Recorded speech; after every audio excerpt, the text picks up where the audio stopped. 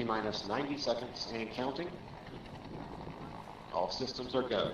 We're about 90 seconds from the launch of Space Shuttle Discovery.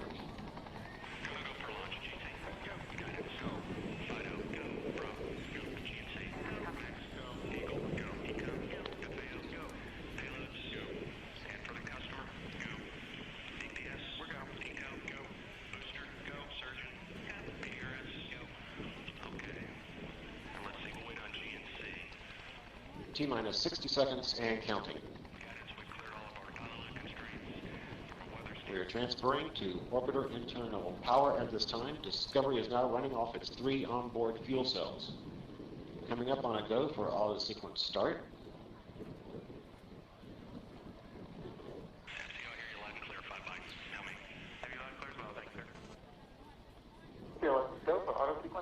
And we have a go for auto sequence start. Discovery's onboard computers have primary control of all the vehicle's critical functions. T-minus 17 seconds and counting. 15, 12, 11, 10, 9, 8, 7, 6, start, 2, 1, booster ignition, and liftoff of the Space Shuttle Discovery, returning to the space station, paving the way for future missions beyond.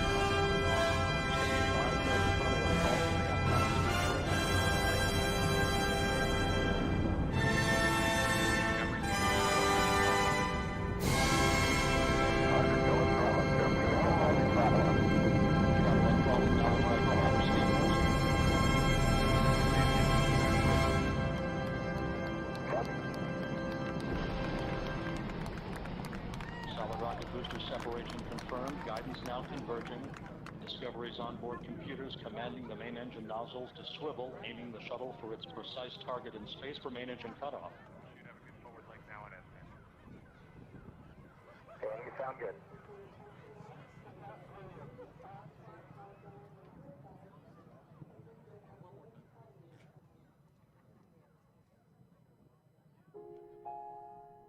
Discovery Houston, negative return. Copy, negative return.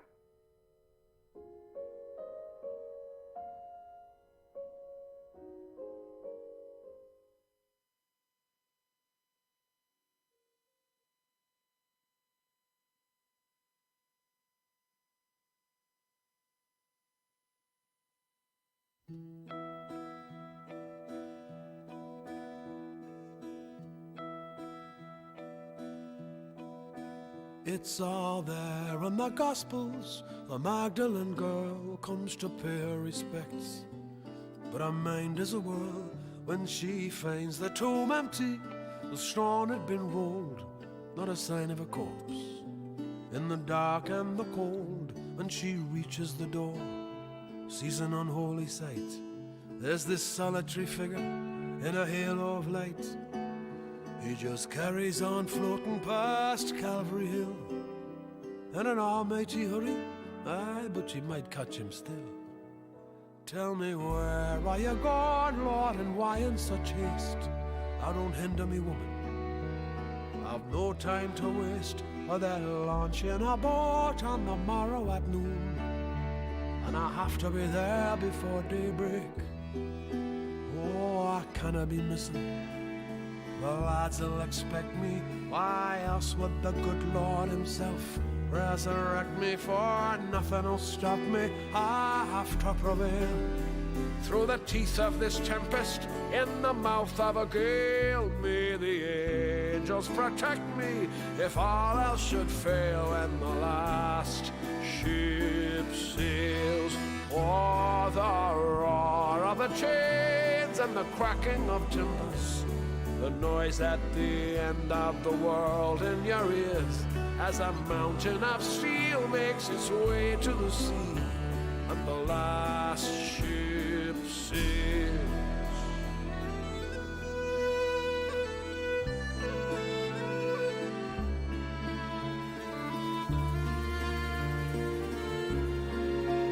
It's a strange kind of beauty, it's cold and austere, and whatever it was that you've done to be here, it's the sum of your hopes, your despairs, and your fears, when the last ship sails. Well, the first to arrive saw these signs in the east, like that strange moving finger at Balthazar's feast, where they asked the advice of some wandering priest, and the sad ghosts of men whom they thought long deceased, and whatever God said they'd be counted at least, when the last ship sails. Oh, the roar of the chains and the cracking of timbers, the noise at the end of the world in your ears, as a mountain of steel makes its way to the sea, and the last ship sails. And whatever you promised, whatever you've done, and whatever the station in life you become, in the name of the Father, in the name of the Son, and whatever the weave of this life that you've spun, on the earth or in heaven or under the sun, when the last ship sails.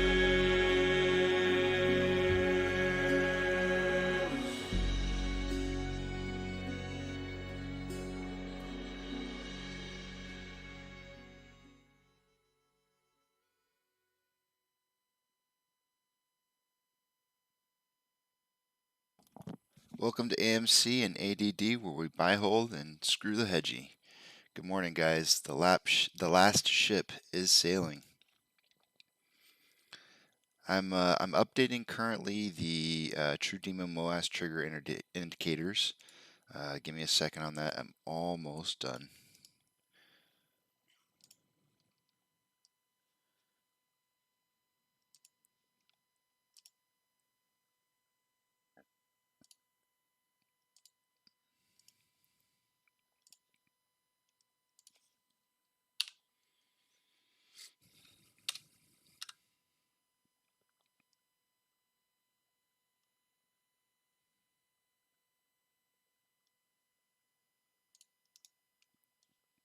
I'm actually going to call all three of these yellow indicators.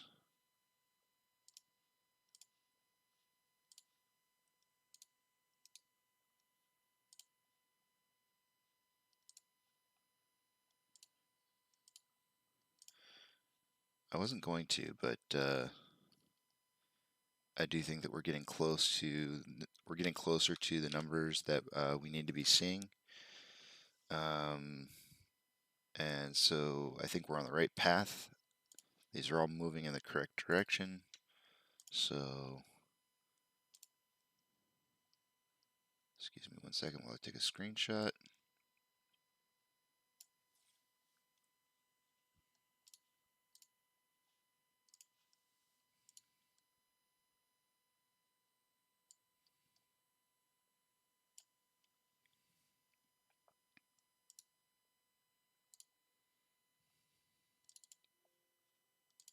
And there it should be.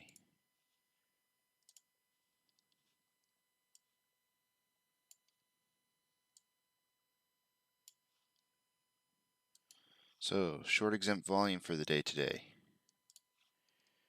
1.109 million shares. We are 1/3 of the way to where we need to be for that on a 3-day basis. So I'm going to go ahead and mark it yellow. It's definitely better than it's been. That is up since yesterday. Day over day, it increased by about 200,000. It went from 909 to 1.109 million. Dark pool percentage traded increased from 62.4 to 63.1. I really expected to see 70% based off the first portion of yesterday's trading, and then as the day continued on, I was like, no, we've had some definite buy pressure. So there's, they did suppress a lot of shares traded into the dark pools, but not nearly 70%. The amount of shares on loan or available to borrow, rather, is 600,000. Hasn't changed a whole lot. The ETFs are about 2.5 million.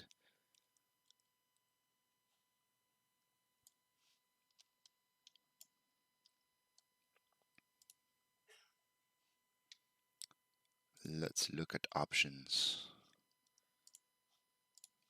Let me refresh everything here.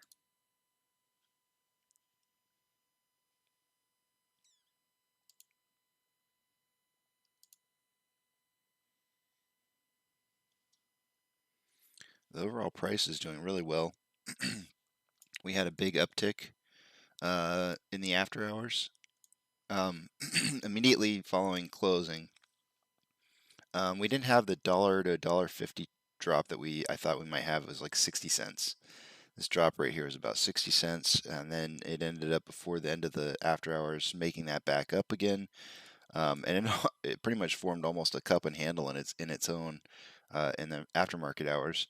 And then moving into opening for Europe's trading, the price it shot right up instantly, fell back down, and it's just been on this like really nice incline ever since. Maybe like 5:45 my time.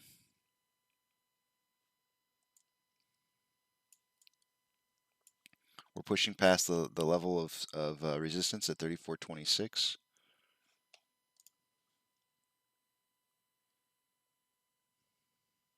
Yesterday we did have more inflow than outflow, which was really good to see.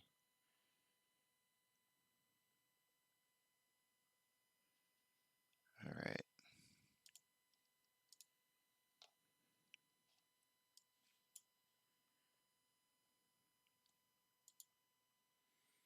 AMC is number 2 on the trending stocks being traded on Fidelity with a 62 to 38 buy ratio.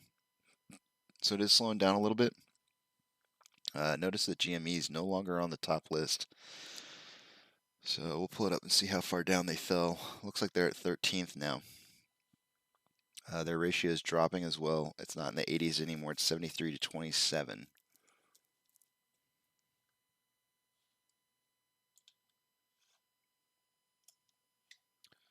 We are up 2.63% in the pre-market. GME is up 1.15% of the pre-market.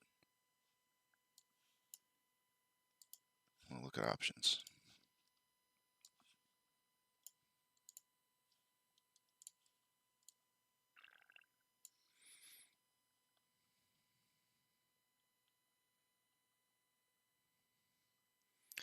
Heaviest level of support for calls is at the $40 strike price. OI is at 24.2, which is actually down a little bit from where it was. That is about 3,000 down.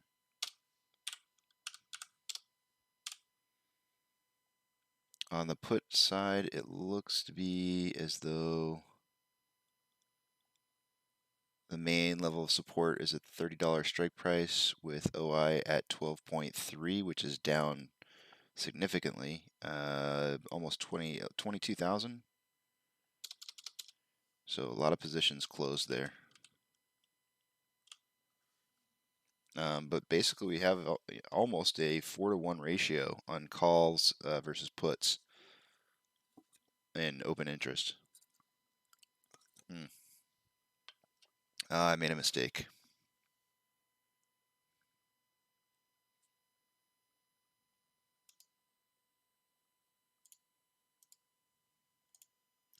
entered into the wrong spot. OI on the puts yesterday was 15.430, and it's actually only, it has decreased by only basically 3,000.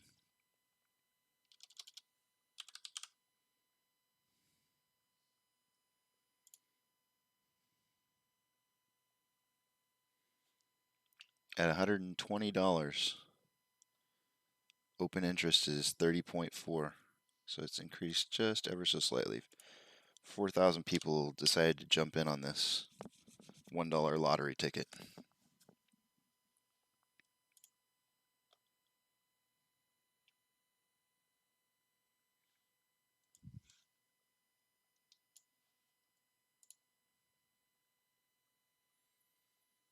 Let's look at estimated outstanding shares.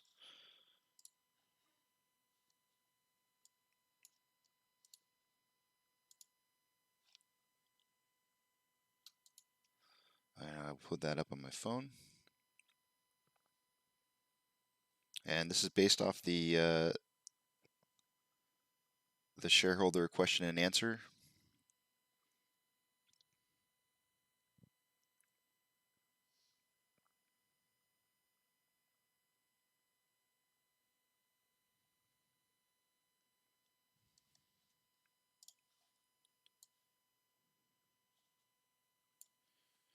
So the number one question by Timothy B is 54.8 million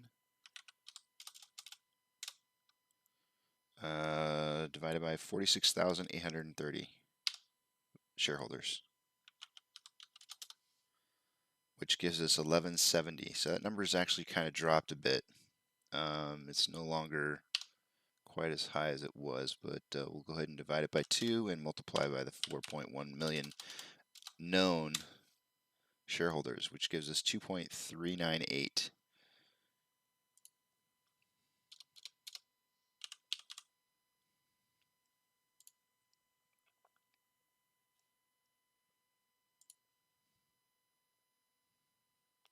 So just underneath 2.4.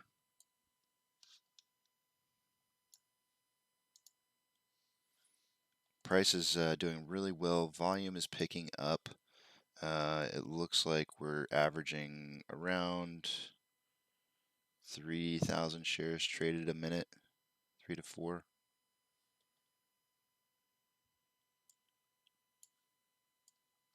I wanted to draw a channel based on what I saw, and I know it looks to me like we've fallen out of the channel that was kind of in here at least once or twice, but it kind of seemed to remain in that channel. But we're just absolutely just taking off now. Let's see if we have a better idea at a 5-minute interval what it's looking like.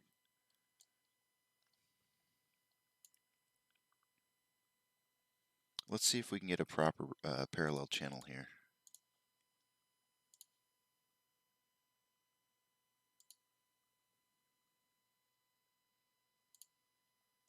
Let's see if we hold to this or if we break out of it.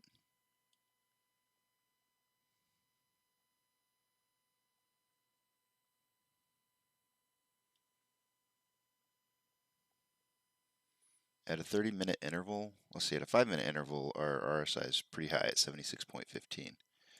At a 30-minute interval, our RSI is currently at 70.94, so just breaking into that level where we should be seeing either a period of consolidation or a drop in price.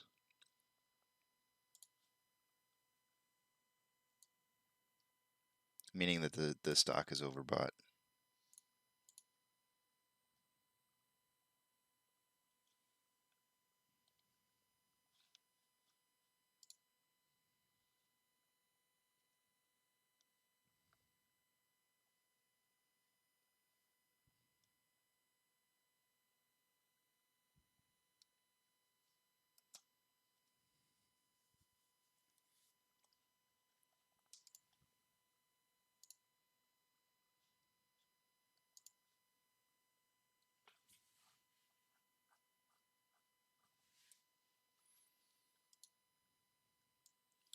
It looks like Ortex has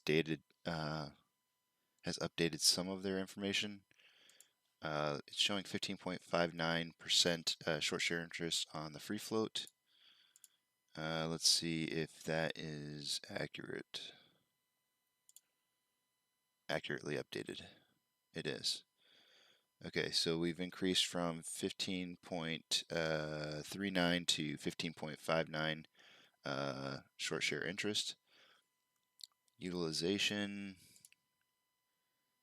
increased from 91.89 to 92.39, getting ever so close to the 95 percentile that we're looking for.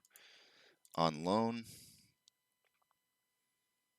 we went from 100.3 million shares to 101.7. So let's see, shares borrowed. Let's just take the current shares on loan divided by the utilization.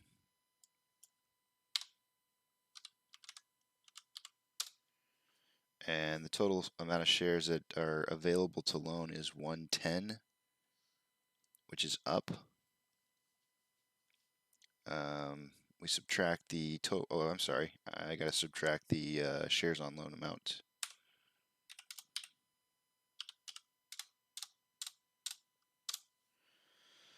Okay, 8.3. So there's less shares. There's about 3. So yesterday I had about 500,000 shares borrowed showing up at the end of the day, and it does appear that close to that number is showing up less in available shares to borrow. So it's showing 8.379.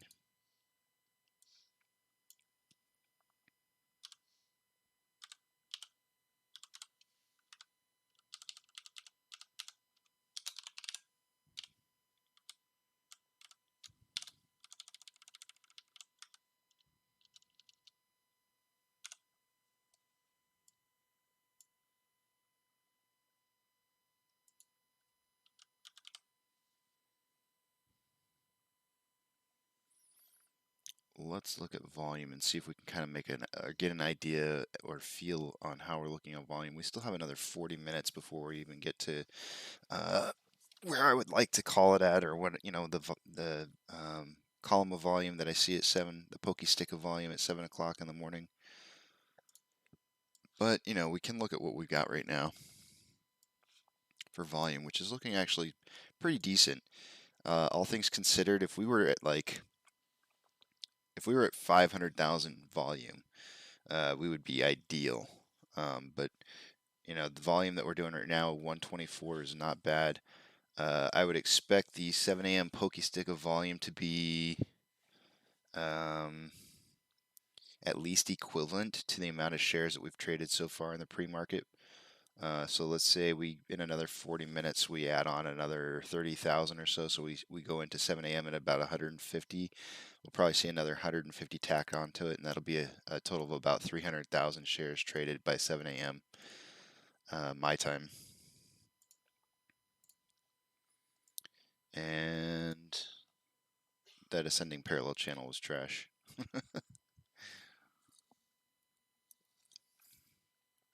300,000 shares traded in the morning by this time, by 7 a.m. would probably put us on pace for what we did yesterday. I predicted 130 to 150. I'm more bullish today. My outlooks for today are more bullish than they were for yesterday. I'm going to do a price prediction first today.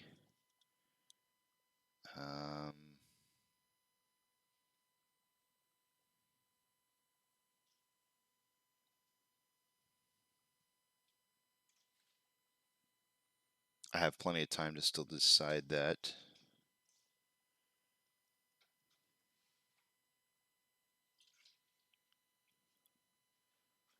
But if I were a guessing man, I'm probably going to be basing it off of the amount of FOMO that I think is going to hit today. And that's what the title of the show is for today. Release the FOMO.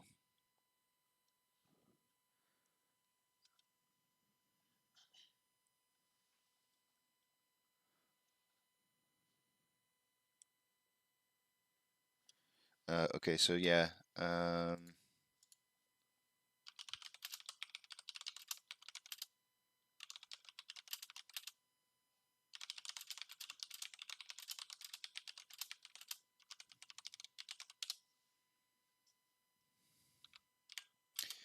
Let's see. So I gotta change this to live chat.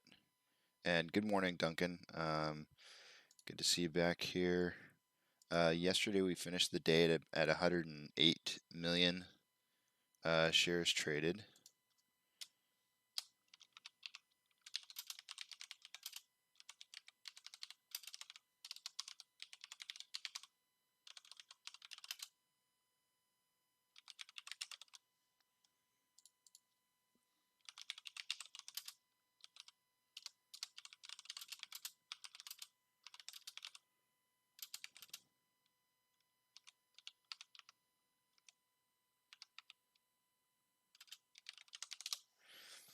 So I'm letting them know that 108 million shares were traded yesterday, and that we're kind of looking like the same pace. But I'm going to be guessing a little bit more, so I'm going to put us on a range of 120 to 140.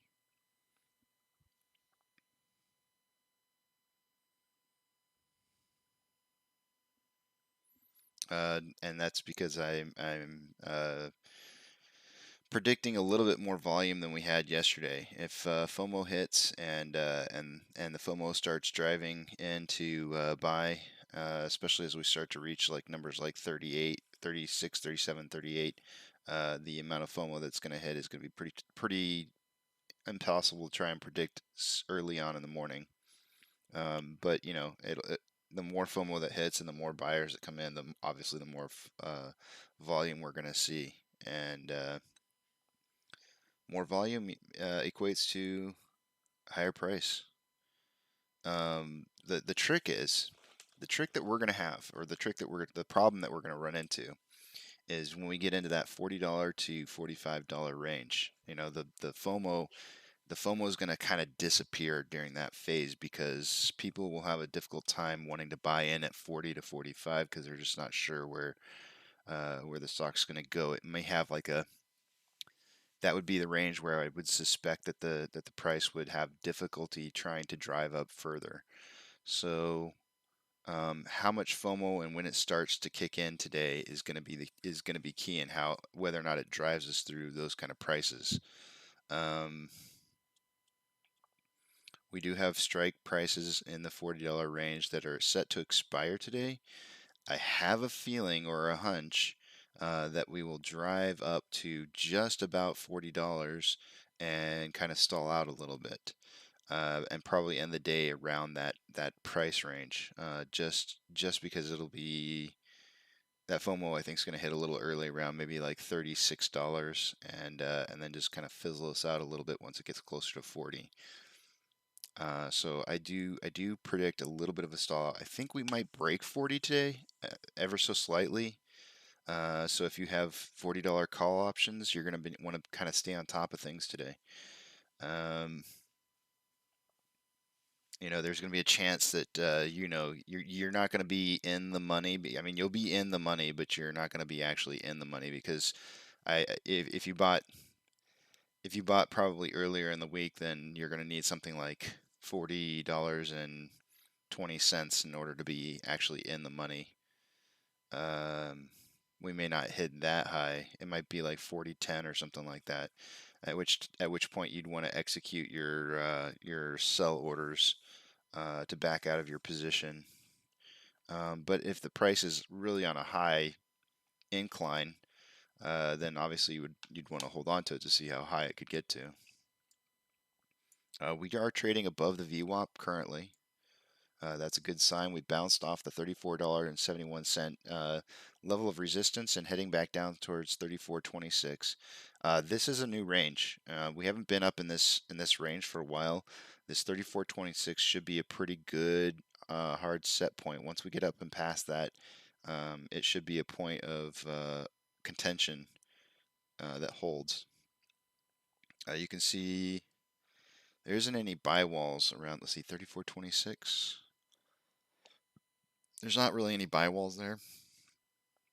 You can definitely see what looks or appears to be short ladder attacking currently happening in the buy side. These small digit share purchases are, what I would consider to be um, short ladder attacks on the price, and it's moving slow enough to where you can see them.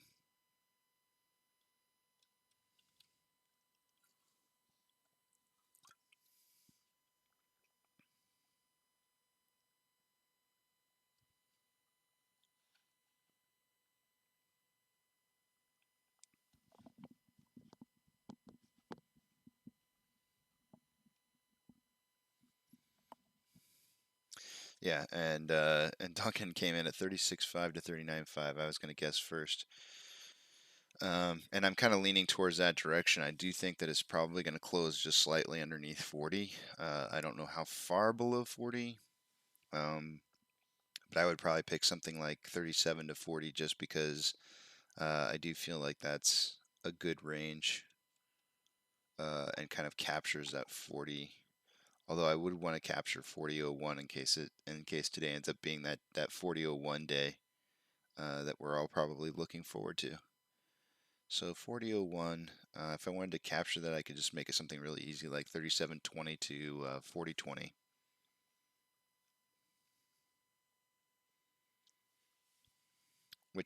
That's going to be my prediction for the day, even though we don't have the 7 a.m. candlestick or column of volume, pokey stick of volume. 37.2 to 40.2. That's gonna be my estimate, I think, as of right now. I'll decide to change it possibly later.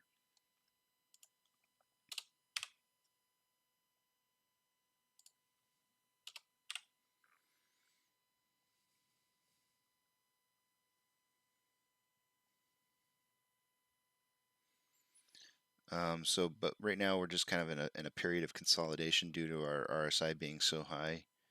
Let's see how much it's dropped now. On a 30-minute interval, it's dropped to 70.7,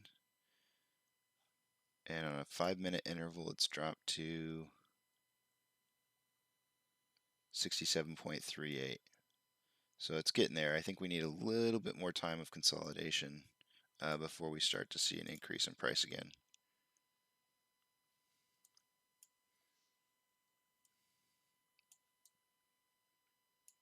So maybe drive back up to 34.64, consolidate some more, just a little bit of sidewards trading before trying to break that 34.71 mark again.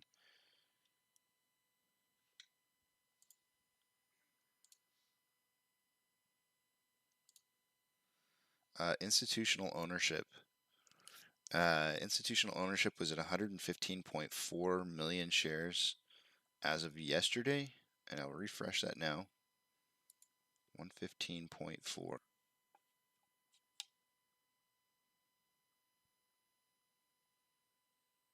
It is now 115.5. So 100,000 shares between yesterday and today have been purchased in the institutions.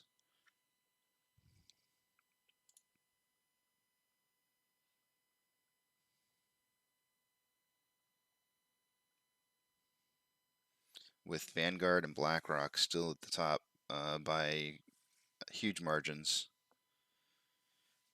Let's check and see if AMC's got any new information. So the last thing that I saw on their reporting for 13Fs was the Teacher Retirement System of Texas, which when teachers unions are putting in money, teachers pension funds are putting in money into a stock like this, it gives me a lot of comfort in knowing that there's a money trail that's leading to us,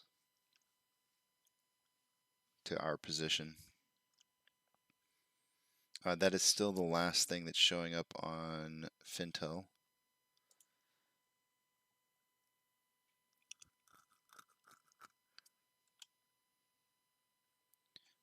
Citadel's last filings were on 8/2, so we're 4 days.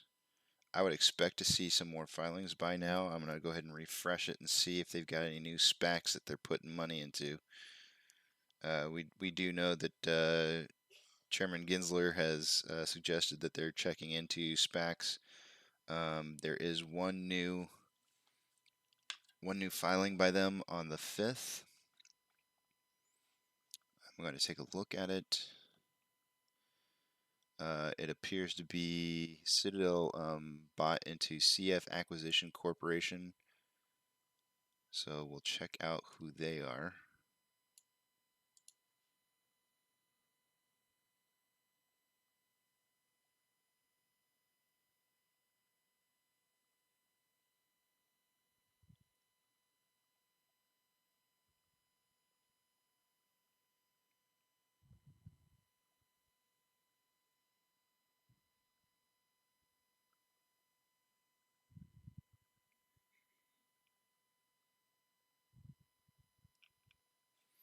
CF Acquisition Corp.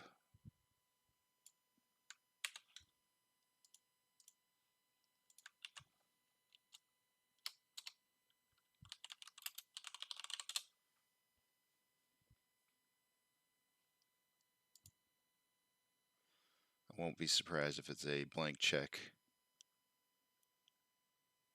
Okay, so it is a SEC incorporated in the state of Delaware. CF Finance Acquisition Corp. is a primarily business of investment advice.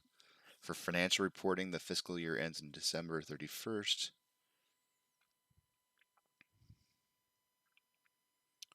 So it looks like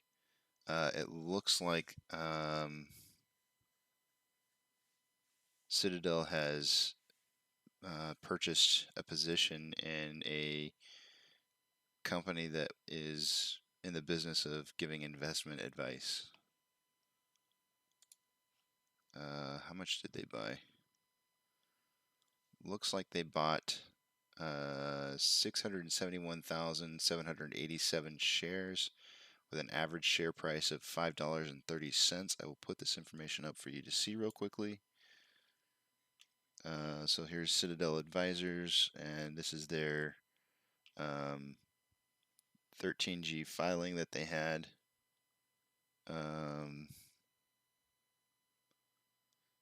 And so this was just filed, but this is actually information, or the effective date on this is showing March, the end of March. So this is a while ago. I am curious to see how much their position is worth, or was worth.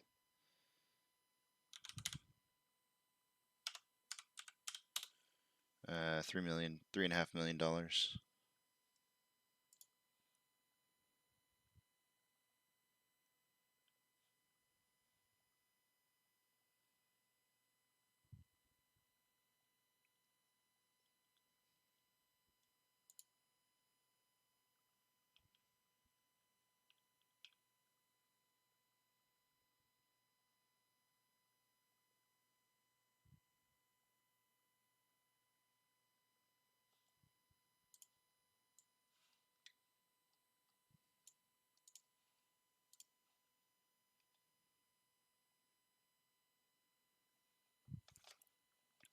So outflow versus inflow. It was looking really good yesterday. Let's see. 695 minus 653. So $42 million spread in purchases versus sales. That's really good.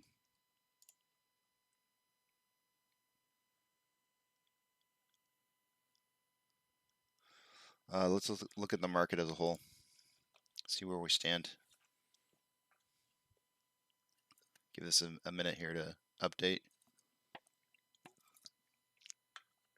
While it's doing that, I'll look up news on the side.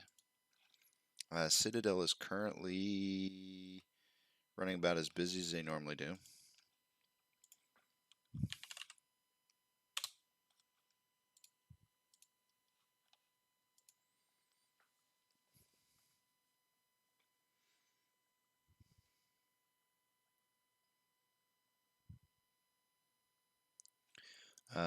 The Street published an article that I guess has AMC in there about 2 hours ago. Let me see if I can see what it is that they said. Try and filter that out. Okay, so this is updated. Advancers over decliners is 4,592 to 20,097. I'll wait for the heat map to kind of change down here to see where we're struggling.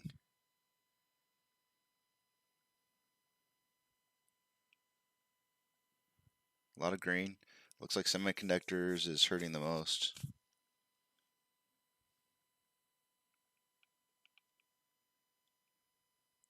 Okay, so this is what the article has to say. AMC Entertainment extends gains after hedge funds goes short. AMC extends gains in pre-market trading Friday after the stock soared following a report the hedge fund firm ADD Asset Managers shorted the movie theater chain's shares. Retail investors in meme stocks such as AMC often go on buying binges of stocks that hedge funds short, a bet that prices will fall. OD, the London manager, is about 4.1 billion established the position recently, according to investor letters seen by the Financial Times. OD, ODEY. Just curious.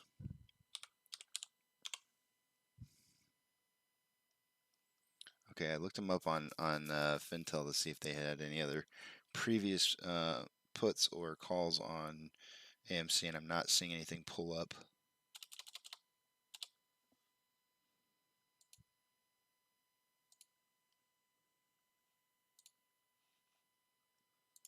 So it'll be interesting to see how that plays out. Robinhood is at $50. They are up in the pre-market by 4%.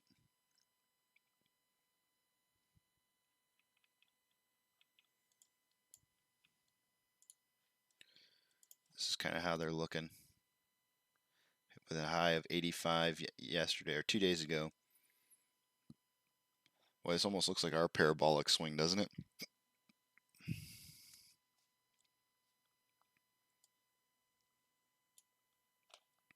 Amazon is up 0.03% in the pre-market, still struggling to get back to 3,500.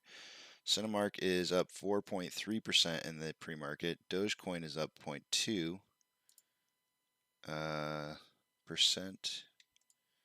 Just a lot. It looks like a lot of sideways trading since about the second.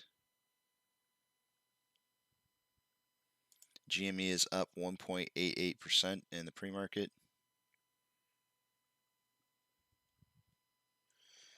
And AMC up 2.69. Look at that hot mess I have here.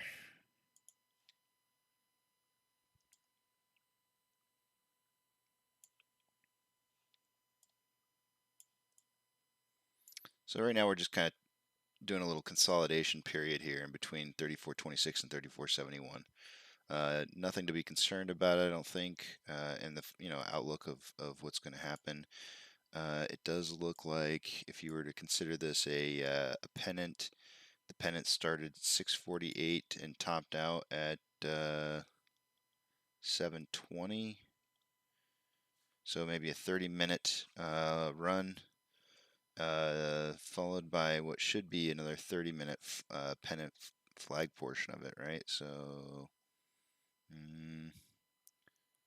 maybe 8 o'clock according to this. So somewhere around here, we should see some kind of breakout. We'll put a horizontal trend line there. It's going to be right about, not horizontal, I wanted vertical. Which is going to be right around the time that we have our 7 a.m. pokey stick of volume that comes popping up in there. Price is pushing down lower than 34.26, so it does look like we're making a type of a correction here. So it's not turning out to be so much of a pennant.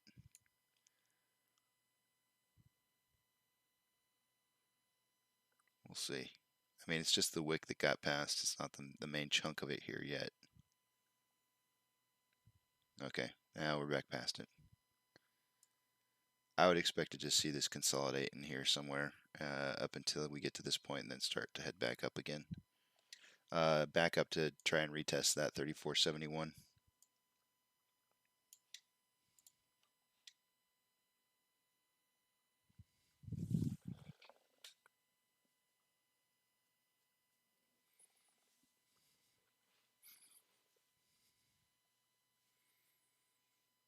volume's at 150. I was thinking that we would see 150 around 7, so we're actually doing better than I thought.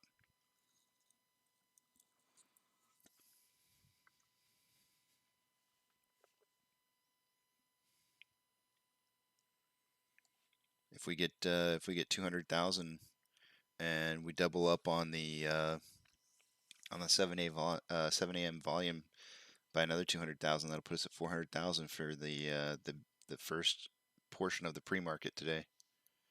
That's a pretty good chunk. It's almost half of what I would love to see, which is about 1 million by 7 a.m. If we're hitting 1 million by 7 a.m., we're hitting into some of the larger amounts of movement that we then, from what we normally get.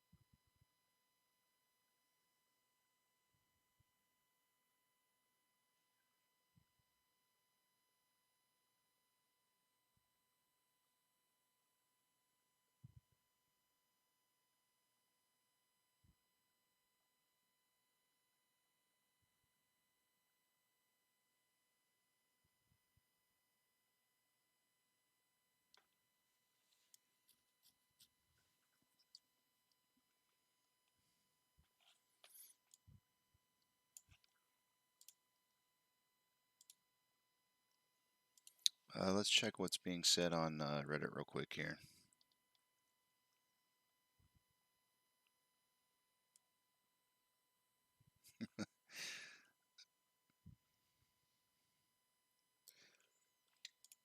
This was posted by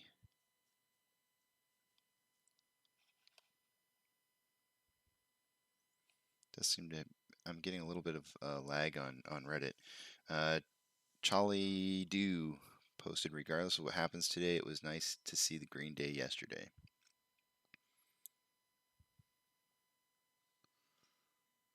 Somebody else is asking what the next T35 cycle is.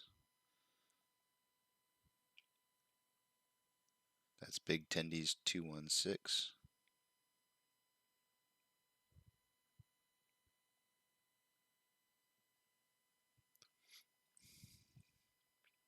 I think if we went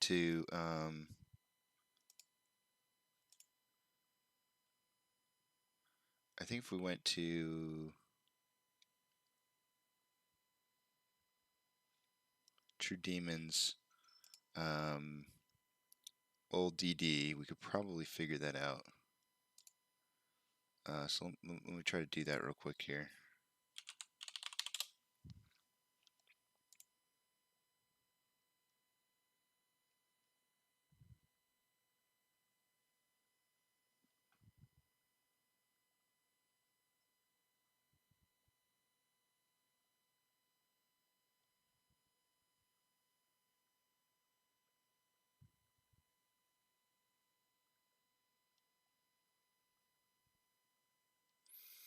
Um,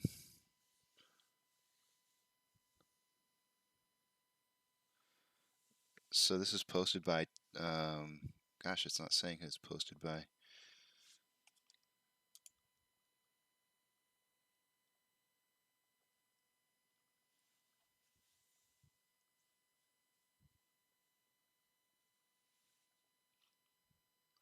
The professional class on LinkedIn is getting really, really angry. Full article in the comments.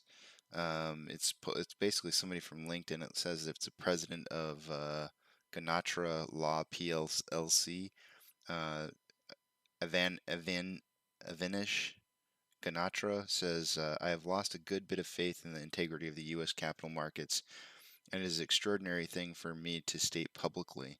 Over a legal practice spanning 27 years as a U.S. capital markets and securities lawyer at some of the largest and most prestigious law firms in the world, as well as my own current independent practice, I never, and he like capitalizes never, thought I would reach this conclusion at the age of 51. I am now convinced that large swaths of the U.S. Equity capital markets are rigged and heavily manipulated against retail individual investors by some of the largest institutions who are entrusted ill-advisedly with the smooth functioning of the markets and by a slew of very large, powerful hedge funds whose insatiable greed and ability to illegally manipulate the equity market is in markets in broad daylight and in dark pools is astonishing, and it is deeply disgusting. The SEC, for whom I have abiding respect, appears to be unwilling or incapable of taking real-time action to counter these blatant manipulative activities which millions of unwashed apes, so-called dumb money, have exposed over the last several months of the GameStop and AMC sagas. Um, that's interesting. That's got a lot of comments. How long ago was this posted? 11 hours ago?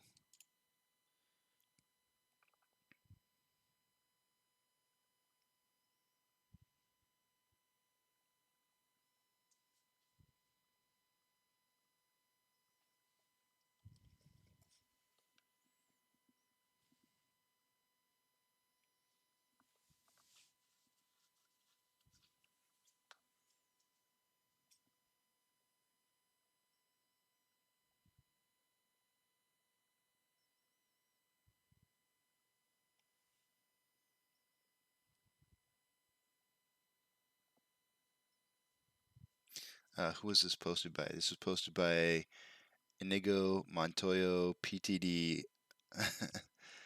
Inigo Montoya PTD.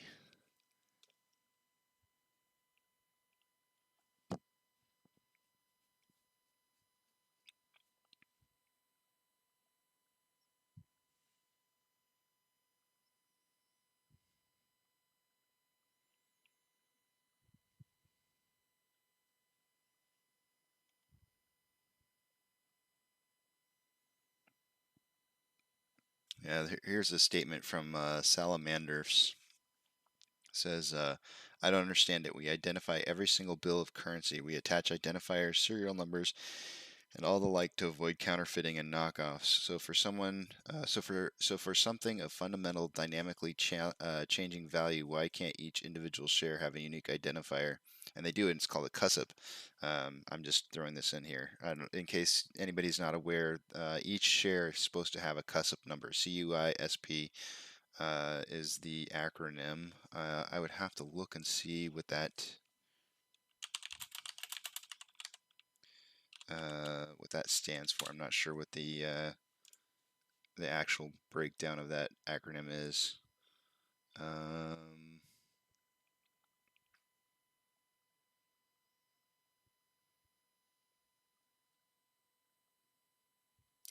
Committee on Uniform Securities Identification Procedures. That's doesn't seem very obvious or stand out as to what that is exactly, but they have a CUSP number, which is a unique identifier of shares, and each share is supposed to that CUSP number is supposed to be attached to each person who owns that share. So there should be a really easy way to track shares. Although the shares are all held by um, one individual institution. I'm trying to remember the name of it off the top of my head, and I can't remember. I'm looking to see if I can see that here in this Investopedia.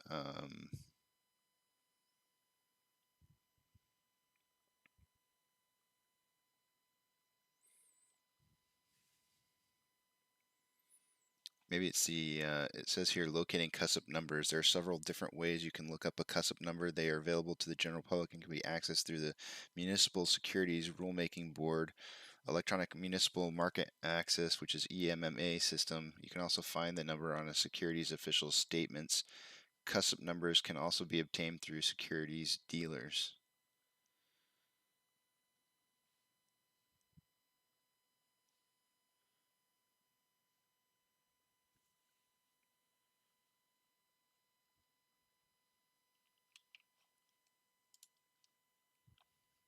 Anyways, continuing on with that Salamander's DERF's statement, they said, so like someone could say I have shares 8933, 8934, and 9012. I bought the latter at a lower, higher price, but it doesn't change the fact that I own that legal share float of the float.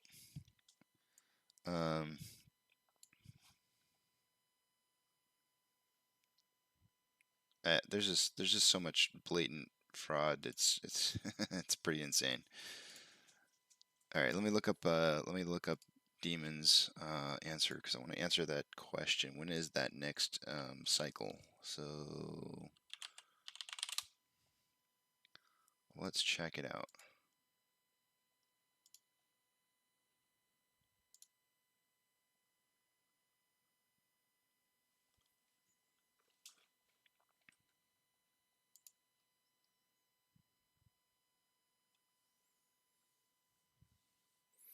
The question that was placed on here was, does anyone know the next T35 cycle?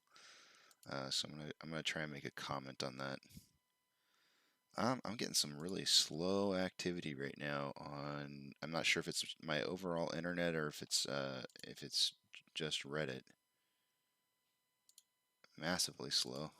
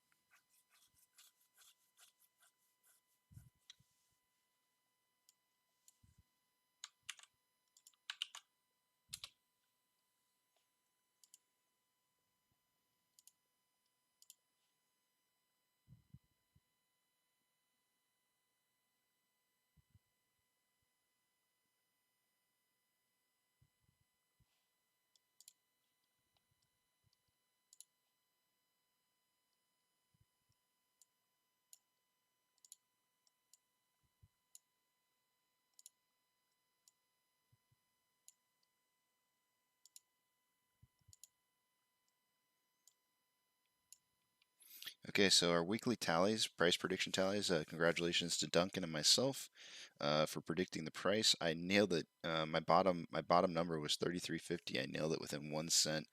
The bottom of my prediction. I got really lucky. I actually kind of wanted to do the exact same price prediction as Duncan, which would have been 33 to 39. But I got a little cocky and decided to go. I think we could probably make 30 or 50 cents higher than 33, and so I went ahead just to have a little bit of staggering going on between me and him. I went ahead and entered in a 33.5. It was almost my undoing as to whether or not I got a point. I got super lucky, so hats off to anybody buying shares at the end of the market yesterday and keeping me getting a tally mark for the day. Today is the last day for the only people who have any kind of contention in tying up John in tally points would be Duncan or myself. So if we're going to keep him from getting an ice cream this week, we are going to have to perform. Duncan's picking 36.5 to 39.5, and I'm picking a very similar number.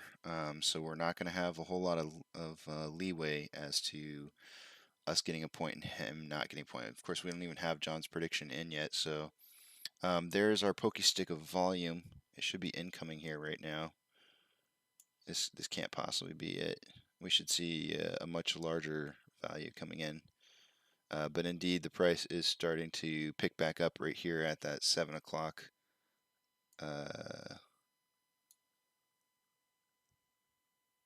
It should come. Here we go. This is it right here.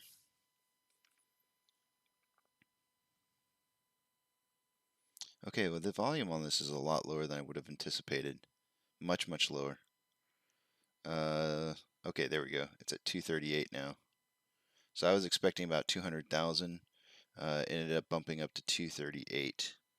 And there's still obviously time left to see where this is going to go. Adding on to 167,000 shares traded so far, that's going to bump us up to like 400 easily.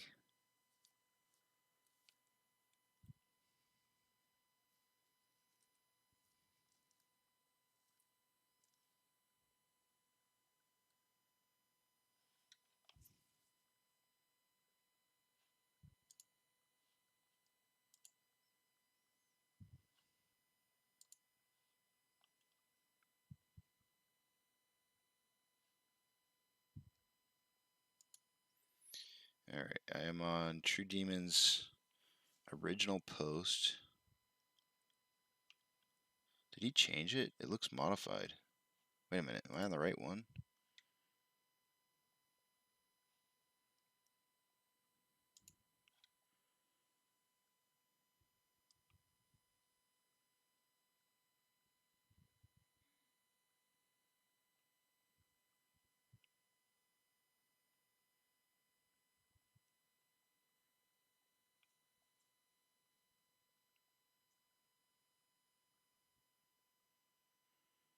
I don't see his original picture.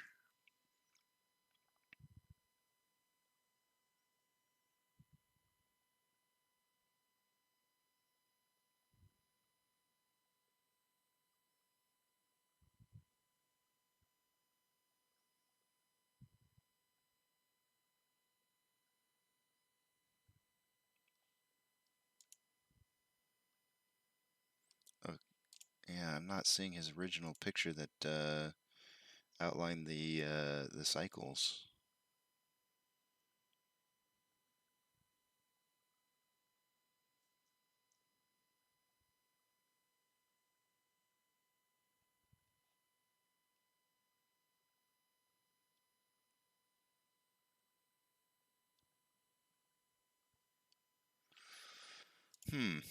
Where is his? He had some wonderful charts. It looks like he's kind of modified his post. I don't see his charting anymore, which makes me sad. I mean, it just doesn't stand out. Am I clicking on the wrong one? 18 days ago, that's got to be it.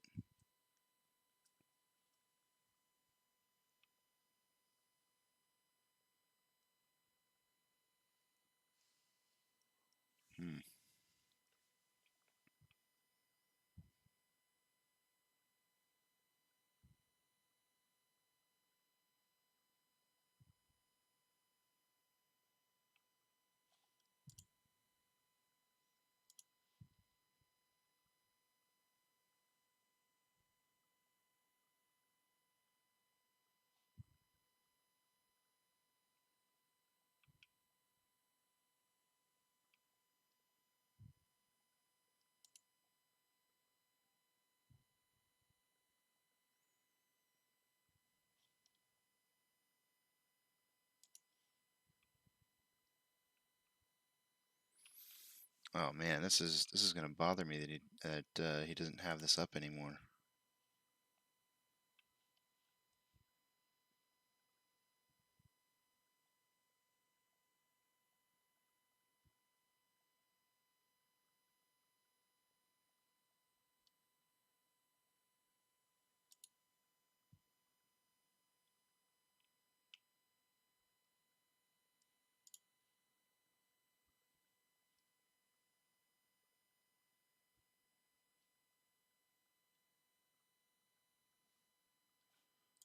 So it did punch. It looks like the price is dropping a little more. So I had kind of anticipated to see a breakout going back upwards, leading into the 7 a.m. pokey stick of volume, which is currently brought us up to about 430,000 shares traded.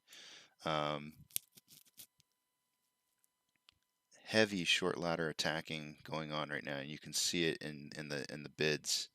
There's just no bids on here. There's nothing that's really preventing it from dropping in price.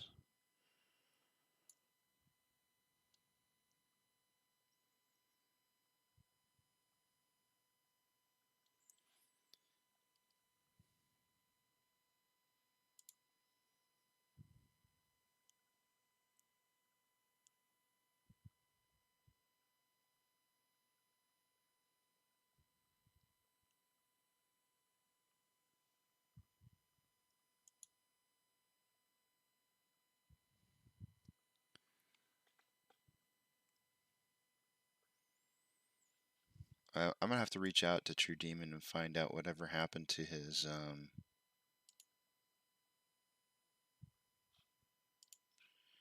original pictures of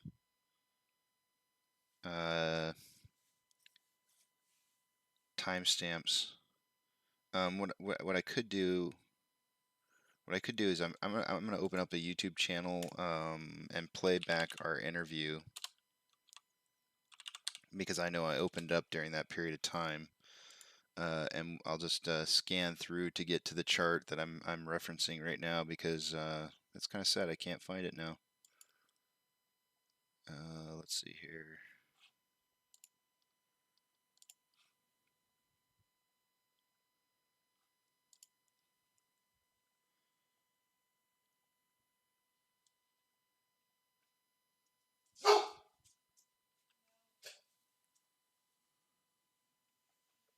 Well, that scared me.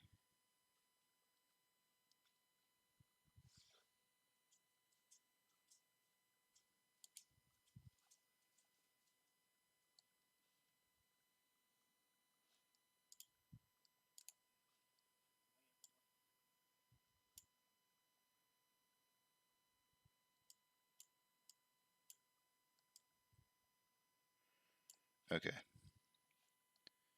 So I'm going to make this a big screen and pause on this.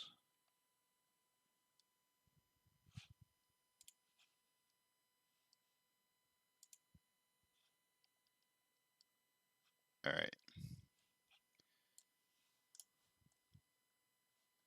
Let's get rid of our tally marks. So let's zoom in on this. Let's see. So when are the settlement cycles for 35 days? They're the blue marks. Okay, so if he is calling,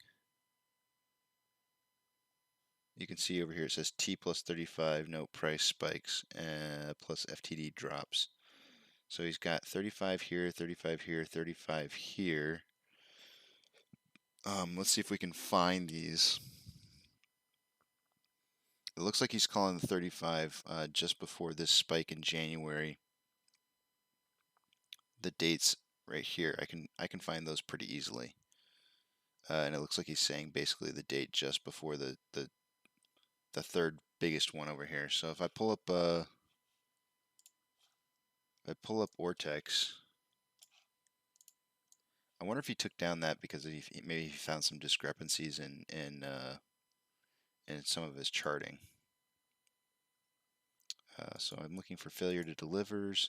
I'm looking for this date right here. So January 8th should be the end of a cycle. So once every 35 days from the 8th.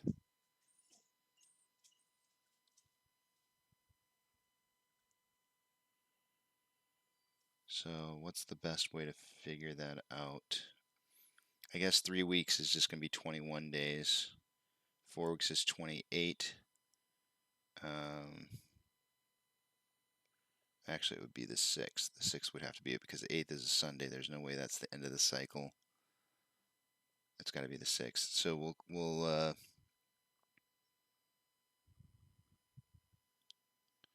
mean, is that possible? how could it be reporting January 8th? Oh, I'm looking at the wrong month. January 8th. Here we go. Okay, January 8th is a Friday. So 4 weeks is 28 days.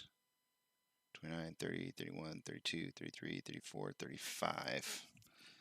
Are the cycles based off of 35 days or 35 trading days? Because if it's just 35 trading days, then what I need to do is I need to just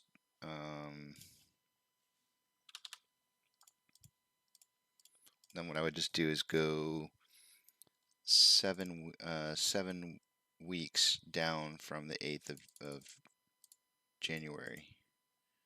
So 1, 2, 3, 4, 5, 6, 7. So that would be the 26th of February would have been the next one. So let's see if that lines up with what he's showing on his. 26th of January. It's kind of like 1, 2, 3, 4, 5 spot on that.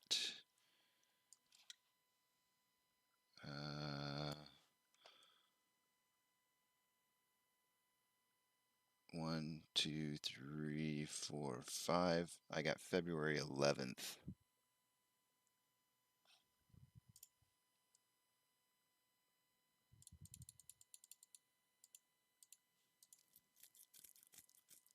That's probably 12th. And I got 26th. So it must be actual days. Would that be right? Let's see. Let's count. It's the only way we can do it. 1, 2, 3, 4, 5, 6. Okay, we'll go 6 from there and see what happens. 1, 2, 3, 4, 5, 6. So the next cycle would have been March 12th. So we'll pull up his next one and see if March 12th is indeed it. It looks like it's one of these last points at that little clump there. Let's see if indeed that is correct. That says March 25th.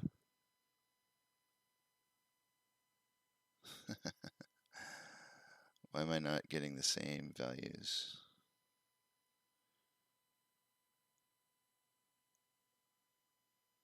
Okay, so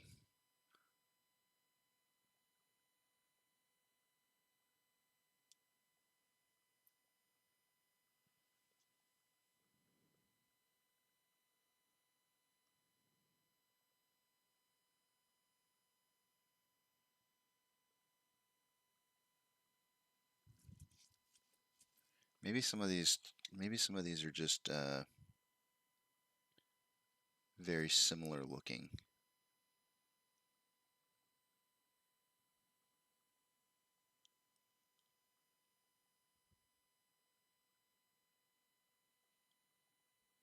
What's this part? What's this date here? December 7th? Is that a Friday as well? It's a Monday. December 7th to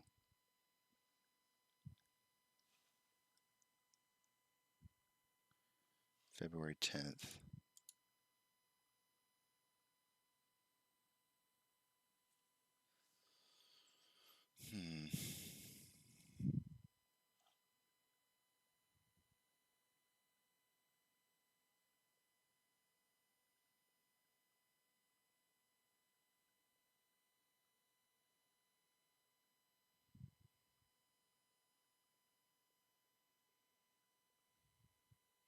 I'm having a real okay.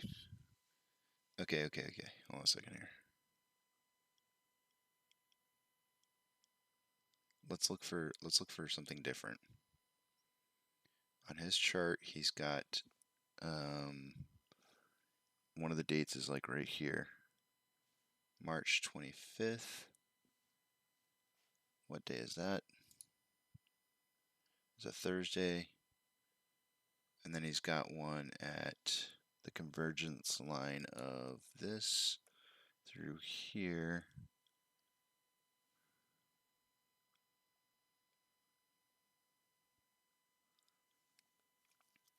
April 19th.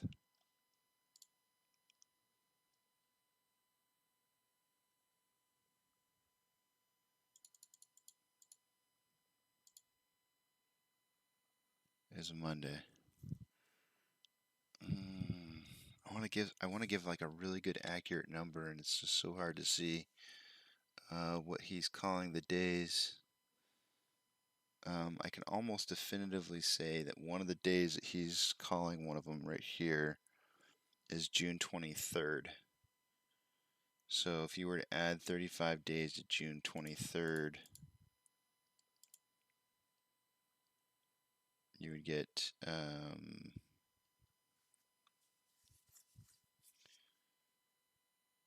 1, 2,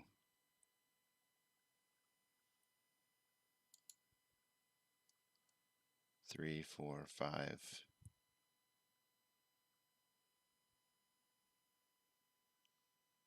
I'm sorry, this is June 23rd. 1, 2, 3, 4, 5. You would get July 21st as a date.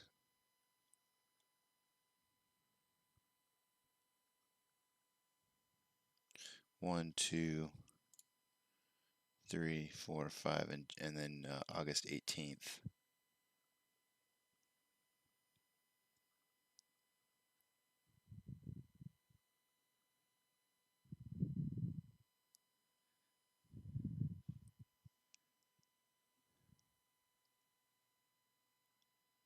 Yeah, this is definitely one of the days, June 23rd right here. The other one that appears to be like he's got it flagged is this day right here as well, May 26th.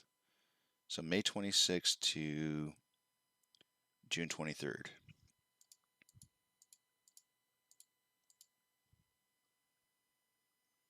One, 2, 3, 4. 4 times 7 is only 28 days. I don't know. I don't understand why he's only got 28 days there. He's signifying 28 days, but he's saying T35 is the note price spikes plus failure to deliver drops.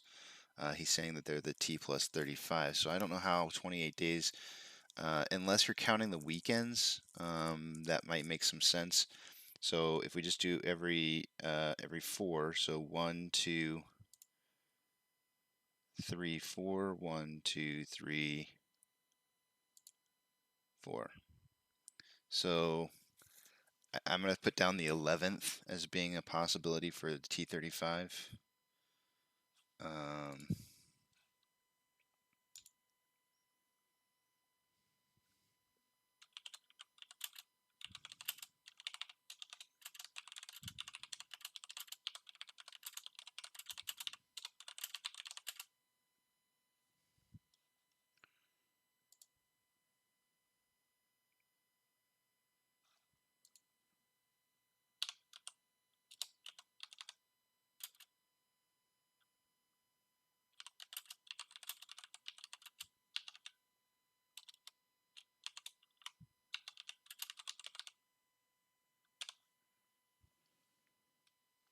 Some people are saying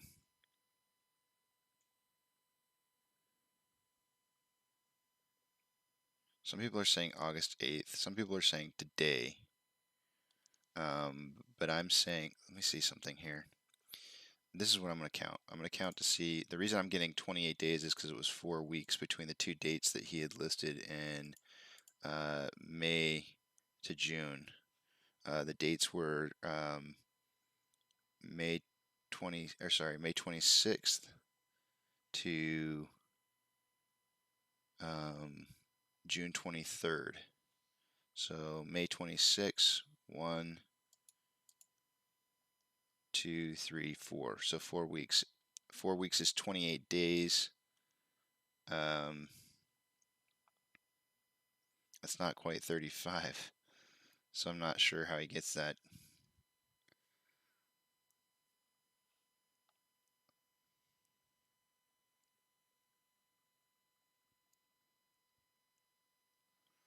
I don't know. Maybe I'm not gonna post because I really can't tell what it is. I'm gonna tweet him and I'm gonna ask him and just ask and say, hey, when's the next When's the next 35-day cycle end?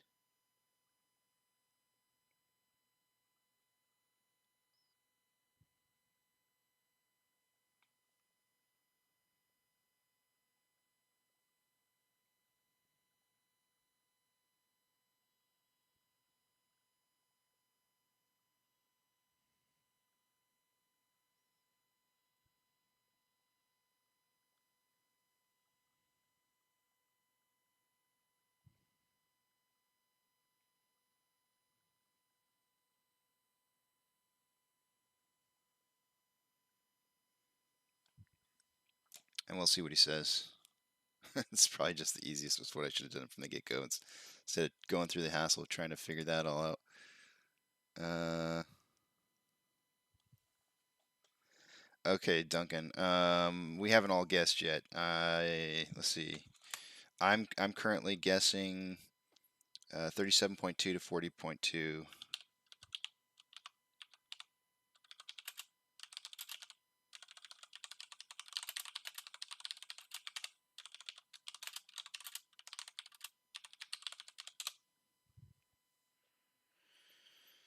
Let's see what we got here.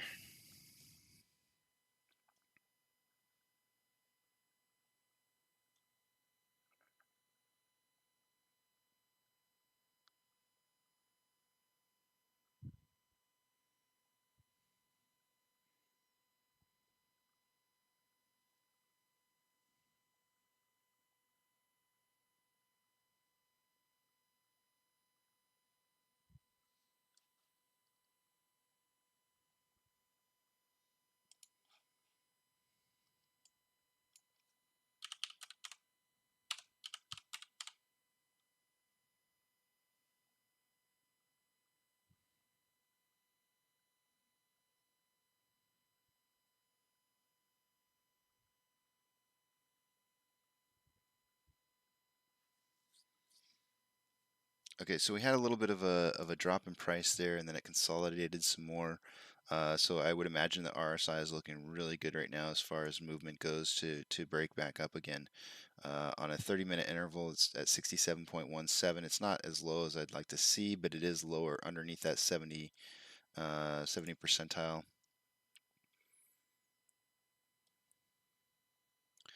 On the 5-minute interval, RSI has dropped down to 54.28, which is nearly half in the middle. So it's looking good. Definitely some room to advance and maybe break through the 34.71 level of resistance.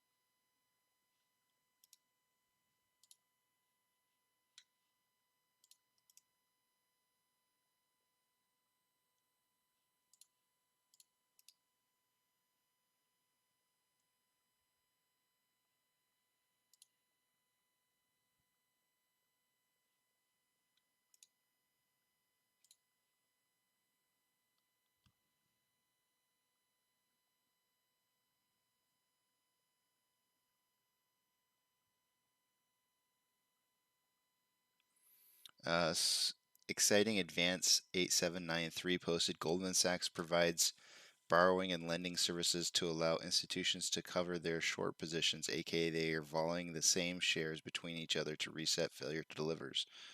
Don't know if this is accurate data. No, it says it was deleted by the original poster when I tried to click on it, so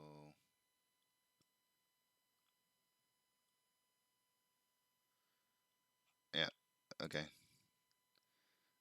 Somebody pointed out that that's not considered covering, and I think they went ahead and took it down. That would not be considered covering.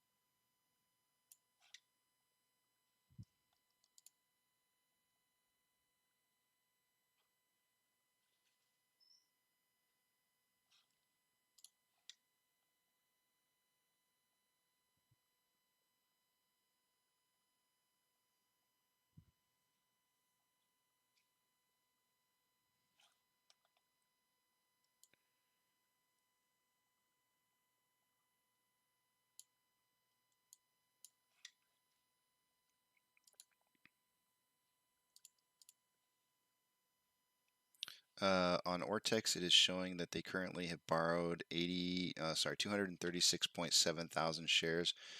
Short share interest is up to 15.63%. Let me correct. Okay, so shares borrowed according to Ortex yesterday, the last number that I recorded was 499.3 thousand shares, which was down from 1.7 on Wednesday. Let's check and see. Well, I mean, we're already half of what we borrowed yesterday, or what they borrowed yesterday.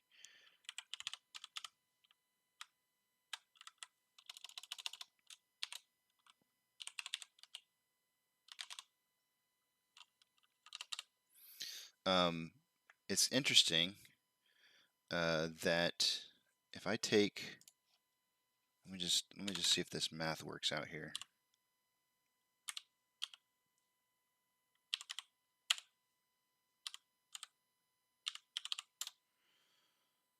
Close. It's not quite 100%, but if you take the amount of shares that were borrowed yesterday, and let me change today so far as 236.7.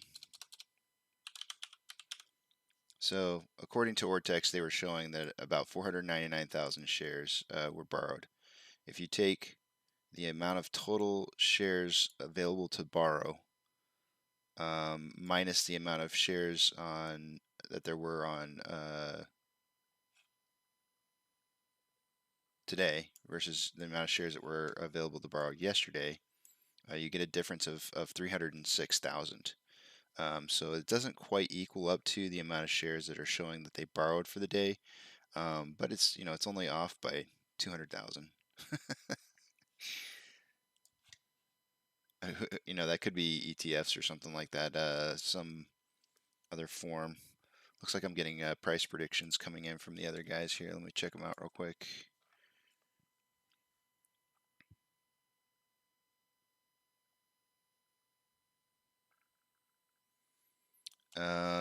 So John is doing 32 to 35.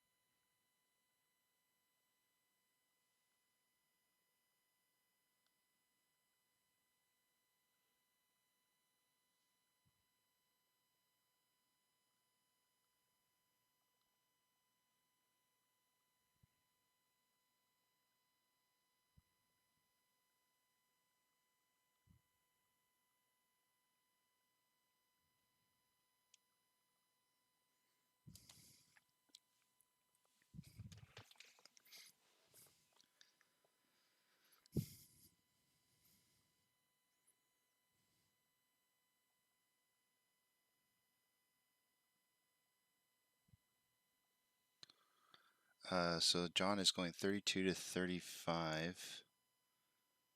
We closed yesterday at 33.51.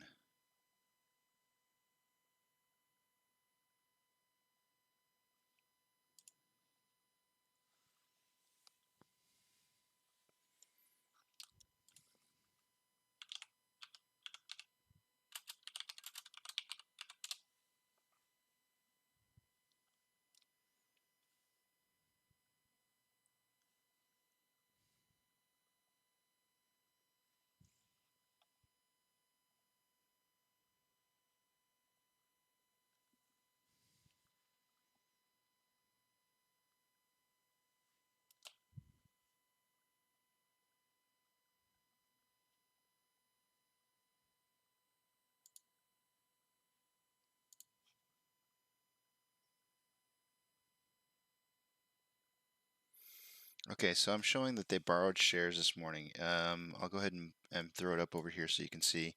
Around 6:48, they had 600,000 shares available to borrow.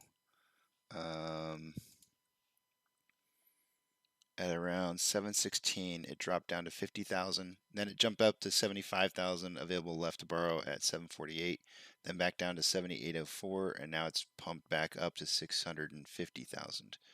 So it looks like they borrowed 550, and then in the end, there's a return of about 50,000. So some definitely some shuffling around of the numbers.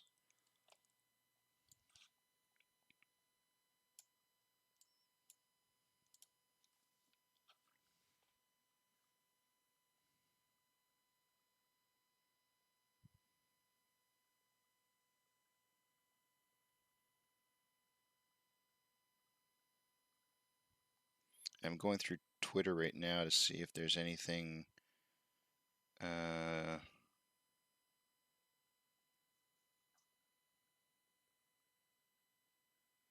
anything specific that pops out to me.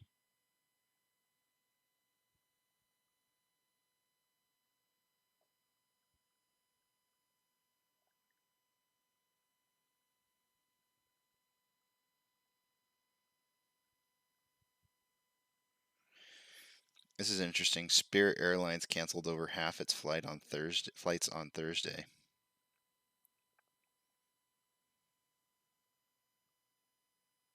Interesting.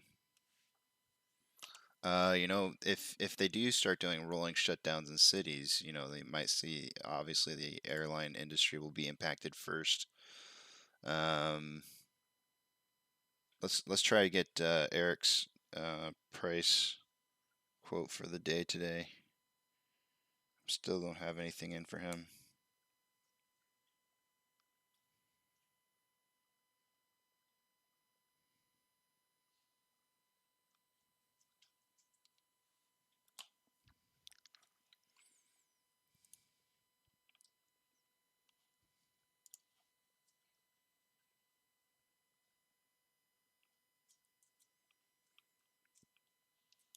You will notice that on the tally indicators for the day today, I've got them in yellow. I probably shouldn't put the short exempt volume in yellow yet, because I mean we technically haven't hit that value. And utilization, in my opinion, if it's get up to 92.5%, it's getting pretty doggone close, and it's right about there. So I put that in yellow. I may have jumped the gun a little bit on short exempt volume by putting it in yellow, but it. So I'm gonna change it, just because it probably shouldn't be in yellow.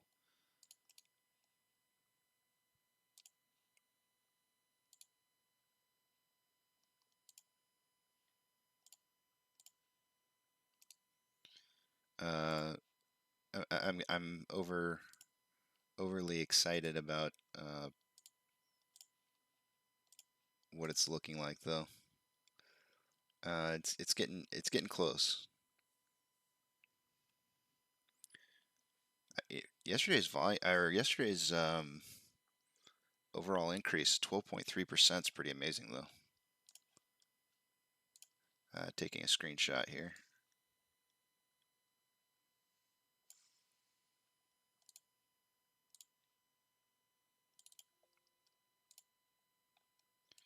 All right, there we go. So now I've got short exempt volume as red. I'll probably put yellow as it gets closer to maybe like 2.5 million.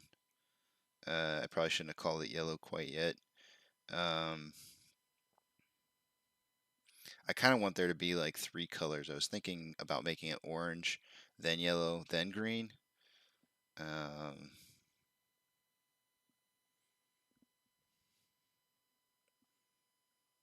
I'm probably just going to be with a regular stop sign colors, or stoplight colors, red, yellow, and green.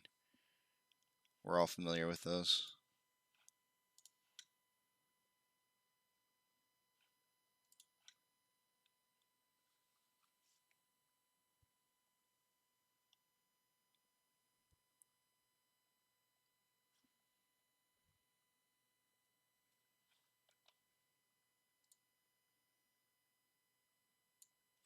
Not a whole lot of bids going on right now. I mean, the bid order side is just super, super bare. There's just nothing there. Empty.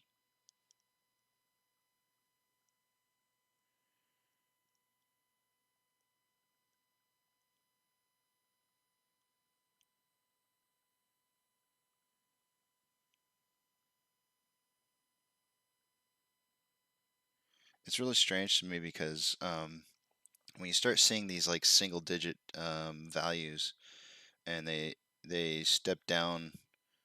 I mean, look at this. Look at this step down. 33. One share buy at 33 and one share buy at 32.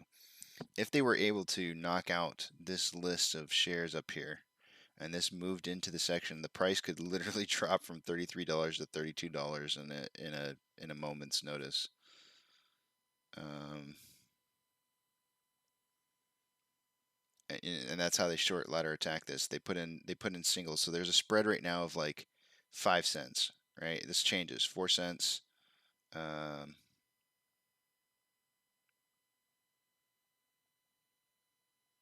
if they pick values, if they sell something higher than the spread, so it's at 34.10 right now, right? But the actual price you see is at 34.11 because the actual price shows whatever was last purchased in the time and sales. So if you watch the time and sales, you get an idea for how the price changes to what it changes to, because whatever the last sale was is going to be what the price changes to. So you'll see that the pre-market value up here is changing constantly to whatever the last price was. Looks like it's jumping around all over the place. Hence the price movement moving to where it's at. If the order happens, it's just that's what it moves to. So you'll see it just move there. But anyways, what I'm trying to get at is that if you have a spread of the highest bid being maybe 10 cents difference than the ask being 10 cents higher, or a 10-cent spread, they can put in a single bid order of like one share for a value somewhere in the middle of that spread. And then what they do is they buy that order back, and then that becomes the new price. And so that's how you short ladder tack the price down by constantly entering in a single share bid or a couple share bid and then buying it back at a lower price. And that's how you get your short ladder attacks. I mean, you can watch it happening live.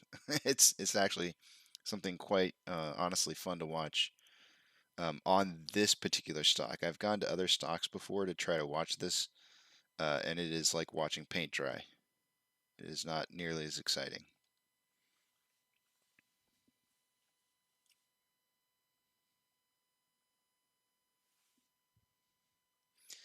So let me go ahead and start modifying some of our price predictions for the day today.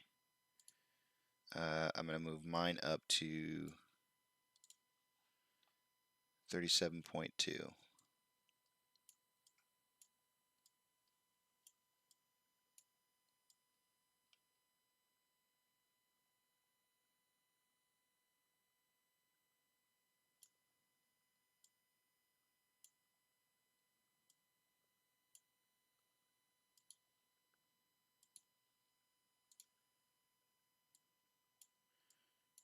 And 40.2.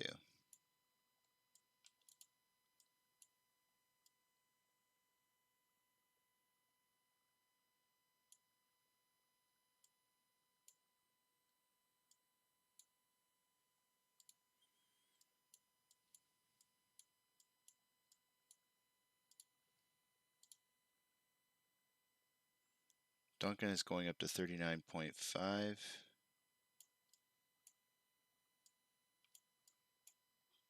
for his upper. And his lower is going to be 36.5.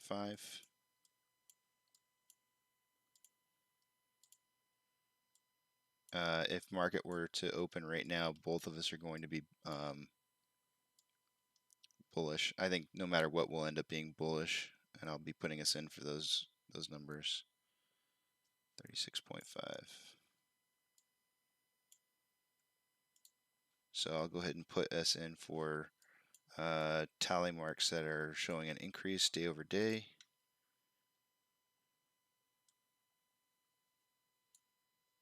Up, up. You know, and I was talking with one of the admins. I'm not going to point out specifically who, but they basically said that they feel like they're just lost right now in trying to predict price. It's just so difficult because on any given day, it's really difficult to try and figure out where it's going to fall for the day. And I agree, it really is. These are a lot of these are just stabs in the dark, based on the best that we can do off the technical analysis that we're getting, and then a little bit of just kind of what it looks like historically. I think for me, it's historically what's going to happen. I got to move John up to. John is moving up to 32 to 35. So it's looking like John's going to go a little bit even today. He'll be starting out at an even value.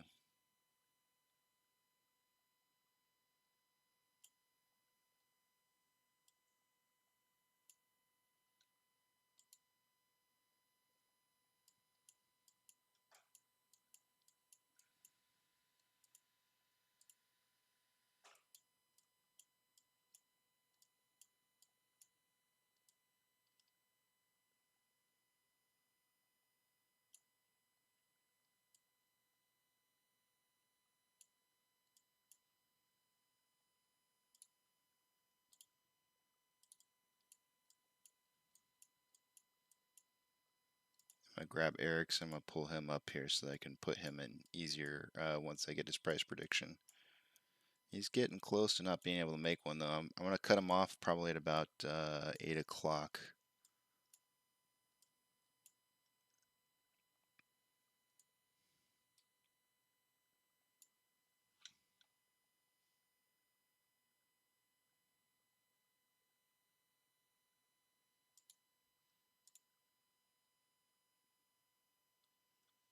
I know he was out and about yesterday. He's probably got a really busy day. I bet he's super tired and just kind of sleeping in today, which is understandable. I could use a little extra sleep myself.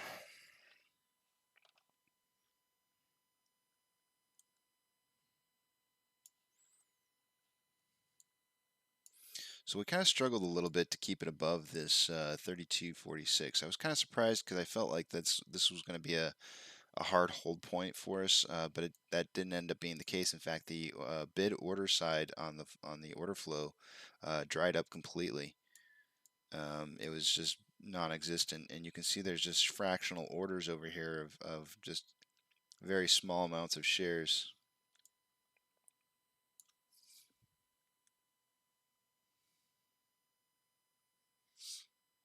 We are trading underneath the VWAP since about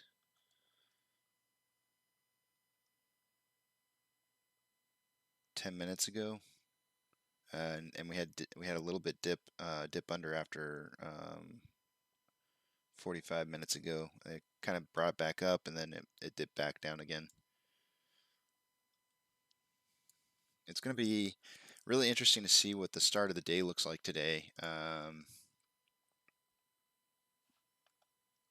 I really don't know where it's going to go right off the get-go.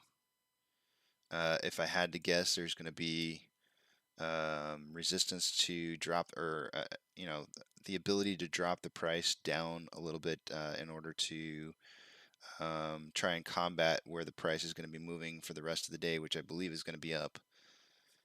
So we might see some heavy attacks in the first 15 minutes of trading. Just kind of guessing on where I think it might go.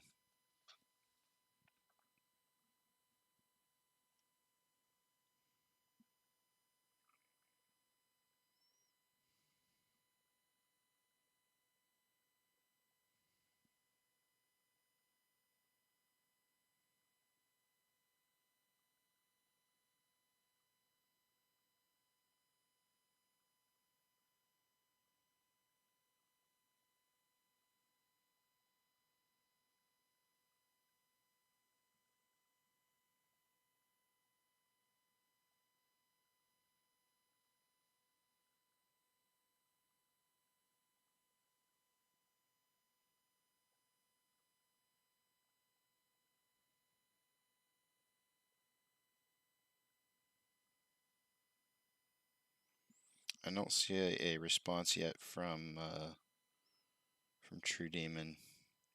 He's probably not even awake yet. I know he lives where he's at. He probably isn't awake yet.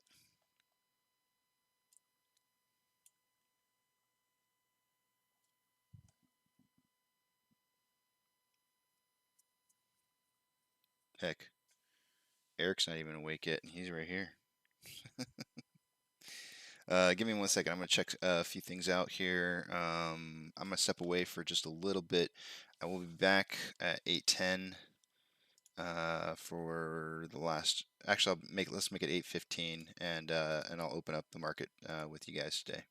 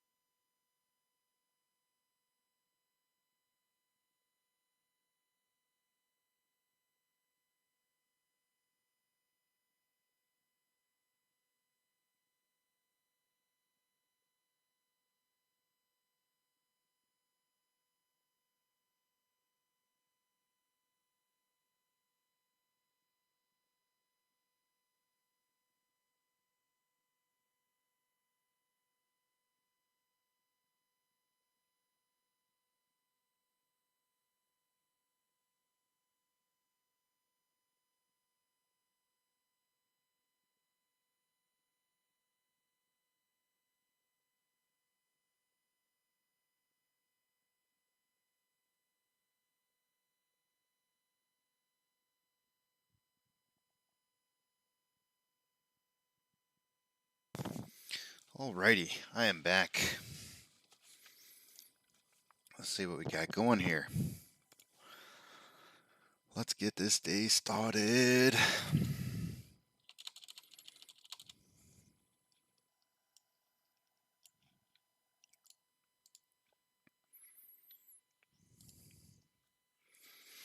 Release the FOMO is the title for today. Yeah, so if we do drive up in price, I suspect the FOMO is going to start hitting somewhere around $35 to $38. Depending on how much FOMO we get, we'll make it a determination as to whether or not the stock price can continue to drive past that gray area of 40 to 45. I do suspect a stall out somewhere near 40 or just slightly above 40 for the day today. Shares available to borrow on Stonko Tracker is currently reporting 650,000 shares.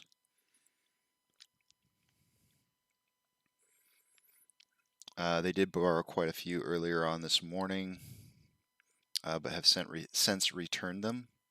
I believe it was 600,000 earlier. So there's now 50,000 more.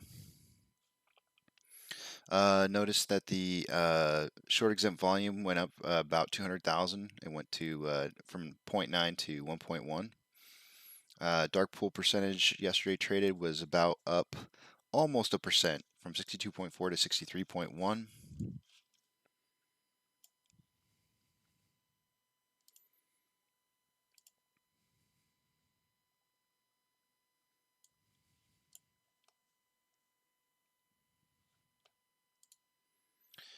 Short share interest 15.7 and climbing. Total amount of shares borrowed for this morning so far 695.2. That is up from 236.7.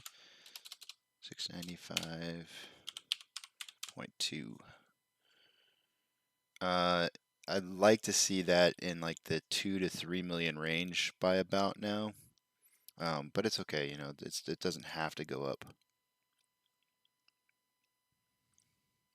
vast amounts. You know, there's not really like a specific indicator that I'm looking there that defines. I do feel like when we see 2 to 3 million shares borrowed in the morning that it tends to be a really active trading day. I am predicting a volume prediction for 130 to 150 million shares. There are 8.379 million shares left to borrow.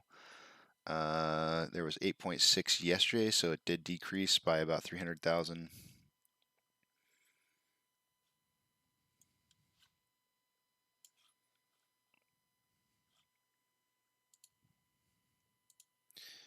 The on loan amount increased from 100.3 to 101.7 shares on loan. So there was an increase there. And checking out options.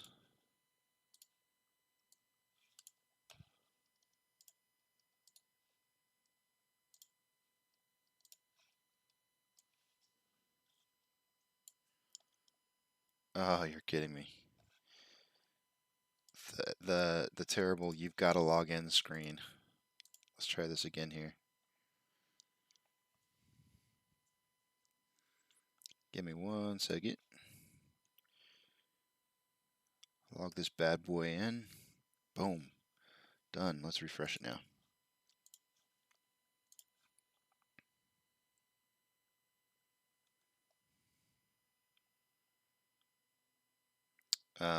Actually, I guess I didn't really have to bring up the page because there's no options that have been traded yet. But we will look at OI. The big strong level of support for OI is at the $40 call price, 24.2 thousand options open, which half the amount of that is open in puts at the $30 strike price with 12.3. At 120, we've got some lottery winner tickets trying to win. People bought these $1 options, $120 strike price. There's 30.4 thousand contracts open. So there's a bunch of lottery winners out there who are looking to win big on a spike up in price today. Let's see here. Minimize that. Move this back over.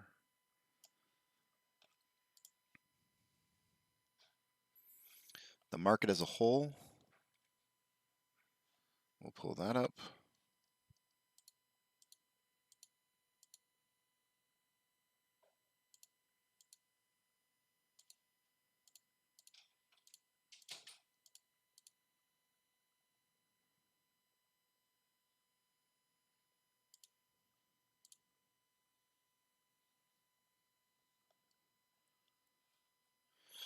There is 4,591 advancers to 2,097 decliners. So the market is advancing or having a positive day today.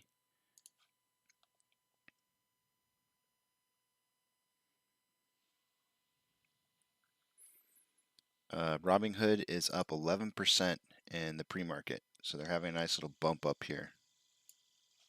We'll move out a little bit so you can kind of see where it's gone.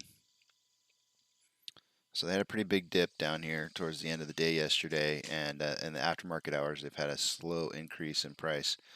I do want to point out that one of the moderators on the group here has mentioned that when we have a positive day increase on Robinhood, which has only been, I mean, we haven't had very many days to compare to, 3 as a matter of fact to compare to, but when we've had up days, these 2 up days here, AMC had down days, and when there was a down day on Robinhood, we had an up day on AMC. So we'll see if it continues to have that kind of relationship. I would suggest that there probably will not be, simply for the fact that in the pre-market we're not looking like we're moving negative. We are in the positive, not nearly as much as they are, but we are definitely moving positive right now. Amazon is showing a 0.31% decline in price. Cinemark is showing positive 2.61% in the pre-market. They've had a nice steady increase as well over the last day.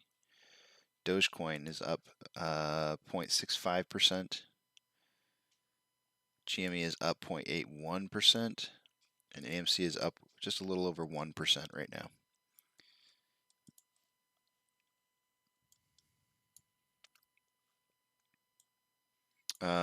Eric came in with his price predictions at 26 to 29. So I'm going to go ahead and set those up real fast.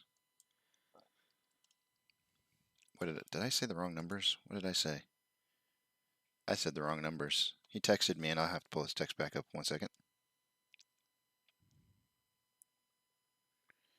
35. He said 35 to 38. I have his numbers written down wrong. 35 to 38. So we'll move up his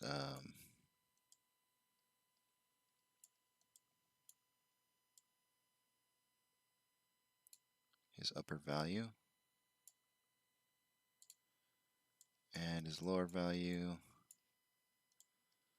up to 35. So it's going to overlap with John there. So I'm going to put it just ever so slightly higher.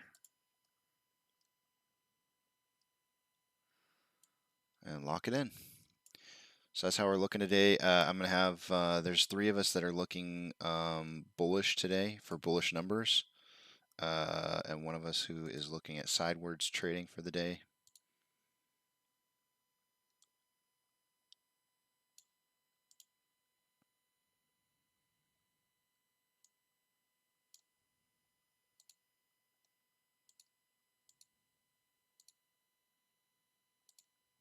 I can't get this right. There we go. Wait, that's still not right.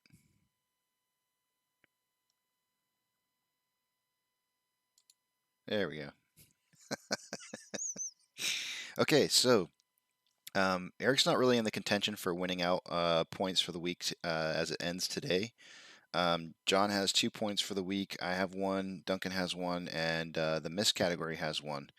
So we will see what happens. Only Duncan and I are available to knock John into the realm of a tie for the week, which awards nobody anything. A score tally point to Eric will not help Eric. A score tally point to John is going to make him completely dominate the week. on price predictions. And a missed would tie John as well, but those don't count against him for winning against his fellow moderators. So we're just kind of consolidating, it seems like, kind of in this 33.51 to 34.26 levels of support and resistance. But we are trading underneath the VWAP. We are heading into the last, looks like 3 minutes of trading in the pre-market.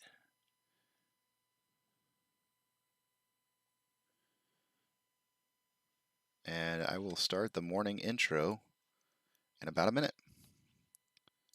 So thanks for being here, guys. Good morning, Rizwan. Good to see you back.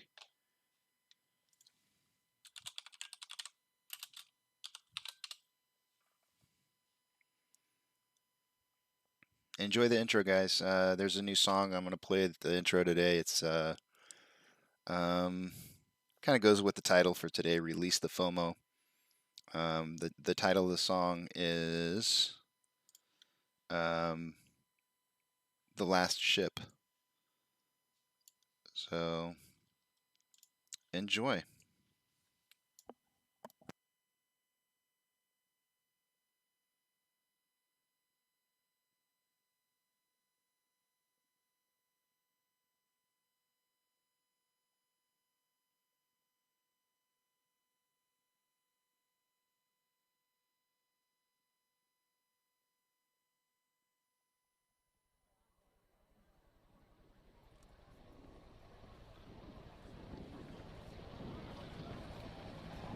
T-minus 90 seconds and counting.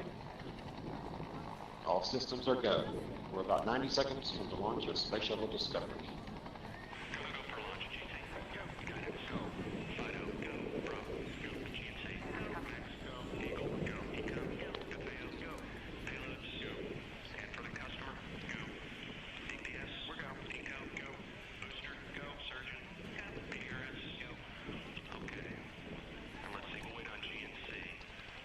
T-minus 60 seconds and counting.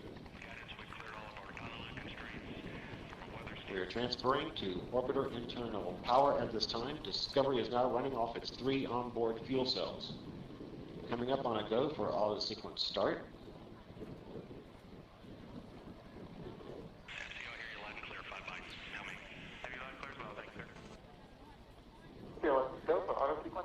And we have a go for auto sequence start.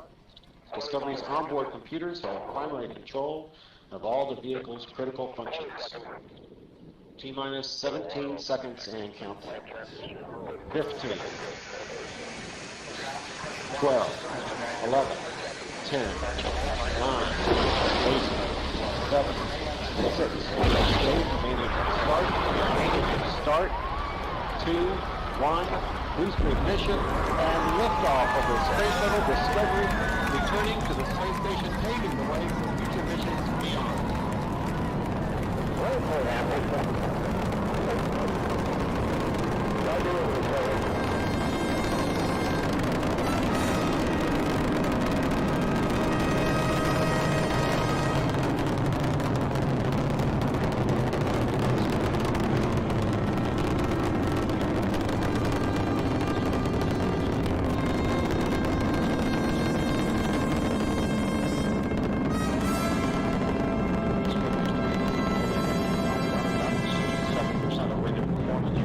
Stress on the shuttles and brings the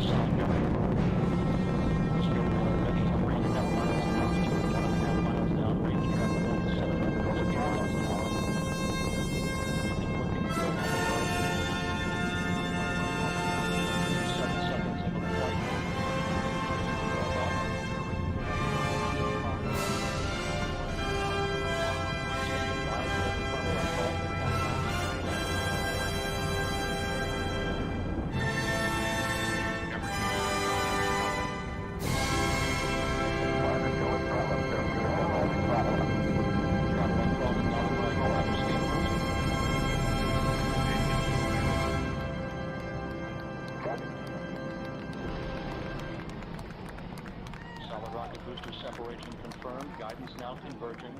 Discovery's onboard computers commanding the main engine nozzles to swivel, aiming the shuttle for its precise target in space for main engine cutoff. Should have a good forward leg now and Hey, we've got a problem here. What did you do? Nothing. I stirred the tanks. This is Houston. Say again, please. Houston, we have a problem.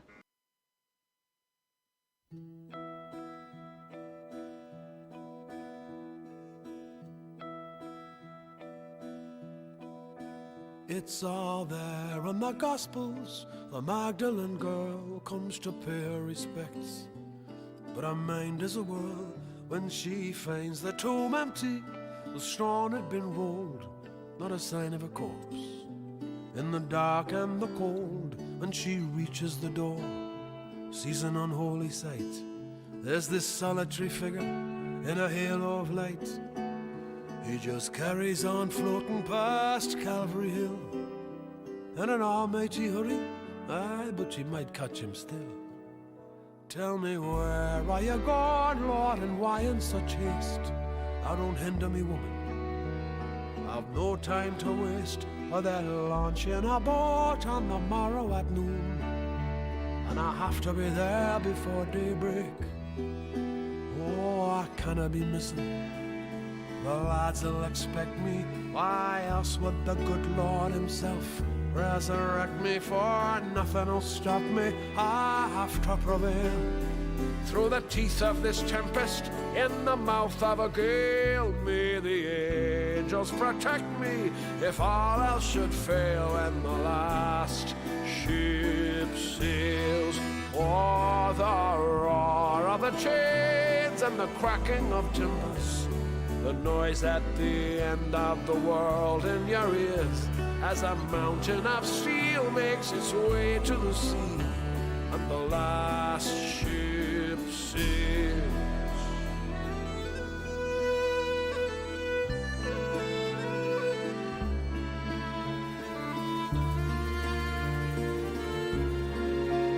It's a strange kind of beauty. It's cold and austere, and whatever it was that you've done to be here, it's the sum of your hopes, your despairs, and your fears, when the last ship sails. Well, the first to arrive saw these signs in the east, like that strange moving finger at Balthazar's feast, where they asked the advice of some wandering priest, and the sad ghosts of men whom they thought long deceased, and whatever God said, they'd be counted at least, when the last ship sails.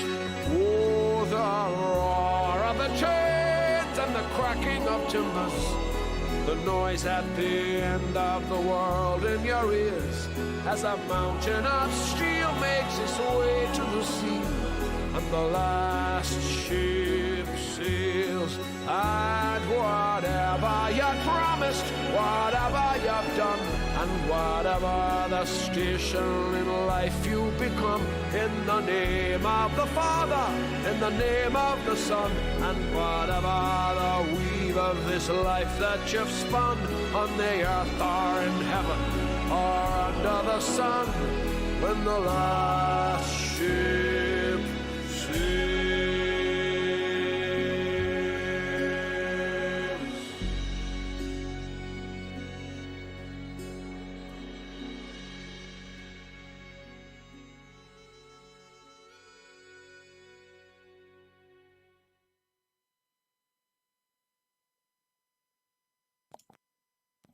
Good morning. Welcome to AMC and ADD, where we buy, hold, and screw the hedgie. The last ship is sailing. That's kind of what the entitlement of today's whole show is around, is release the FOMO, the Kraken, the Kraken. I do feel like we're going to have a little bit of a bullish run today. That's what I'm looking forward to. On a 5-minute interval, I want to remind you guys that we had this nice looking cup over 2 days. We didn't get the handle that we really kind of wanted to see, that I think would have probably brought us down to about 32.45. The lowest it got to was $33. which was I think a 60-cent drop in price. So if we back this out a little bit to the 30-minute, and you'll have to excuse a lot of the lines that I've got in here, the charting. But we'll come in here and we'll look at it. At the 30-minute scale, it kind of gives our cup a little bit better of a formation looking, right? So if we had this little cup handle, we're getting what we want to see right now as far as that handle goes.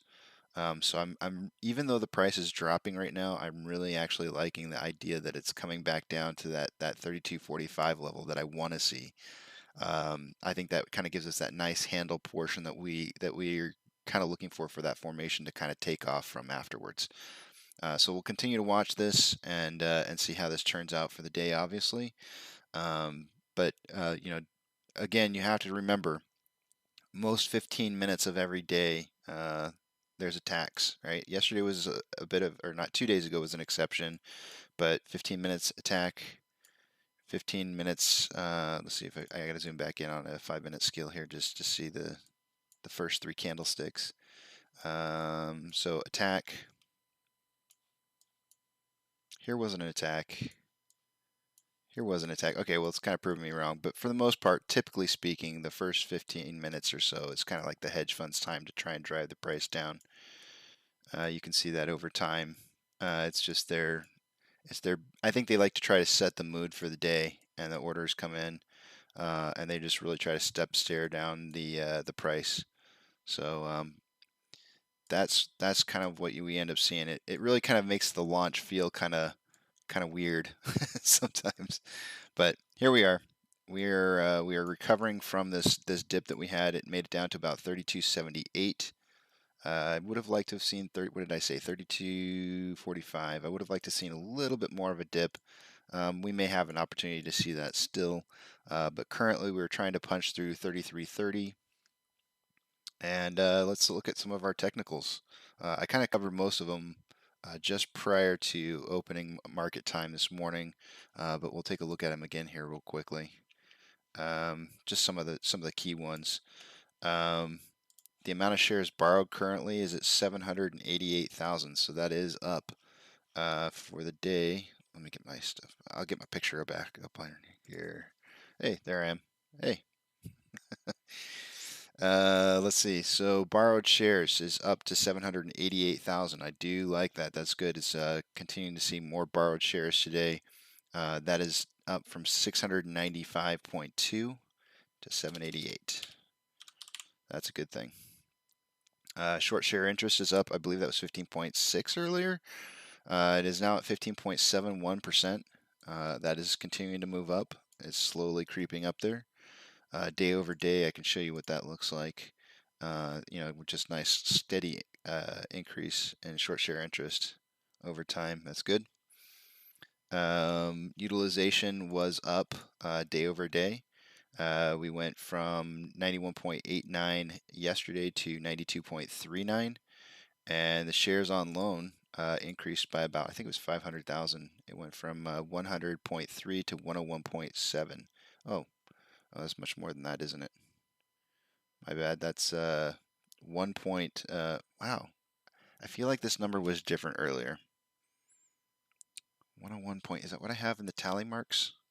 Maybe I was just doing some poor math when I was tired. I guess I was. Okay, so it increased by 1.5 rather. 1.4. 1.4 million shares increased day over day. Not bad. Looks really good.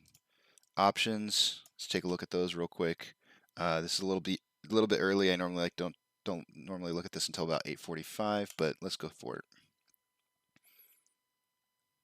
Let's see what our initial standings are on the options chain as far as volume goes. A lot of strength at $35 on calls, which is up from 34 yesterday.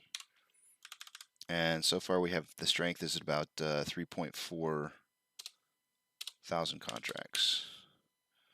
And on the put side, strength around 32, so the spread is about $3. And they have about 2.3. There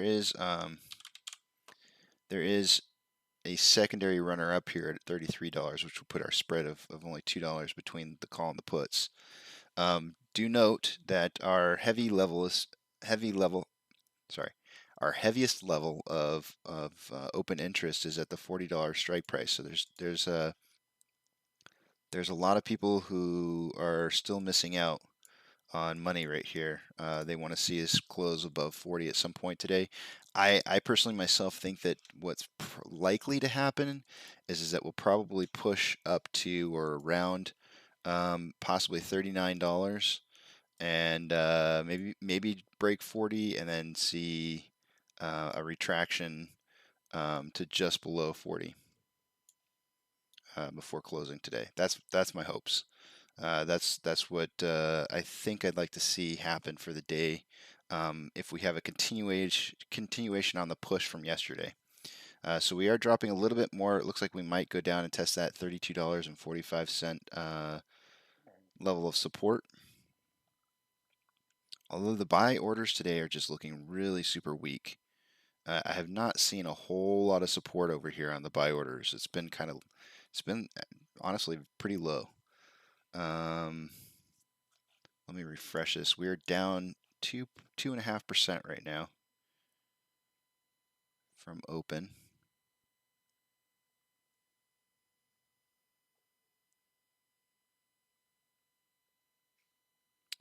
$32.45. Do we see strength at $32.45? I don't see. I'm just not seeing the orders. So this could drop lower. This could drop lower than $32.45. I'm just not seeing any buy orders coming in here. We do have an outflow of 38 over 30 and 7 million shares traded by 8:42, so 12 minutes in. That is low. That's kind of low. This could be a low volume day today.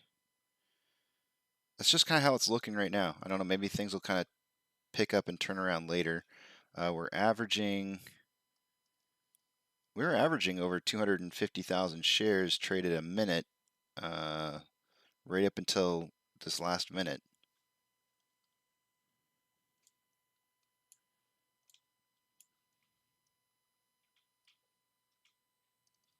Okay, so pretty much every single column of volume has been over 250,000, which typically nets us at least 100 million shares traded for the day. So volume is on track with where it should be to get us at least 100 million shares. The price, the RSI, let's check that out real quick. On a 30-minute interval, RSI is down to 41.17. So we're getting to that point. The first 15 minutes is almost over. We're getting to that point to where RSI can kind of make a swing in the other direction now, and it gives us some room to move in the buying direction, meaning that it's oversold. It's getting to the point of being oversold. On a 5-minute interval, the RSI is down below 30 already, so that's already an indicator right there. And based on what I've seen in the past, or not what I've seen in the past, but the new, I guess, learning opportunity that I had was that there is this signal right here. When it dips down below 30, makes it back up to 30, dips back down below 30 again, is a bullish signal. Let me see if I can pull it up where I've got it saved over here on the side. I thought I had it saved over here.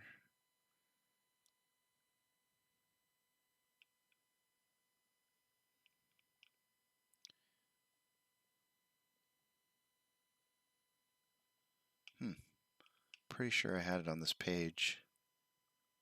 Oh yes. Wait, no, that's not it. Yeah, here we go. So if you'll see, this is on Investopedia. If you just look up relative strength index or RSI, what you'll get to is this chart right here. And what you'll see here is that the 30% range right here is right here. So you have it breaking down below, above, and then back down into the 30 range again, and then breaking out. This is kind of the pattern that I'm looking at right now on the RSI that makes me think that there's a bullish run coming. It hasn't completed the formation yet, but we'll see. We'll see if it works out.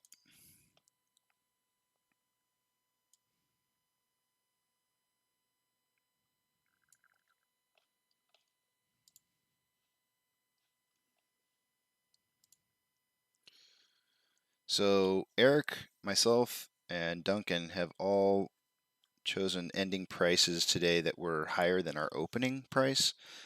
John's kind of looking for a level trading day between 32 and 35. But John would be the lowest value. So if we drop below $32 and we stay there, then John would be, John would be the closest person to possibly getting a point. If we'd have to obviously break back into 32 and close above 32 for him to get it. But this could end up being a missed day. If we do drop back down in price and stay there, this could end up being a missed day for all of us. So let's see what happens. I will be patiently waiting. Again, I'm still not seeing a whole lot of strength in the bid orders. Just not a whole lot of strength there. I'm not seeing the thousands. Let's look at AMC's 13F filings and see if we've had anything new. Okay, I'm seeing new things. There's at least 6 of them here. So we'll take a look at that real quickly.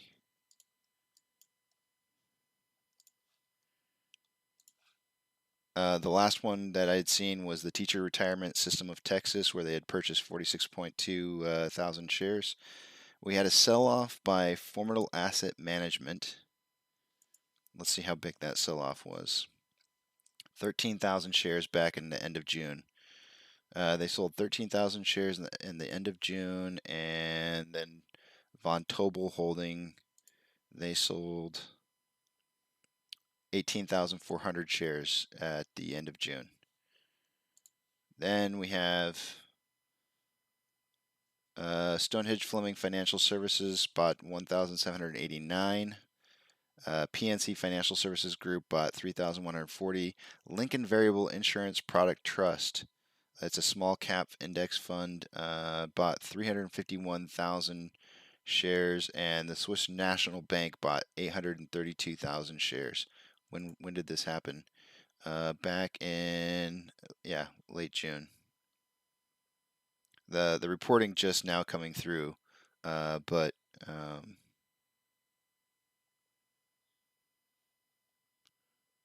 it's percentage. I was looking at this number, it's going like, that's not what it said on the other page. It's right here. The shares is 832. So they've been increasing their. It looks like this company's been buying AMC for a while. The Swiss National Bank has been increasing their ownership in AMC for quite a while. I mean, they don't have any. Looks like they might have had a sell-off in 2014. But ever since 2014, they've been buying shares.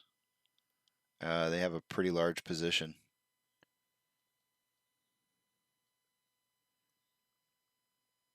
Yeah, their total shares is 832,000 shares.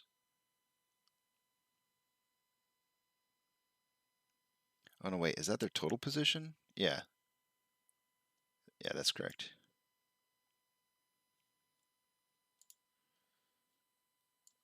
So more buying over selling going on in the end of June there, being reported on Fintel. We are now heading down to 32.14. Our next level of support that I'm showing is 31.10, but there might be a level of support in here at maybe like say 32. Yeah, we do have a 31.92 that's showing up here.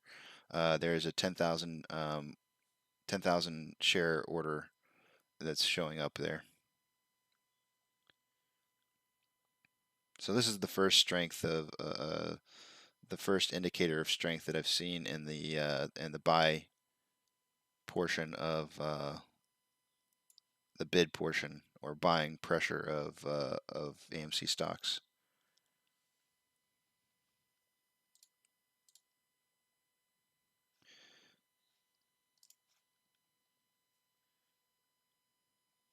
The run up that we had yesterday, just to give you an idea. So previously on 7/27, we were at $40.94, and we made a run down to $28.57, and it took 9 days. So from 7/27 to 8/5, 9 days, it took us down 30.2% decrease in price. With yesterday's run up alone, It took us 1 day and we went up 19% from 28.57 to 34. Wait, no, I'm sorry. In the aftermarket hours today, we went to 34. Was it aftermarket hours today or aftermarket hours yesterday or pre-market this morning? 34. Actually, I'm seeing 34.72. I might have to change that. 34.72. I missed it. Okay, so that's in 1 day's time. 34.72. I missed that number. Okay, that's a 21.5% increase in price. So from 8.5 to 8.6, the wee hours of this morning, I believe. Yeah. We increased up to a final increase of 21.5%. Now I would start tracking bottoms to see if we hit to a 20% mark. So what I'm going to do is I'm going to start writing down the new lows from that point and see if we hit 20%. You know, this is how they create paper hands. Currently, we are 8.1% loss from the high of 34.72. So there's a different way of tracking tracking the prices. They're not going to match up with anything that you see up over here because it includes aftermarket hour tracking of the prices and whatnot. But we are down 8.1% from the high of 34.72 at 31.92. Of course, we're higher than that right now, but I'm just tracking the highs and lows. In order for me to consider this an actual synthetic price failure where the hedge funds are trying to drop this, it has to get up to about 20%. So we'll just continue to maintain and watch as the price drops and see how far this does actually go. Moving back out to the 30-minute, our cup and handles not looking too bad. I mean, it's not that big of a drop. If you were to take out the aftermarket hours, I think it would give us a much better picture of a cup and handle. So you can see your cup and your handle. Let me go to 5-minute and see if it looks any better. Do you see it? It's so sloppy. On a 5-minute scale, it's really, really sloppy. But that's because I'm taking out the aftermarket hours. When you remove those aftermarket hours, it really kind of deforms what the cup and handle looks like. So when you put it back in there, it looks a little bit better. So yeah, but in a 30-minute without the extended hours in there, you can kind of see the cup and handle a little bit better.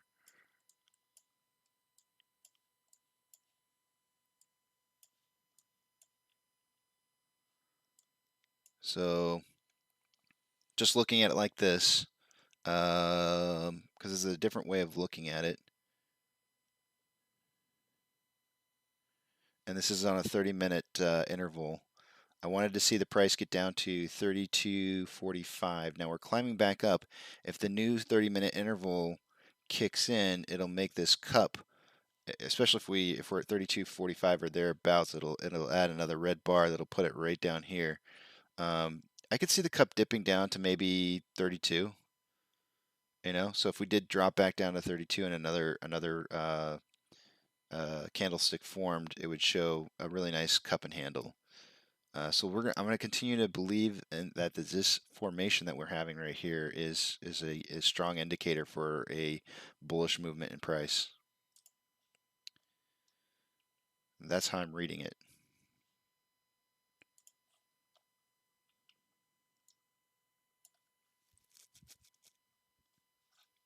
I was listening back to my show, I think yesterday, and I noticed that every time I went to go itch my beard, you all can hear that. Like it just sounds like ASMR or whatever that stuff is when people make noises and stuff in it. And I was like, man, maybe I need to invest in getting like a mic or something like that so that it's not, I don't know, it seemed like it could be distracting to people. I gotta put my glasses back on today. Things are kind of blurry. Oh, those are dirty. I'm gonna have to clean those at the break.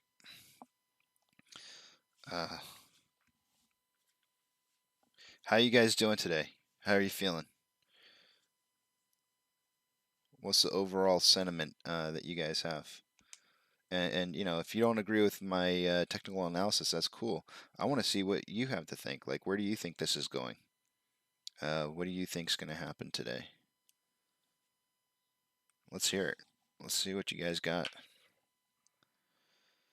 Man, I tried to clean my glasses and it seems like it made it worse.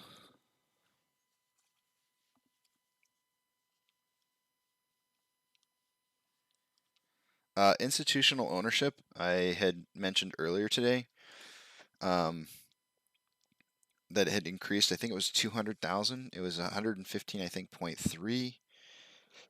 It was either 115.3 or 4.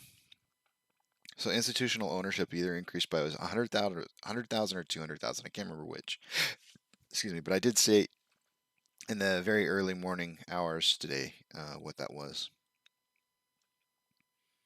But it was up. Institutional ownership day over day is up right now. So we're hitting that level of resistance now at 32.45. So we do have a wall of support at 32.30, which we are bouncing off of right now. It's taken some hits, but it's not disappearing. We'll see if that continues to hold.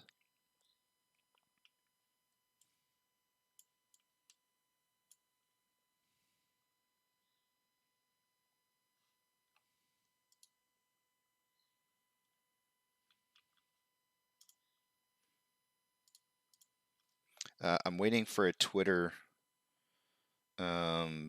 tweet back from True Demon in regards to me asking him what the T plus 35 next date would be, because there seems to be some differing in opinions that today is the end of the next T35 cycle.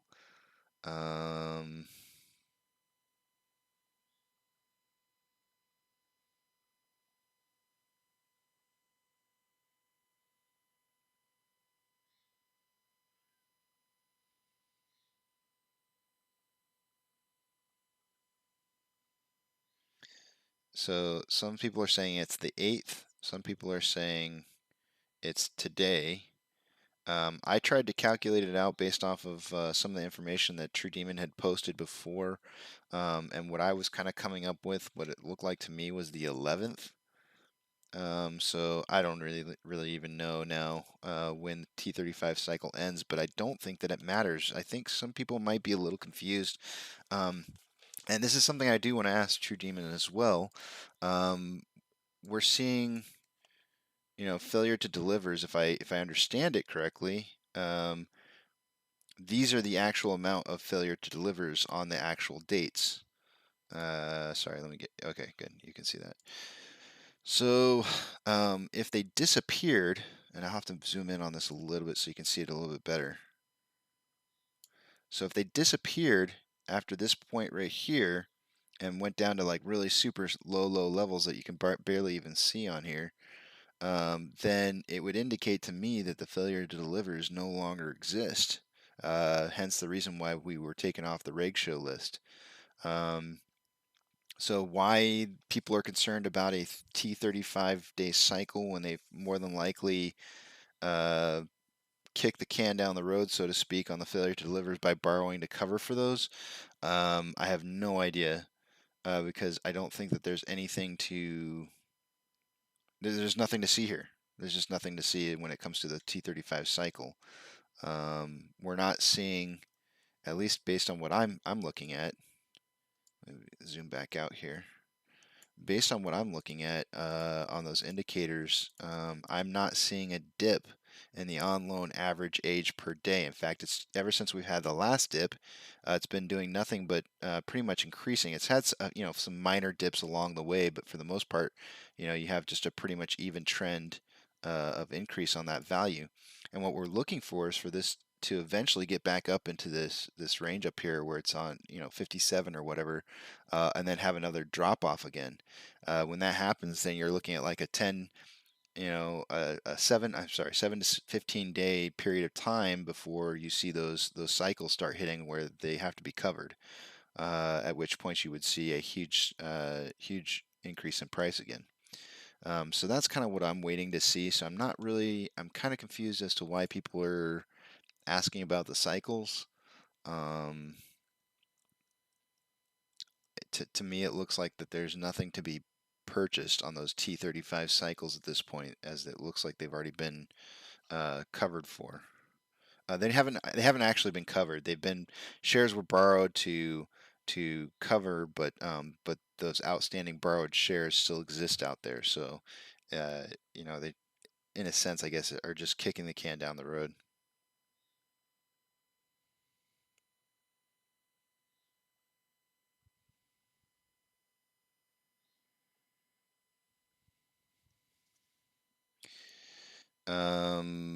I started subscribing to somebody on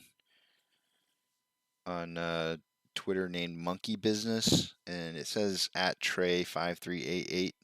I'm not sure. It's at Trey53881765. But anyways, he just posted about 30 minutes ago saying that his reason his tatas are jacked to the moon today is number one, the regulation dump. Two, RH crypto Hail Mary P&Ds. 3, GME option activities set up yesterday. 4, overall stock movements in after hour last night. 5, GME pre-market movement. 6, DTC identification notice. And 7, Congress 5-week recess starts Monday. And 8, etc. So he's got lots of reasons why he's really feeling good about what's happening currently. Also, it appears that last night that there was a bunch of it looks like this says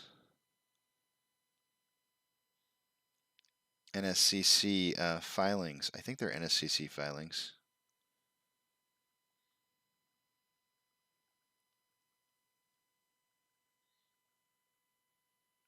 Some SEC policy statements, and it looks like DTC. Oh, maybe they're DTC. They're both DTC filings and NSCC filings that he has listed in here that apparently just showed up last night. And it's like just a massive plethora of new ones. So I'm not sure what that's all about. I'm really not into dissecting the SEC and NSCC filings. With my ADD, I just unfortunately can't keep up with reading like that. It shuts me down. It's really hard. It's much easier for me to look at numbers on a page and see numbers and patterns and formulations with numbers, and it just for some reason it just clicks in my head and I see stuff and it pops out at me. But you throw a bunch of words on a piece of paper, and suddenly my brain just goes click. I'm done, and that probably would be one of the best ways if I ever had insomnia. I would pick up a book and probably get through 2 pages before I passed out. Good morning, Mark. Good to have you back. You're feeling better after Green Day yesterday. Needed that as it seemed like a steady beat down for a while. I'm optimistic for today. We'll see. Yeah, we will see. We'll see what ends up happening here. And by the way, I don't know if you happen to notice or not, but the title for today is Release the FOMO. I do believe Mark was responsible for that suggestion yesterday. I liked it. The song for the day today that I played earlier is The Last Ship by Sting. And release the Kraken, right? Release the Kraken, having to do with ships, the ocean, the last ship meaning the FOMO.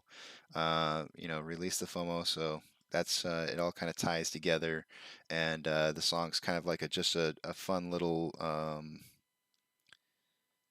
It feels like a Scottish cheer or something like that.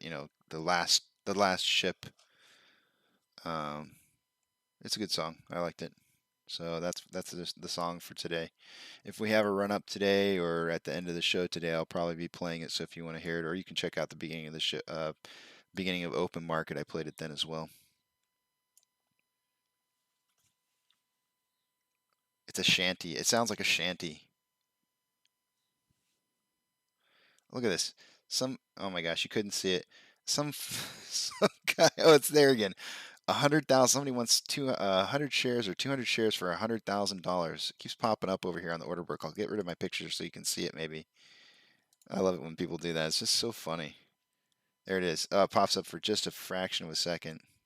There it is. It's 10 shares. 10 shares for $100,000 on the sell order. 20 shares now.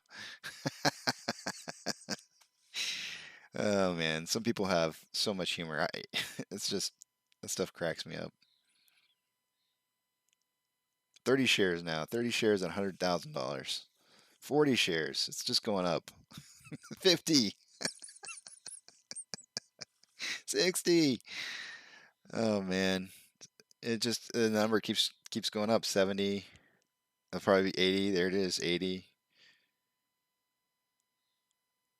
It's taunting. It's so taunting.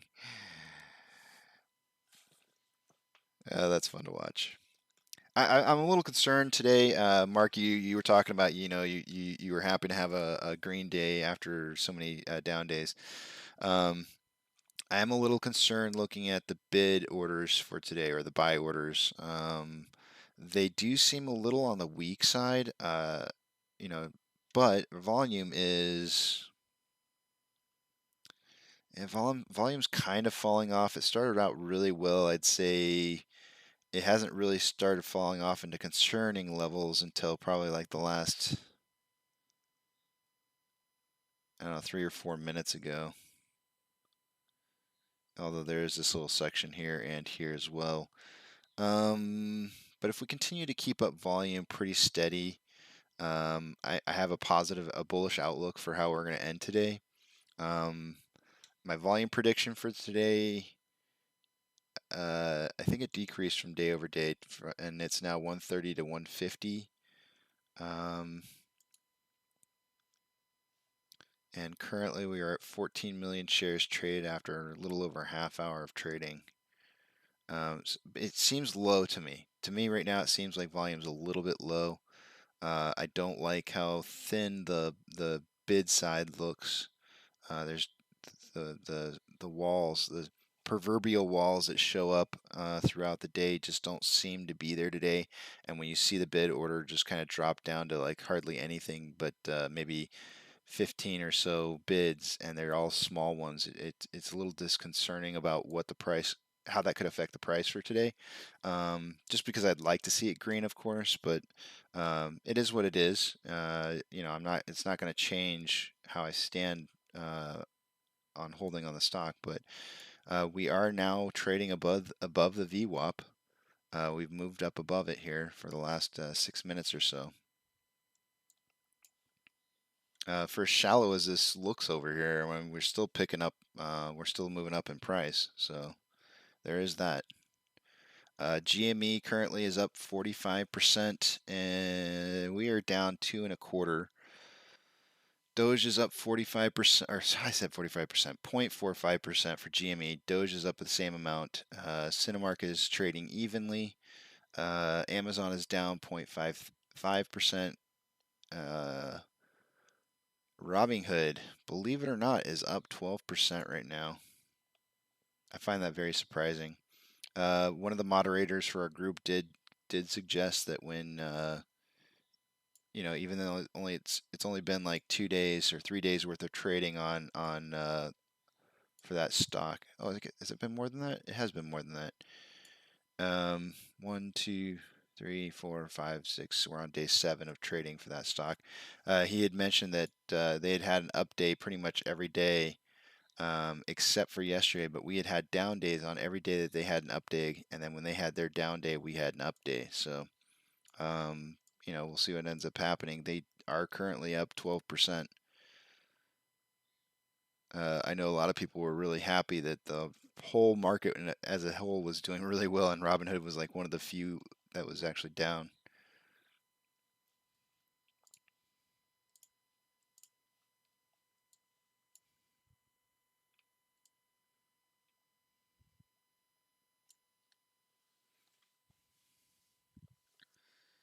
The Last Ship is also a great TV show. U.S. Navy vessel sailing into Antarctica discovers that the world was infected with the virus and they are the last ship.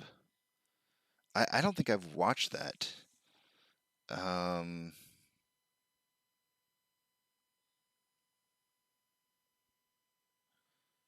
have to check that out. Where can I see? Oh, I can just look up and see where I can see it.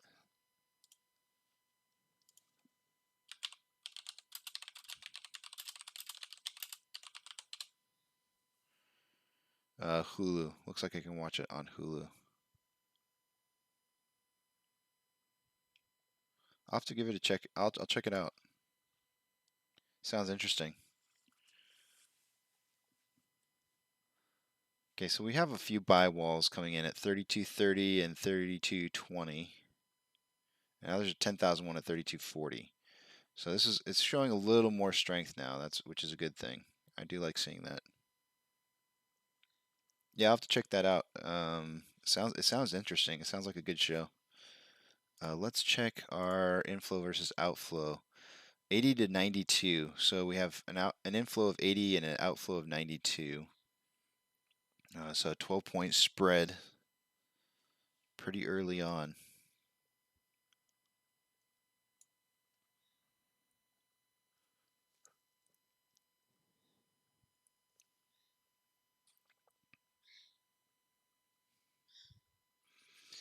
I do think that if we end up having a bullish run at some point later on in the day today, the reason that I titled today "Release the FOMO" is because I think that around somewhere between $35 and $38, you'll see people who rush in to buy in fears that they're going to miss out. And if that happens, depending on how many people we come, rushing in to buy it at those prices, I'm talking about if we have a sharp increase and we just rock it up to those prices, they're going to come in and they're going to support it, and it'll be interesting to see how far that FOMO pushes us into. If it gets us into that gray area of 40 to 45 and it stalls out, then we'll probably fall back down to the 40 range or lower. If we never hit the FOMO and it doesn't kick in at, say, like, if we have a nice little jump up to the 35, and FOMO never actually kicks in, then what we'll probably see is a little bit of a decline in price, or a reversal in price, heading back down again. So it'll be interesting to see what ends up happening. 31.92. Okay, so yeah, they still have 31.92 as the low. So from the high of 34.72, we are down 8.1% at this low of 31.92. Not currently, but when we hit 31.92, we were 8.1% down.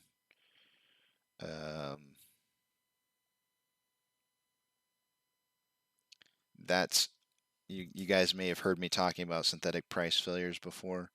That is not what I would consider. I mean, it is an attempt to have a synthetic price failure, but it was met with resistance.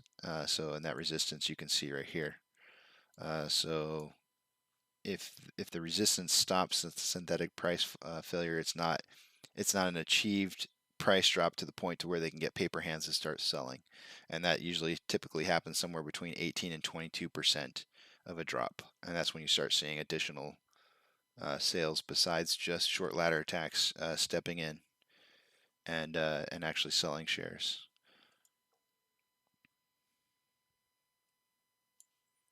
I'm gonna look at the RSI again here. 42.98 on a 30-minute interval. On a 5-minute interval, we are at 32.05, so just barely above the lower limit of 30, meaning that the stock is oversold. On a 5-minute interval, this definitely looks like a ladder attack down.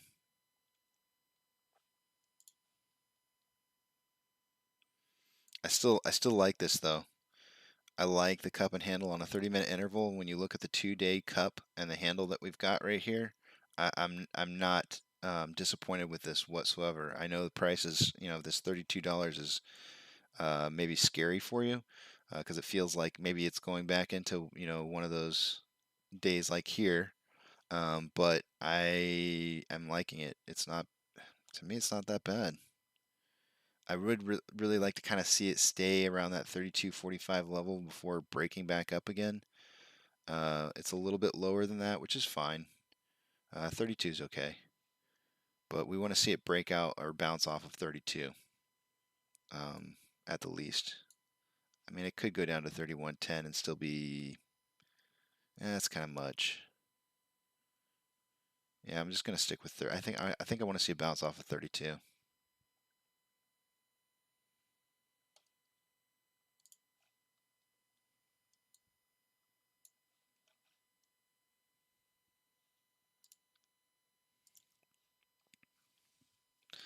Is there any big names in the show and the last ship? Out of curiosity.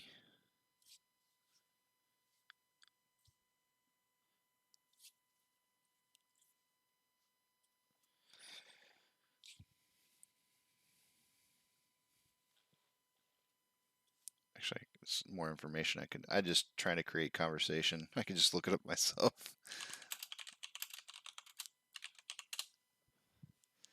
Let's see if I recognize anybody. I don't really recognize anybody. Bridget Reagan looks familiar. Is Adam Baldwin one of the Baldwins? Is that their first name or their... Wait. Oh, yeah.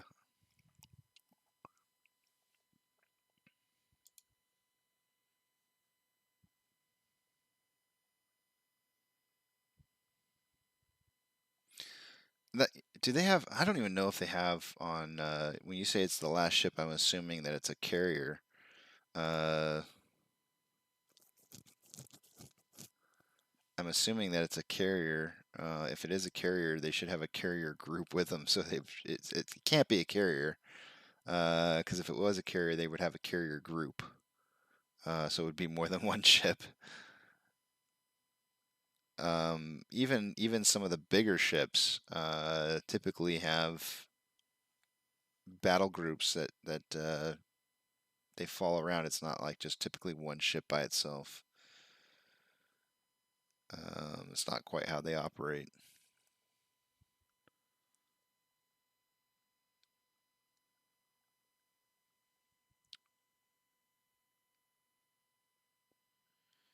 Wow, Walking Dead.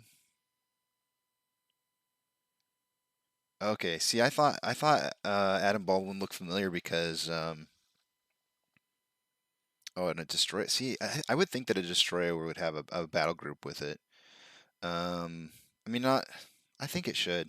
I think a destroyer would have a battle group. I'd have to look it up and verify. I know for a fact that a carrier does, but um, Adam Baldwin. See, I loved Firefly. I absolutely love that series. It was a great series, so that's probably why he looks familiar. But let me check.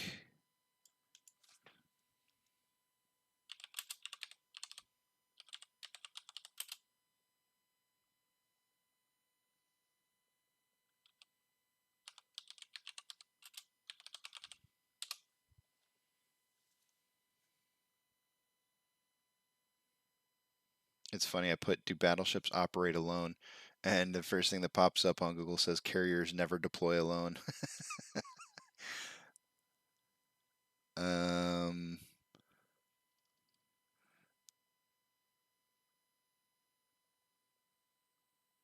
I don't believe that battleships operate alone. They usually have. I actually don't even know. They may only operate in the groups with carriers. So I'm not even sure about that. I'm not sure how they operate now.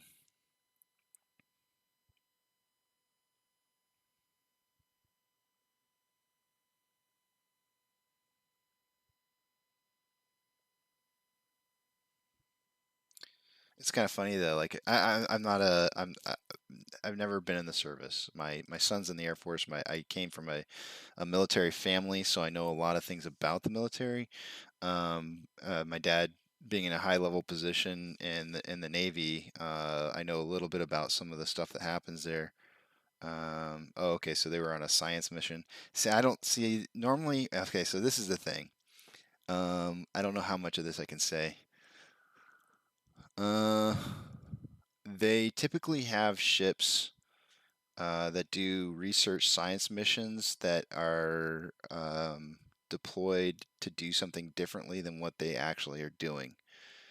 So, if they were deployed, if a destroyer was deployed to do some kind of super secret science mission, that probably a science mission wouldn't be something that a battleship would do. That would be more something like along the lines of um, they have ships that troll the ocean to map the bottom of the ocean floor, and that's probably what they would do, is they would send something like that out. And those are much smaller ships.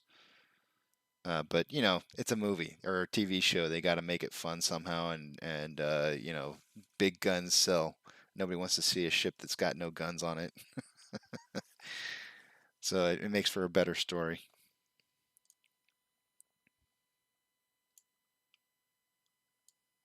Yeah, that's one of the things too. Like, at least in a carrier group, you would have like a battleship or two or something like maybe I think it's like one battleship and then some other ships as well.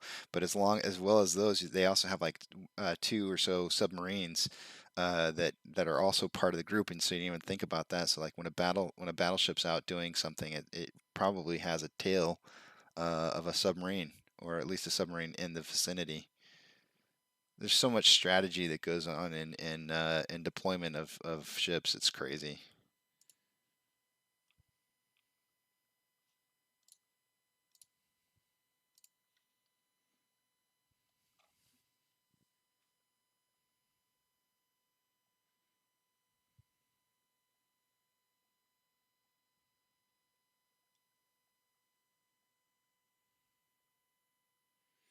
Still waiting for an answer from True Demon on when T35 ends. Just because I want to help answer that question for people who are on Reddit asking it. That when that T35 cycle ends. Again, like I'm seeing it. Some people are saying uh, today. Some people are saying the 8th. When I try to do the rough calculation, it looked like the 11th to me. So I don't know. I really don't know what it is. Okay, so this is a number that I wanted to see, guys, and it just popped up on my radar here. Look at this, 2.73 million shares borrowed. 2.75 now. I just refreshed it. That's pretty big. That's a good chunk. Um, right here. So that is up from 788,000. That is a big chunk. I would expect to see some major price movement today. I can't say up or down, but I would expect to see some kind of major price movement. Every time we've seen this in the past, somewhere in the ranges of 2 to 3 million shares borrowed. It's either they expect to drop the price with those shares, or they expect to defend the price from moving up quickly. So maybe we're just having like a weak early morning. Weak is in WEAK. It's difficult to say. I am seeing a bit of a George W formation coming on here. You see it?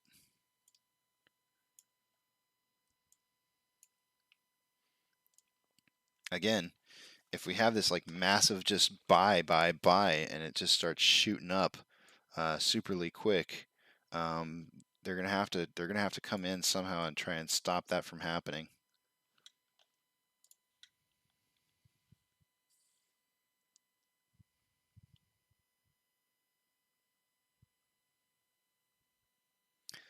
Um,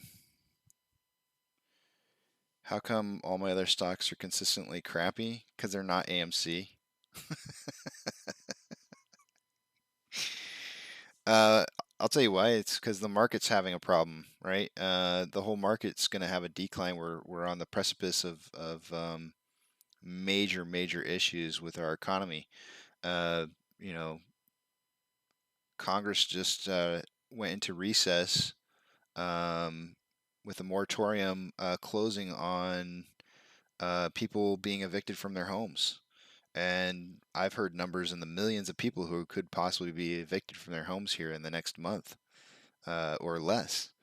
And that's pretty massive. I have heard that there. I think I saw some news that was saying that there's been some modifications or some changes. The White House was pushing for something, and then they were also trying to push it out to uh, states and telling them that they needed to do their own things. Let me see here what we got. Let's check it out. But yeah, I mean, um, your shares shouldn't be doing poorly in every other. I mean that the market looks like it's advancing right now. Let's refresh while I look up the current news.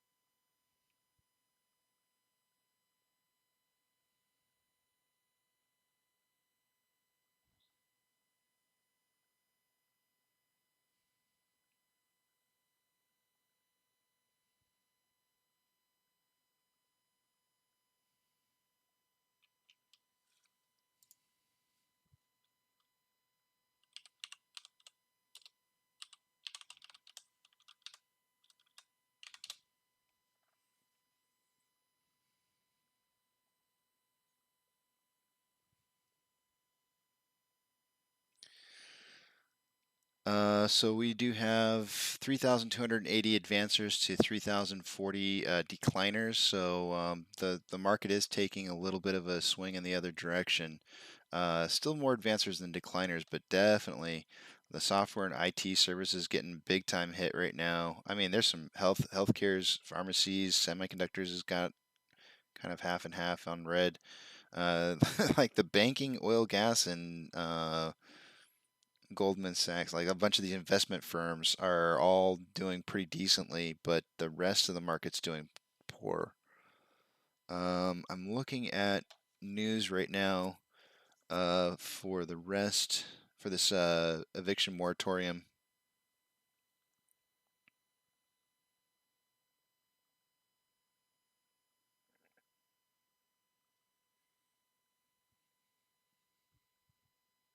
I'm trying to look for numbers because I saw numbers before, but I'm not seeing a whole lot of numbers being uh, advertised now. Um,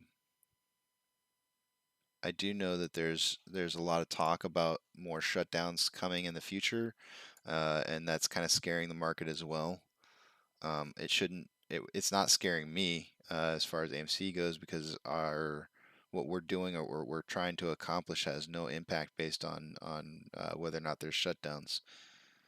So I don't know. That would be my opinion. I think that we're on the precipice of the market, having a major failure due to the fact that there's reverse repos that are through the roof. We've got what was the other one? We have bonds in attached to funds that are attached to um, um, not retail property. Oh, gosh, I'm drawing a blank on commercial property. Commercial properties is about ready to have a bubble that's going to pop, similar to the 2008 bubble for the housing market. BB, OCC, MOOCs, NOC, USAS, and a few more, and they seem to drop every day.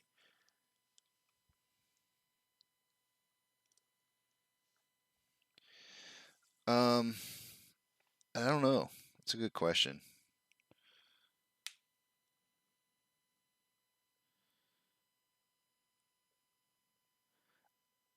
I don't know if I would say that they're trying to wreck apes. I would say that it's more they're trying to keep the boat afloat. um, I think this is, they're constantly on the verge of losing control of this stock, and they're trying desperately to try and manipulate it in a way to where they get as many paper hands as possible. Whether or not that focuses I do think that I really want to see Amazon. I want to know who sold those shares in Amazon back in, I guess it was about a week or two ago, when the price of Amazon dropped from 3,600 down to 3,300. Somebody sold a shit ton of shares, and we're going to find out who it is eventually. But I would not be surprised if it was some hedge funds that were selling long positions. So the partial answer to this question maybe is, why is the rest of the market failing? If hedge funds are closing their long positions in companies in order to create liquidity to keep the boat afloat on AMC, then that could be the reason why you're seeing price failures in the rest of the market. But I can't tell you for 100% certainty why the rest of the market's failing. I think that there's multiple issues that are going on right now. We could just, I'll throw a dartboard up with a bunch of pieces of paper on it. You throw a dart at it, and I'll say, yeah, sure, that's one of them. You throw another dart, yep, that's one too. Yeah, there's a lot of reasons right now why our economy is doing so poorly. And a lot of it has to do with the fact that there's been a lot of manipulation that's being exposed now that is causing it to. It's not causing it to fail, but it's because eventually it would have failed on its own. But I think we're expediting the failure. Um, and of course, I also think I do agree with the idea or the thesis that uh, the SEC is currently trying to wrap up as many of these NSCC uh, filings and DTC filings in order to try and create the least amount of impact to the market when this does squeeze. I also kind of tinfoil hat on here a little bit, but I also kind of think that they might be helping or allowing there to be help for hedge funds to continue to push us on further until they get some of these laws in place to where or regulations in place to where they can control what's going to happen. And when I say control, I don't mean the kind of control a lot of people were talking about a week or two ago.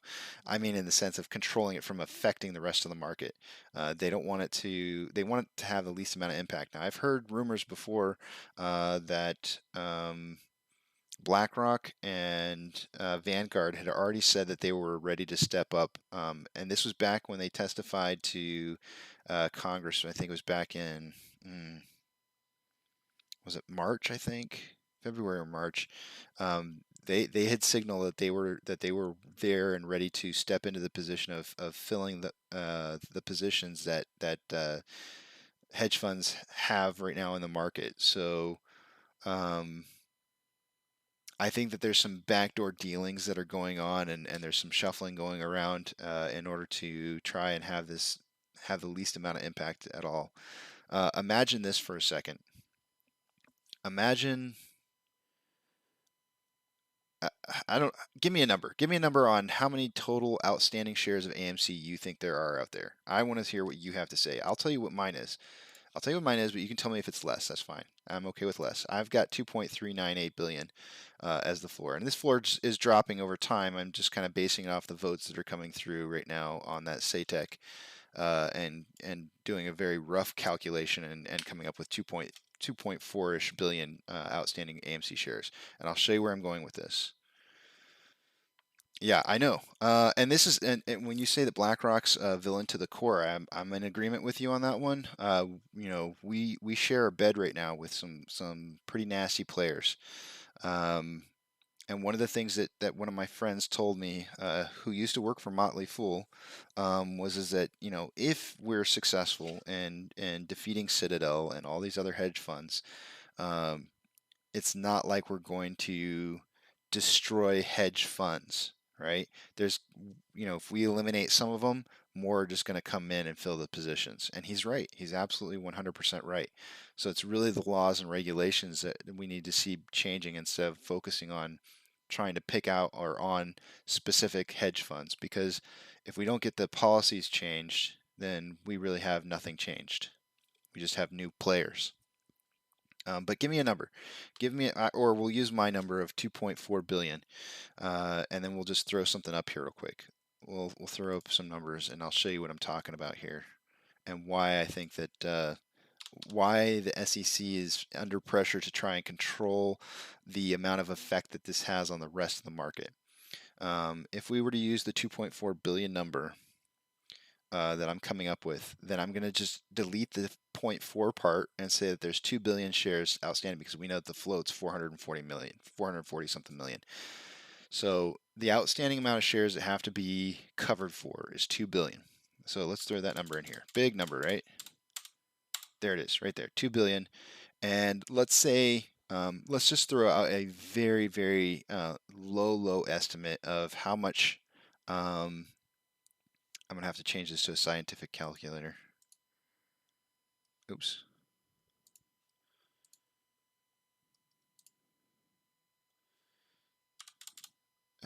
Actually, maybe I don't have to change it to scientific. Maybe I just do standard and expand it. So I'm covering up the stuff. You can watch the price up here on the top right. So let's see here. 2 billion. 2 billion outstanding shares, and we're going to give a fair, very, very, very fair estimate and just say $2,500 is what people get on average per share on the squeeze. Just I'm throwing numbers out there just so you can see where I'm going with this. Times 2,500. That's not right. I hit divided. How did I hit divided by? That's crazy. 2 billion times 2,500. Okay, that gives you $5 trillion. You multiply that by we'll just say, for argument's sake, 0.32 for taxes. That comes up with $1.6 trillion. $1.6 trillion. What is our national debt currently?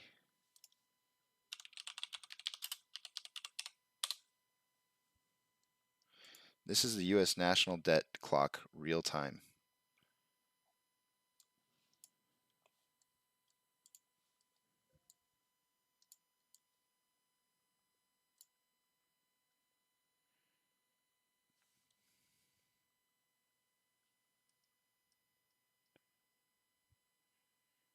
Millions, billions, trillions.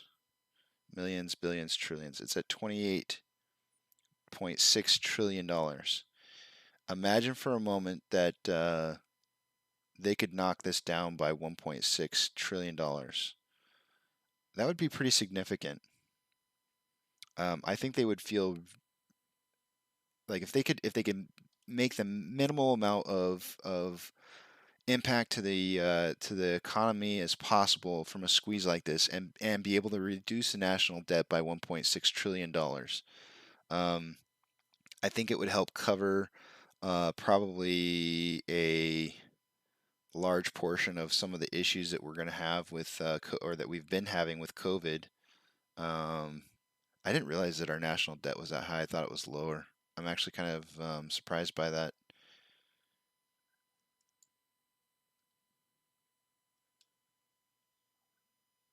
Honestly, I'm a little shocked by that number. I thought it was lower. That's pretty bad. I'll tell you what, though. 1.6 trillion will cover our Social Security. Look at these numbers. My gosh, this is so bad. Oh, this is just so bad. This is awful. It's hard to look at. But I think that's where the pressure comes from. I think the pressure comes from trying to mitigate the amount of impact that it has on our market. Is probably the reason why this is extending out as long that it is. They need to put rules and regulations into place that that segregates this from the economy.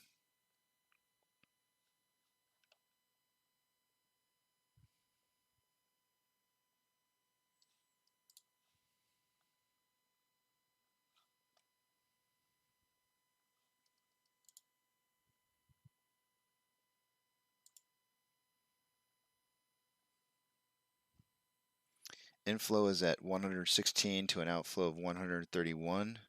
We're at 3170 currently. I wanted to see it kind of end around 32. Let's look at the 30-minute interval again. It's not bad. It's still not bad. I mean, I kind of felt like it could drop to 31.1, but I was kind of looking at maybe a little bit higher than that. But I'm okay with this. As long as we stay kind of about where we're at, I think we'll be all right. And it still kind of keeps a nice cup and handle.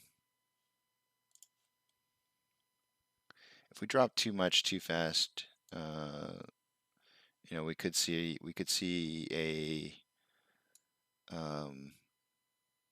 breakaway from the formation.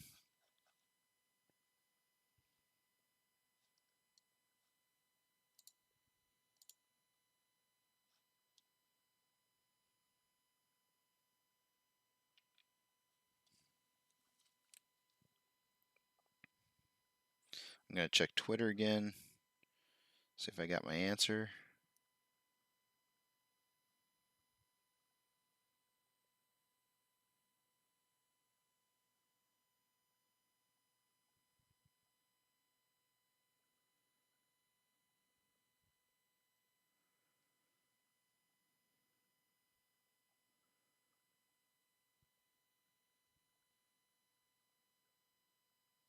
No answer yet. And now I'm going to check Reddit. Let's see here. How many have we had additional shares borrowed? We were at 2.75 earlier. It's down to 2.37. So a few shares returned. 15 point. Woo. Short share interest has jumped. It is now at 15.96%. It's nearing 16%.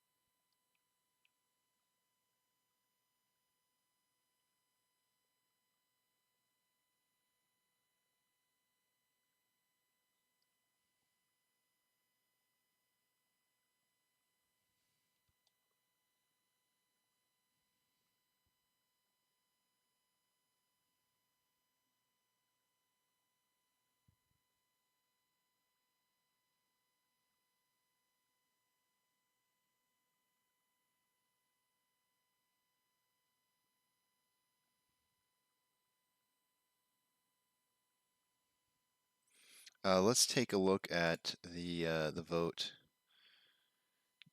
Ape drumming. Let's check out the vote again on Fidelity real quick. I want to see where we're at and see if that floor has changed. Now the average, just doing the 4.1 million voters divided by the average shareholder based on this, or shares held by the vote, is dropping.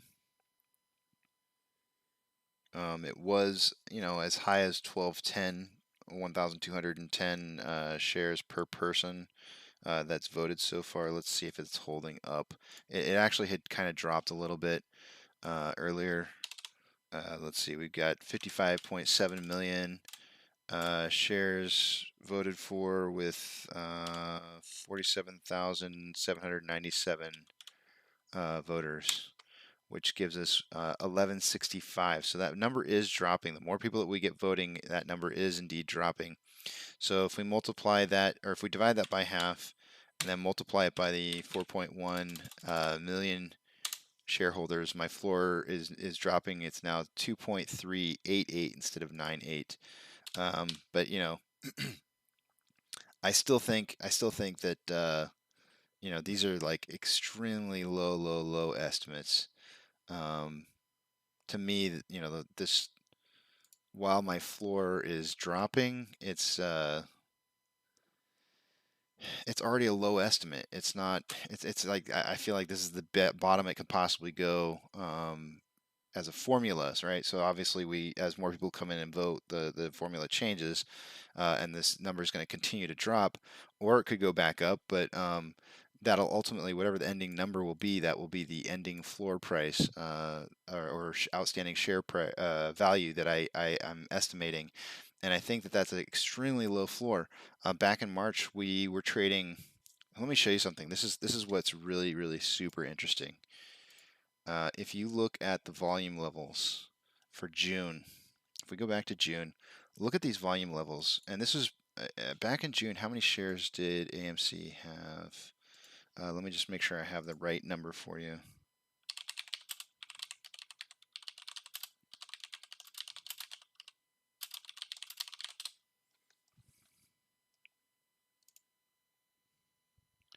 Okay, so in June, we had on June 1st we had about 500 million shares, and in June 2nd we had 501.78. So we'll just say 500, or just to see, or just to show you what I'm trying to explain here. But on May 27th we traded the entire amount plus in shares by over 200,000. And May 28th it was over. June 1st was over. 2nd was over. 3rd was over. Right. So we got 1, 2, 3, 4, 5 days where we in a row where we traded more than the entire amount of total possible shares that were supposed to be available. Meaning that every single person would have had to have traded their shares at least once on those days in order for that to happen. Or you could say like half the population traded them twice. 2 times over. It's just, I mean, it's too insane to even comprehend. Did we have any times? No, we haven't had any times since then where we traded over. But now let's go back in time a little bit here. There were times, I think, in January where we traded over the total amount of shares. Look at this. January 27th, 1.222 million shares traded. Okay. In January, we were only supposed to have on December 31st, we had 224 million shares. On January 22nd, so we'll go with January 22nd. Let's go with January 22nd. January 22nd, we were supposed to have 339 million shares. And that increases on the 29th to 377. So we'll just go with the number 377 and look at these. Anything over 377, we're going to count 1, 2, 3, 4, 5, 6, 7 days. 7 days in a row where we traded over 377 million shares, and we traded the entire float almost 4 times over on January 27th. 4 times. Let that sink in. In January, we more than likely had 4 times. That might be a high estimate, but we could have had 4 times the float, and the float was, or the total. I shouldn't say the float. The total amount of outstanding shares was 377 million. Almost 4 times, not quite, but close. Insane. So when somebody wants to tell me that 2 billion or 2 point whatever billion shares outstanding right now is too high of an estimate, no, it's not. Not even close. You can't convince me of that because back in January we were well over those numbers, and in May it proved it. The end of May and the beginning of June it proved it because we were hitting those kind of numbers again. So yeah, this 2.388 billion outstanding shares, I think is very doable. Extremely doable.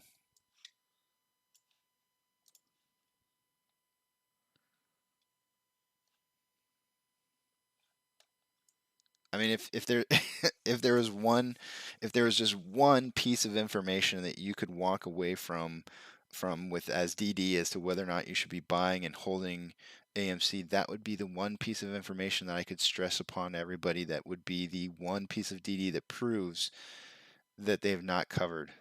When you see these large amounts of shares that are being traded back in June in one single day in volume, and it exceeds the amount that you have in total shares that are available, it has to tell you something. It has to tell you something.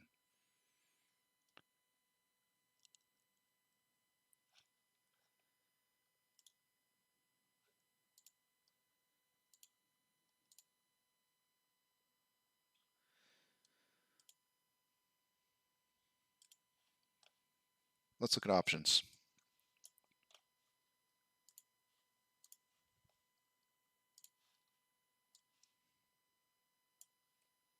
Ah, you son of a gun, you got me.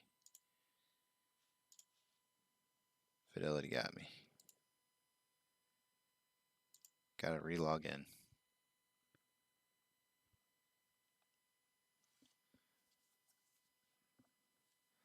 Sometimes I want to set it up so that it just it stays logged in, but I know that's bad.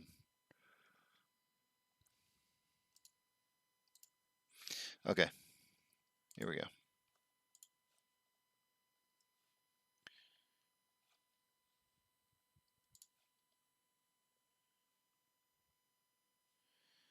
Okay, our biggest level of support right now is at a $33 strike price, but running up there real close is 35. So we're going to lower the volume from 35 down to 33. So there's not as much enthusiasm towards the $35 level, which is a little concerning about where the price could be moving for the day today. But it's at 12 points. We're just going to call it 12.7. 35, it is the runner up though. I mean, it's only off by 1,000 options. On the put side, heaviest level of strength of that is still at $32 for 16.7.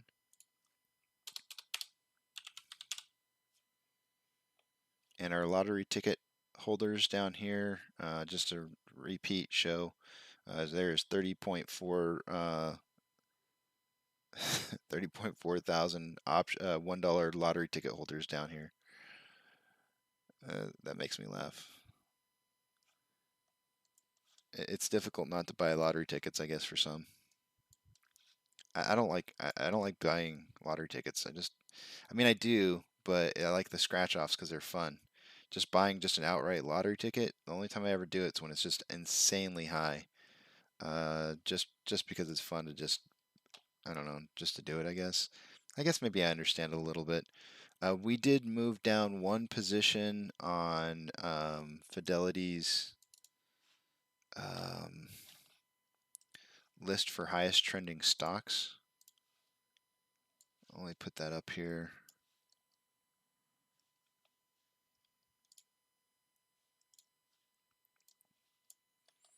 So we were in second. We're now in third. NVAX. Somebody, did you mention NVAX coin research? No, you didn't. It looks like AMC is trending currently at 68 buys to 32 sells. But it is trading in third spot for most trending. If we pull up the whole order list, GME dropped off and was 12th earlier. It's now 13th. But they do have a buy oversell ratio of 81 to 19. So they're just not having a whole lot of popularity as far as some of the other stocks that are in there for trading.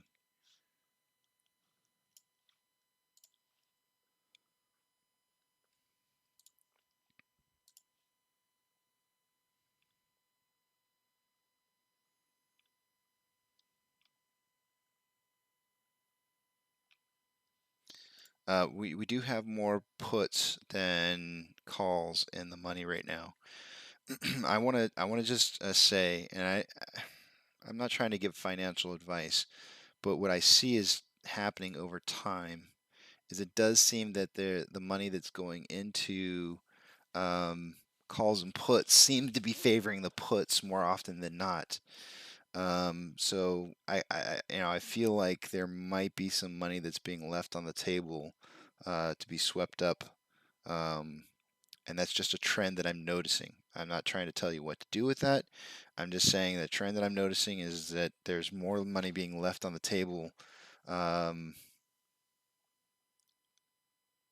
the retail investors than is being left on the table from the hedge funds. So take it for what it's worth. I do know that a lot of people will tell you that if you watch, I guess some good videos to watch would be from Trey, some of Trey's older videos. that talk about how you can get a gamma squeeze to occur in the first place has to do with options trading. So there is that to be said for it. But I'm just pointing out that where I see more retail investor money being left on the table from options trading currently for like maybe the last couple weeks.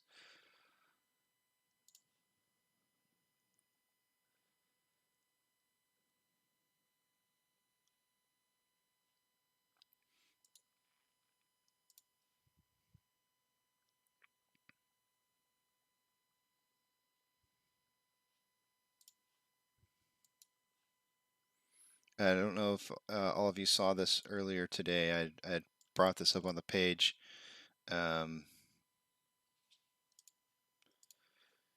Swiss National Bank increased their position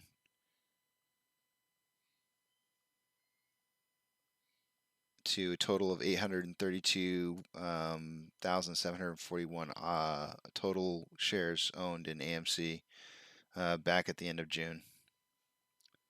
That's a pretty large position.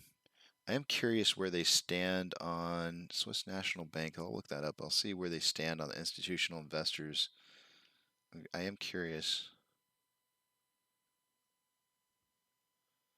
They should be in the top. They should be in the top of the list here, at least on the front page of the Nasdaq institutional holdings. Because what did I say the position was? 832. Yeah, that should put them on the top page. Because the last two here, last three are underneath that value. Citadel Advisors. Holy moly, Citadel owns a long position on AMC. I did not know this. I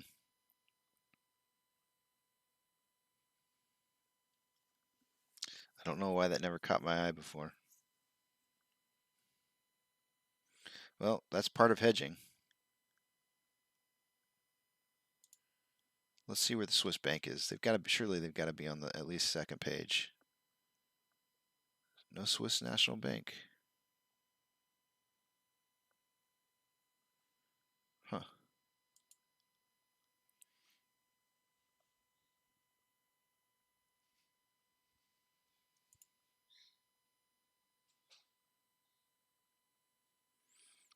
That is really strange. I'm not seeing them listed. I know they didn't just buy all of that because I looked at the Fintel report earlier, and I did not see, or they had previous. See, even here's the Texas retirement system, 46289. 46289 on Fintel. If you look at it, they're right here, 46289. So yeah, I mean that's accurate. Why the Swiss National Bank is not on that list, I have no idea. I mean, because they didn't just buy all those.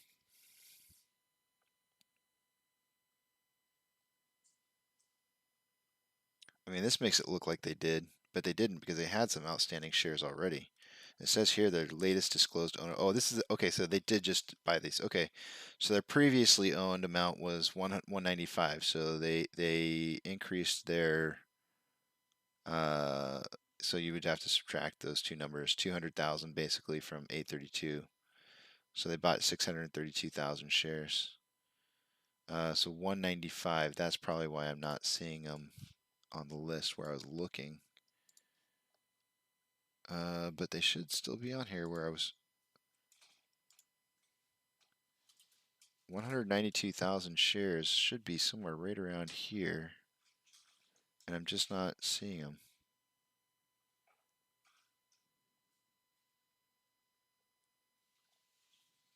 Interesting. I wonder if there's a difference between bank ownership of an institutional bank holding of shares versus other types of institutional ownerships. Although I wonder if I see any banks in here at all. Is Vanguard and BlackRock considered a bank? I don't think so. Here you go, Bank of New York. Strange. Most of these dates go back to 321. Maybe they didn't own such a large position during that time frame. Let me check it out one more time here. Yeah, they owned 195 by 331. I don't know. What did they own before that? They owned 130. Let's get down to the 130 range and we'll see if I see them.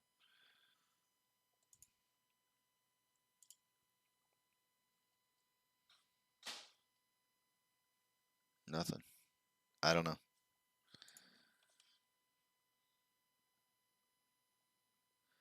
This value is increasing. This is 115.6 earlier, so there's been like 400, 500,000 shares that have been purchased since I last refreshed this page earlier this morning.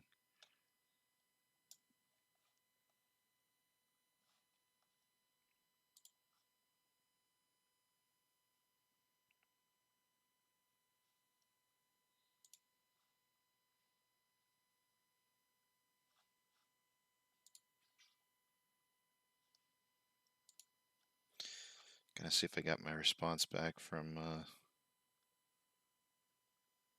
Nope, no response yet.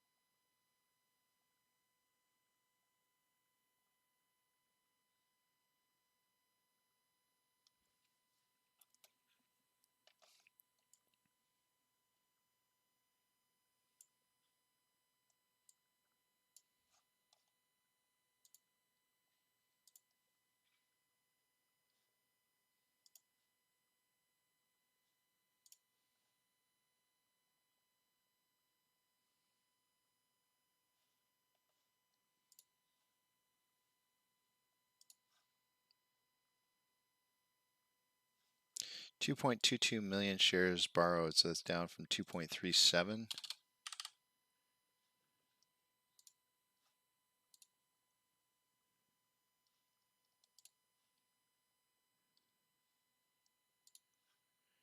Short share interest is 15.93%. That is a nice little kick up on that.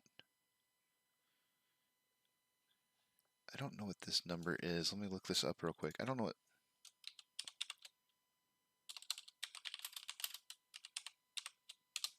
Actually, I think Ortex has little help signs.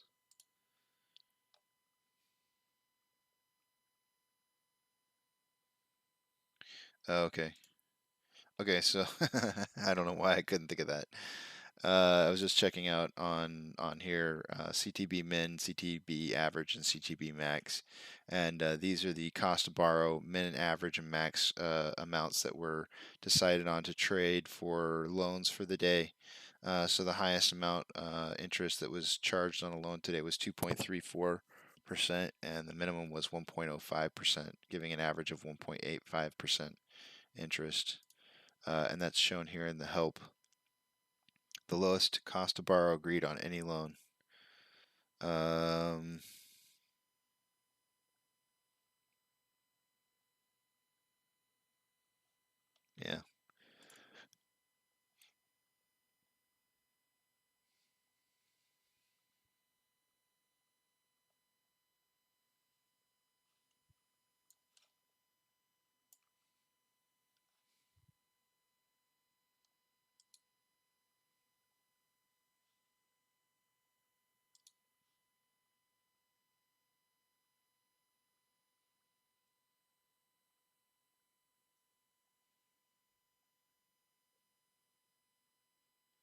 So I've always kind of been interested about days to cover.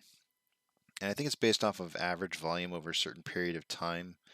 And so if your volume is really high and the expected amount of shares that are on loan or shares that are short are low, then the amount of days to cover is low. And I know that a long time ago we used to be looking at days to cover as a good indicator,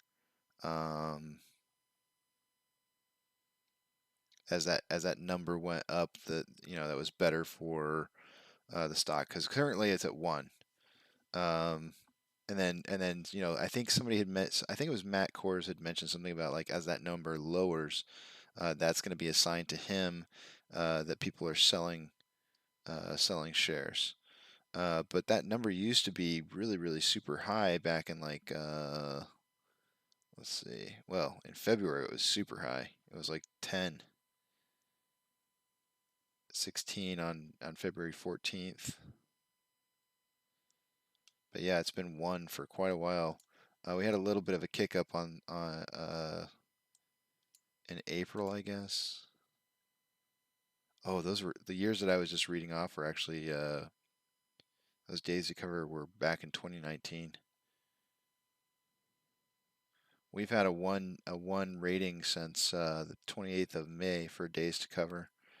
But obviously that's because they're just counting it on short shares. They're not counting naked shorts or synthetics.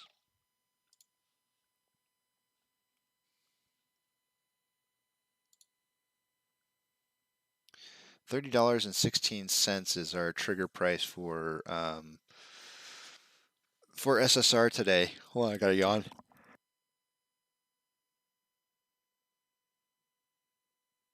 A stretching moment there. It looks to me like, let me just look at this and see how low 3016 actually goes here. 3016 would be right about there. That would be a massive drop for a cup and handle. I really feel like 32 is where it needs to kind of stick around, which is where it's at. Talking out loud. But we don't want this to extend out forever. At some point it's got to pop. It's got to pop off.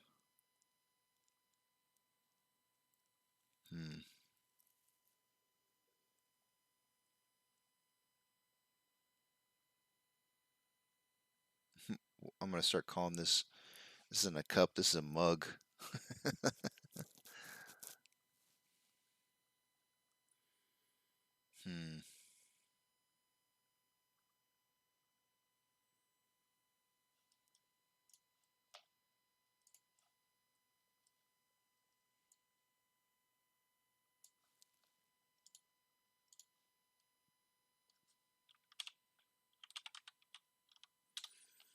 31.57. When we got down to this point right here, that would have been a 9.1% drop from 34.72.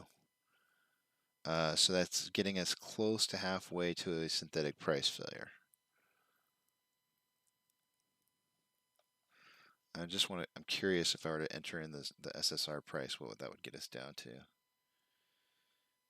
What was that value? That value was 3016. That would be a 13.1% decrease in price. I could see that happening. I mean, we did have a reversal of about 21.5%. So, I'm just trying to figure out whether or not I think we can hit SSR today.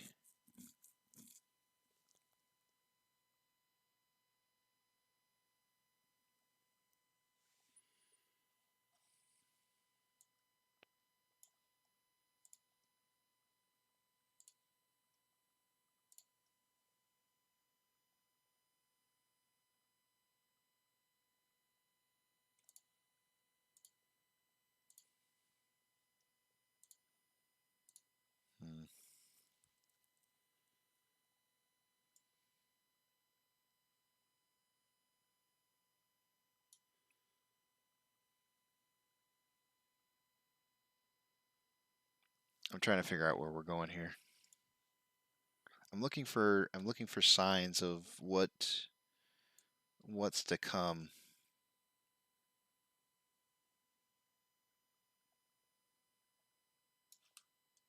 I feel like I'm not seeing the bigger picture.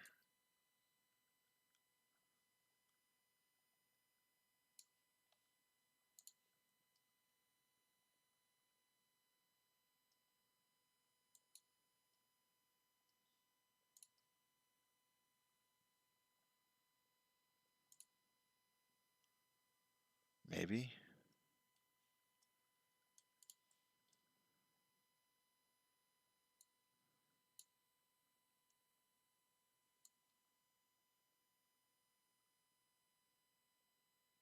Yeah, I'd run with this. So this is descending parallel channel.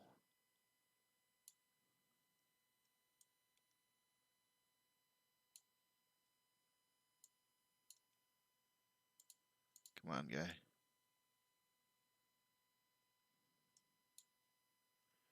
Trying to clean it up a little.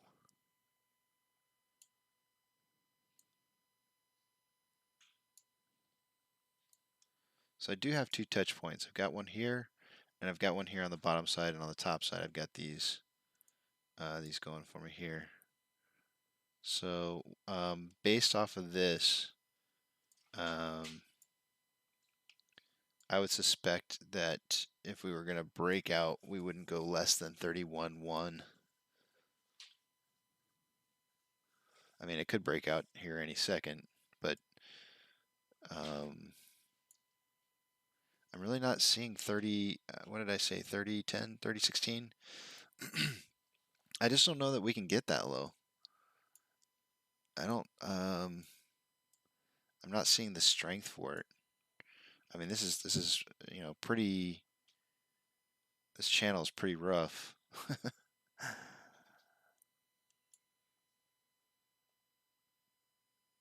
I do feel like I've got some Fibonacci retracements that I'm missing in here somewhere. Like there's a level of support maybe at like 31.57 or thereabouts, maybe 31.64. But it does look like it's breaking out. This period of time right here looks like consolidation big time. Like a wedge.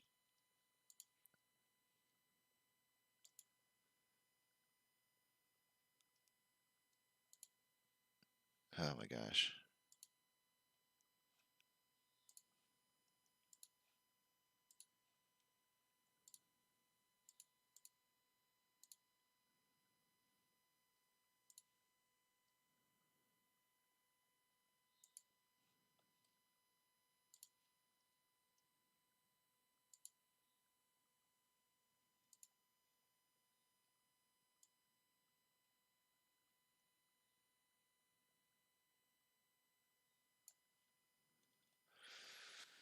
I mean, we're breaking out of the descending parallel channel right now, and we're actually breaking. It looks like we're going to be breaking out of this wedge as well. So, I mean, this could be the change right here that we're going to have.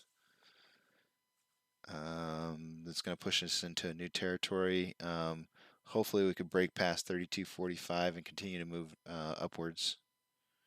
Volume is at 25 million shares in. Oof, an hour and 45 minutes into the day. I want to math a little here on the side.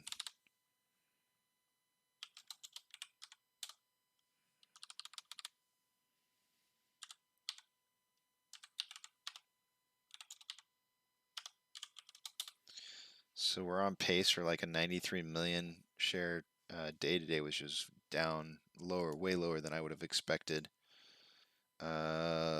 Based on what we were looking at this morning, we've definitely had a drop off in volume over time, pretty massively. I mean, we're only trading 130 some odd shares, 130,000 shares or less right now on average, when we were doing much better earlier in the morning.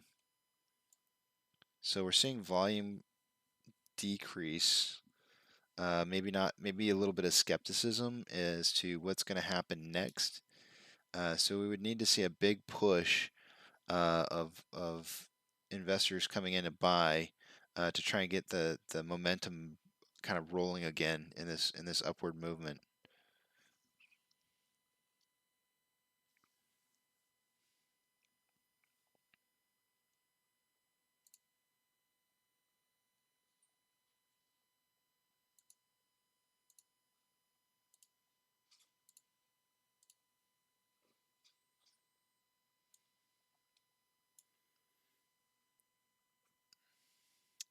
We were trading, getting closer to getting up and beyond the VWAP, which is a good thing. We want to be above that if possible. Inflow versus outflow.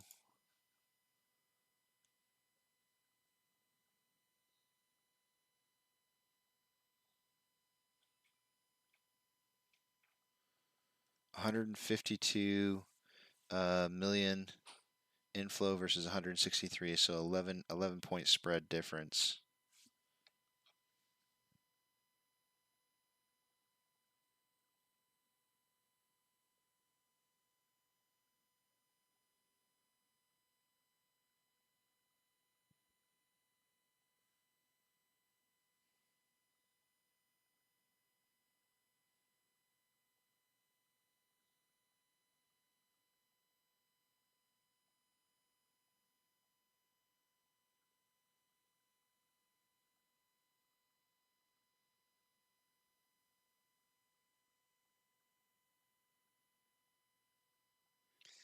Let's see here.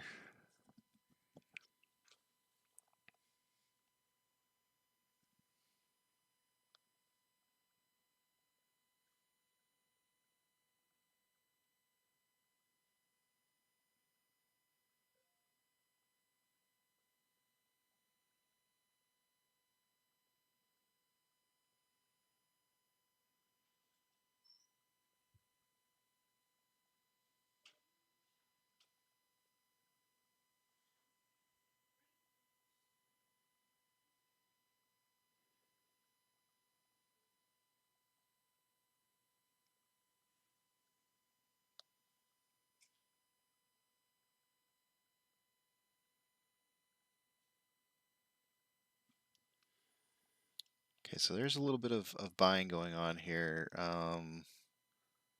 Still not in the right amount of volume that we need to see. We need to see about 250,000. We're at 130s, 160s, but we're moving in the right direction. I did want to see us above 32 and kind of holding there, especially for this 30-minute cup and handle, so to speak.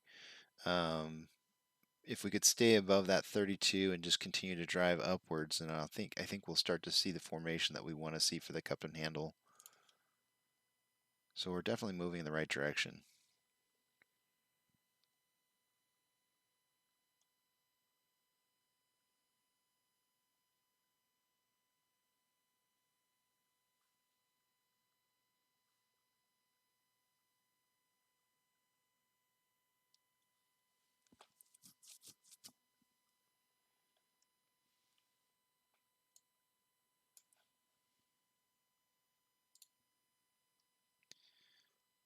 Shares borrowed is at 1.88, so it's dropped again from 2.22 to 1.88 million.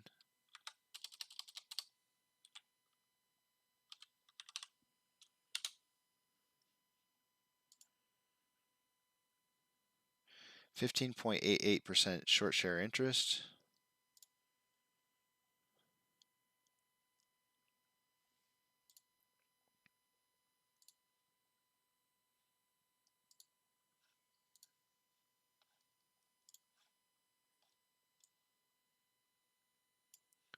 The heaviest level of options for calls is at $33, still with 14.5 thousand shares, up from 12.7. And on the put side is strengthening around $32, still at, it's now at 17.8, it was 16.7.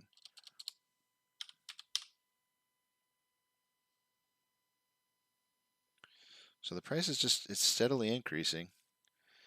This is our run, but it's not like what's the word I'm looking for? It's not volatile. It's not just massively moving up in price. It's getting a fair amount of resistance. Not like a whole lot, but just some enough to keep it from just launching.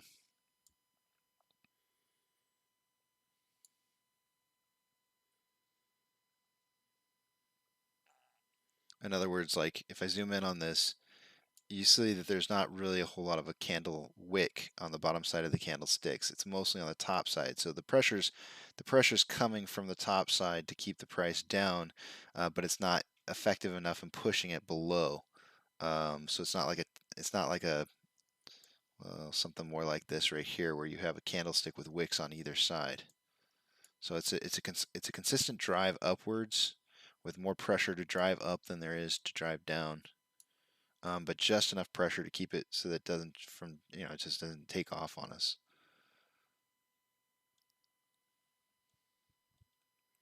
So we are now trading above the VWAP. That is a good thing. Volume is starting to pick back up again. We are at the 250,000 shares traded during this minute here. So we want most of our candlesticks to be right around this mark right here. So they're a little bit low, but on the other ones, but we're starting to move in the correct direction.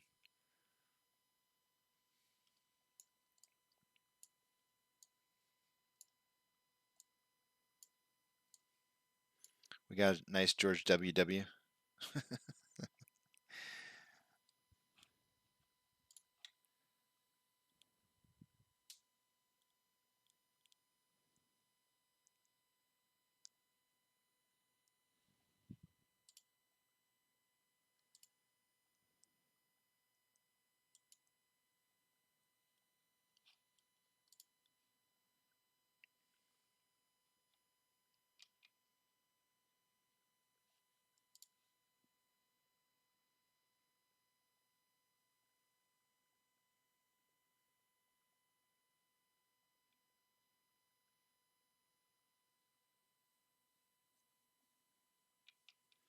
So I got about 8 minutes left before I'm going to take my my lunch break.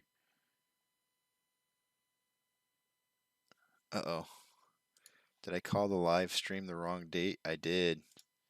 No wonder. My mom's saying, I can't find your stream. I have the wrong date. There. Hopefully she sees it differently now.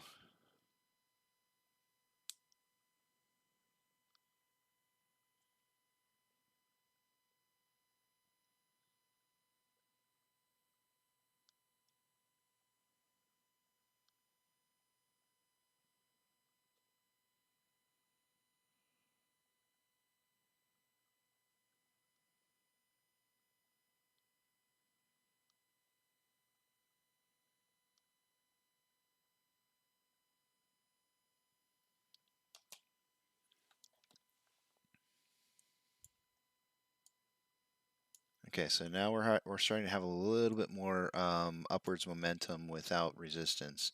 It's starting to pick up a little bit faster. You can see the shares moving a little bit quicker in the trades. And we're definitely broke out of the descending parallel path, so I'll go ahead and delete that. We broke through the 32.45 level of resistance quite nicely. This could be our movement into that next phase of moving up and beyond the cup and handle, the 2-day cup and handle that we saw, which should be some pretty good movement. I don't know honestly what the theory is that stems around on how much movement you should see after a cup and handle. I would assume that has something to do with how the duration of the formation. That's actually something really. I'll look it up.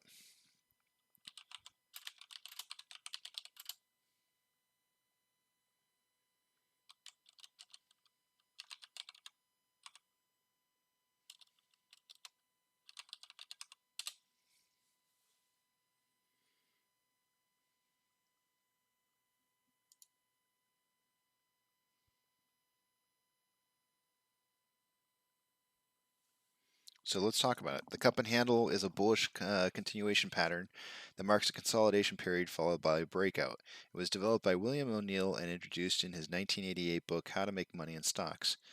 As its name implies, there are two parts to the pattern, the cup and the handle. The cup forms after an advance and looks like a bowl or rounding bottom. As the cup is completed, a trading range develops on the right-hand side and the handle is formed. A subsequent breakout from the handle trading range signals a continuation of the prior advance. So the prior advance.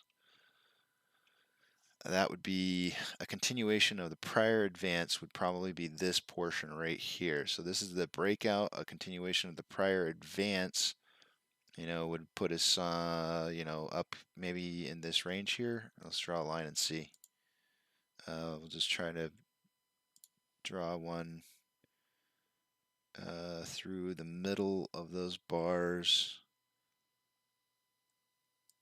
to the end of the day. Something like that.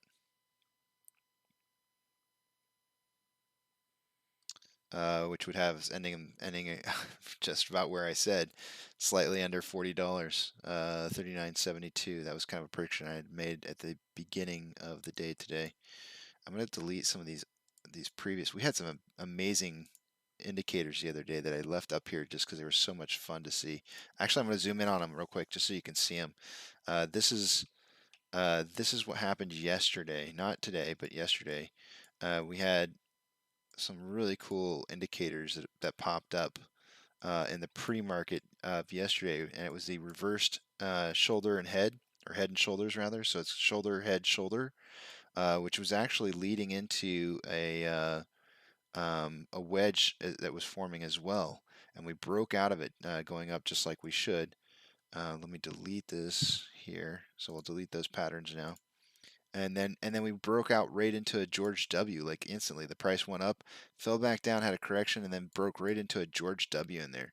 It was just like, what? How is that? How is that possible? And I'm sorry. It was a cup and handle, not George W. The George W. came after. So we went from the head and shoulders into a cup and handle. Here's your cup and your handle, and it was intraday cup and handle, straight into what maybe some a George W followed by some consolidation, and which I kind of drew a wedge out in a box, and we broke out of the box, heading up. It was beautiful. It's just absolutely textbook movement, and I'm deleting those now. And it was a perfect day. It was just absolutely so many indicators that came, followed through the way that they were supposed to. But you're probably wondering, if you're just joining the show and you're seeing this, or you're not sure what's happened over the last couple of days, when you pull in a 30-minute interval and you zoom in on the last 2 days of trading, we have a formation of a cup, and this is our handle right here. And I'll show you what that looks like on the page here. This is kind of like, this is probably more of a 1 minute. I don't know what kind of chart this is. Let's see if we can figure it out. Does it have any indicators? I don't see any indicators.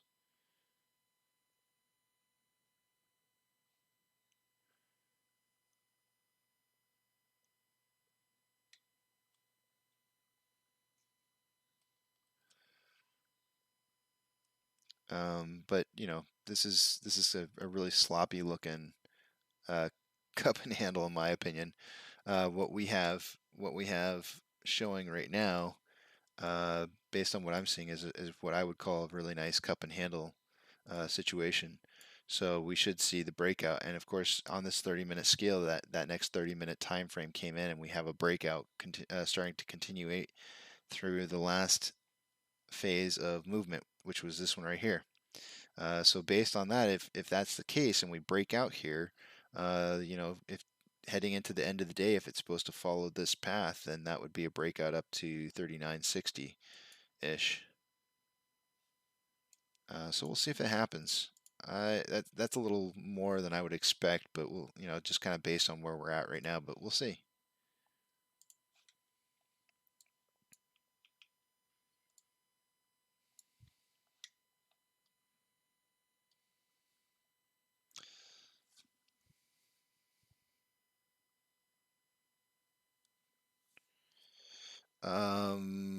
Trend. To qualify as a continuation pattern, a prior trend should exist. Ideally, the trend should be a few months old and not too mature. The more mature the trend, the less chance that the pattern marks a continuation or less upside potential. So what they're saying is that this should be over a greater period of time. 2 days is I feel like a 2-day cup is significant. It's obviously not the best. You want to have a much greater period of time showing. The cup should be U-shaped and resemble a bowl or rounding bottom. A V-shaped bottom would be considered too sharp of a reversal to qualify. The softer U shape ensures that the cup is a consolidation pattern with valid support at the bottom of the U. The perfect pattern would have equal highs on both sides of the cup, but this is not always the case. I think one of the important things about this 30-minute cup, 30-minute interval over 2-day cup, is that not this top here, but the actual top of the candlestick right here is 33.99, and this top of this candlestick on the other side is 33.55. So it was really close, but not quite as tall on the exiting side of the cup.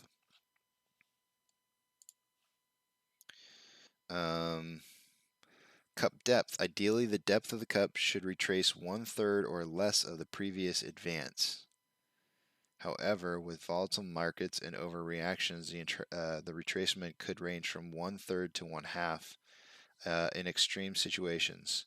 The maximum retracement could be 2/3, which conforms with Dow theory. The handle. After the high forms on the right side of the cup, there is a pullback that forms the handle. Sometimes this handle resembles a flag or pennant. Let's see what we got here. Does this resemble a flag or pennant? Not really.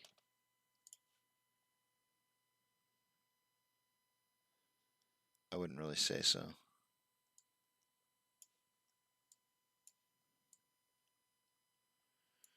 I mean, I guess it could. You know, if this portion is the down portion, it starts to flag over here and becomes what looks to be like a pennant. You could say that.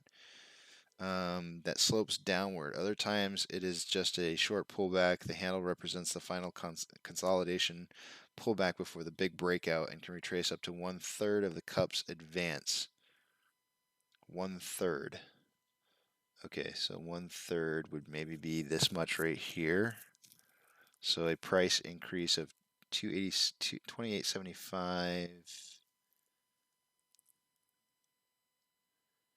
28.65 to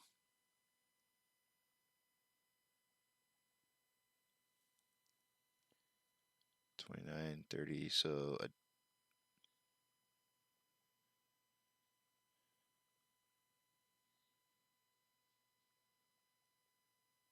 like $1, $1.40. So $1.40 up from where we're at right now.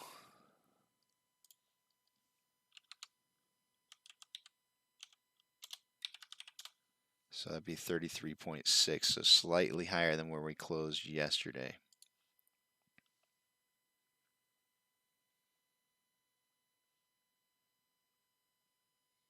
It says, but not usually more. It can retrace up to 1/3 of the cup's advance, but usually not more. The smaller the retracement, the more bullish the formation and significant the breakout. Sometimes it is prudent to wait for a break above the resistance line established by the highs of the cup.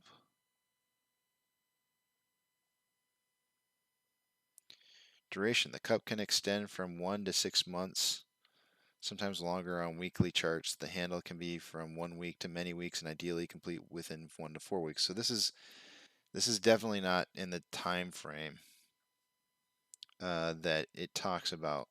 So it would need to be over a much larger period of time. Volume.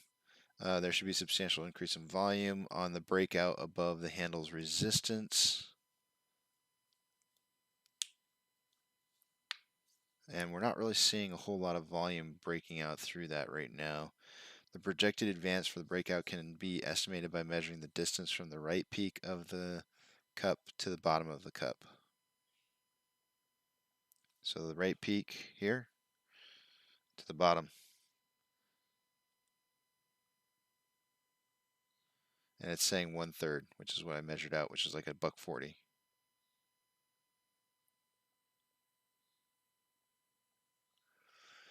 So I think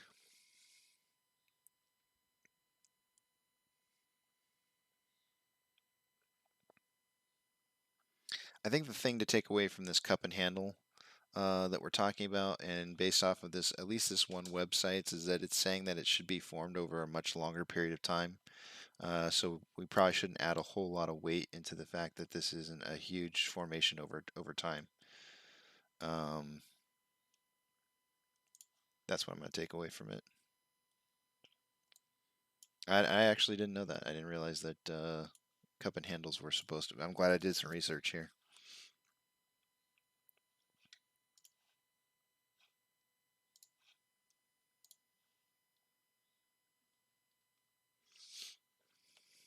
Okay, guys. I am going to take a short break here for about 40 minutes, and I will see you guys back here in a little bit. Lunchtime.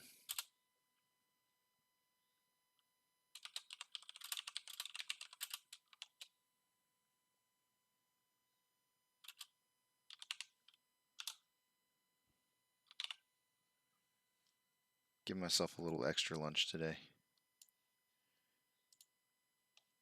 All right, guys. See you on the other side.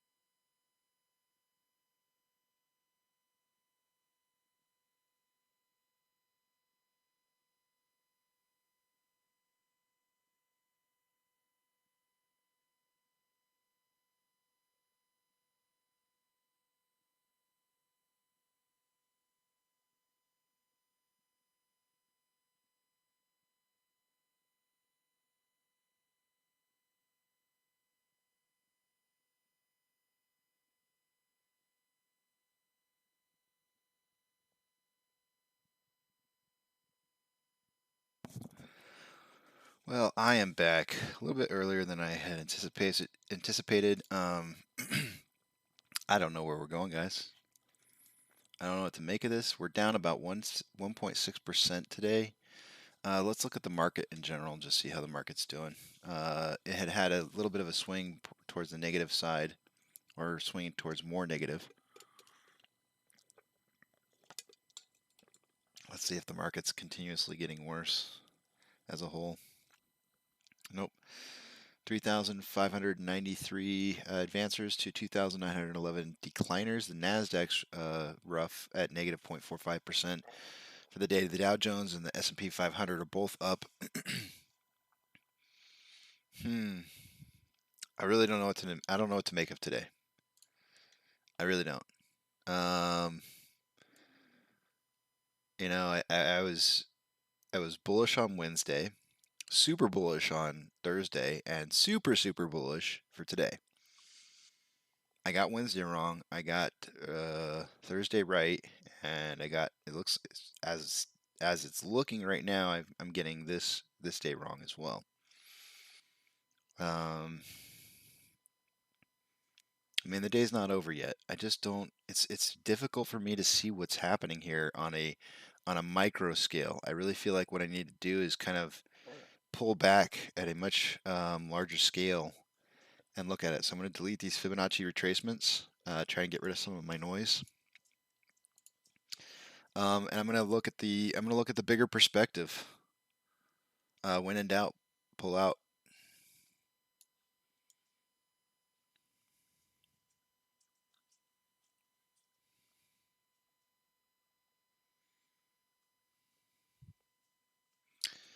Yeah, I'm really I'm struggling to find or make some kind of sense of what's going on here. Volumes dropped off to about 33.6 million shares about 3 hours into the day. So we're getting close to being halfway through the day today. So if we were to just double the number of shares that we've traded so far, right now we would end up being at 66 million shares traded for the day, which is way less than what I anticipated. Way less. It's not even. I had 130 to 150. This would be the first time since I think I've been doing or following the volume predictions that I've been so far off. I mean, just drastically off. So in other words, our volume this morning was not indicative of what the day is actually turning out to. So I honestly don't know what to make of it. Um,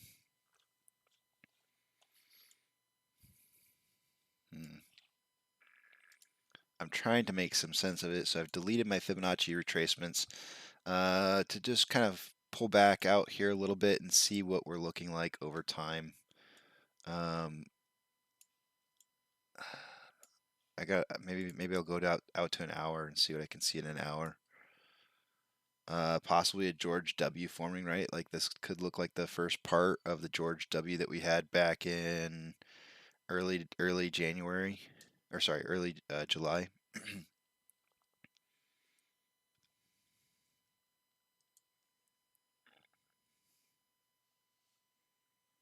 But if that were the case, then we would have a declining day over day, probably both today and Monday, followed by a upswing on Tuesday next week. I really don't know what to make of this.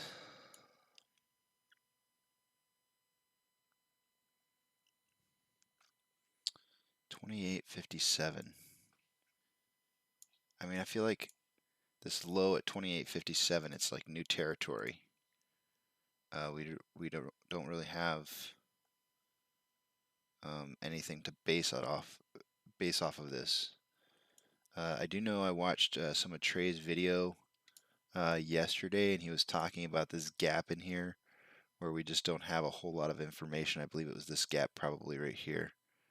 Nope, that's too high. It was probably, it might have been this one in here. I don't remember exactly where it was, but um,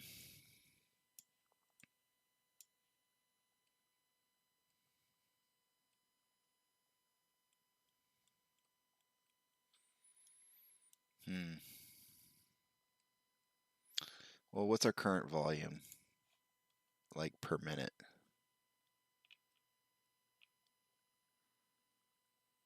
It's not, I mean, it could be worse. I wouldn't say that it's like horrific.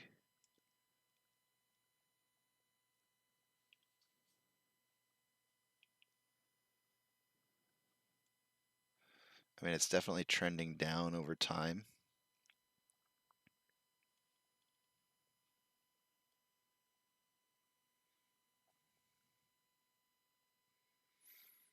Hmm.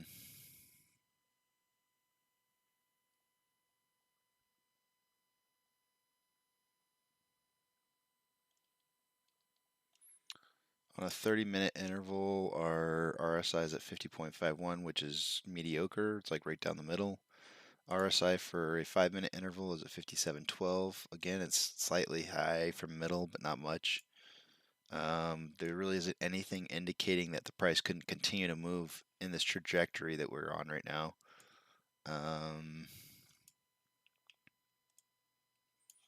You know, we have a 30-minute bull and handle, followed by a 1-minute possible bull forming.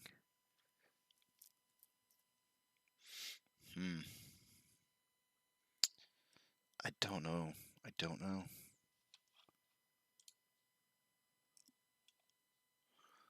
Let's take a look at some of the other issues. Some of the other options. We'll look at the options here. We'll look at how much is being borrowed. We'll see what we can make at this.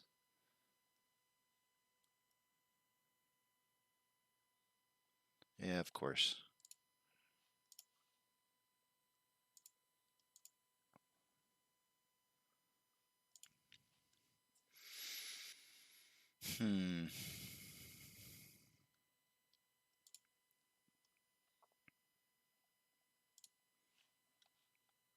It's just strange to see volume like just drop off like this.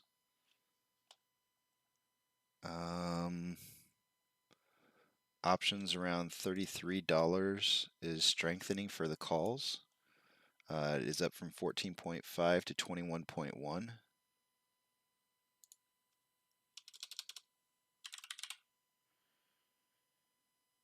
On the 30, it's still 32 for the puts. It's 23,000 from 17.8.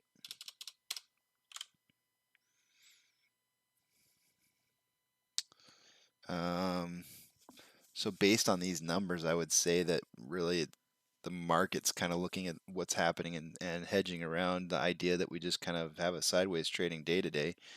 John's going to be, really happy with his price prediction, because if that's the case, we're going to just kind of trade sideways for most of the day today. In terms of where we opened up at.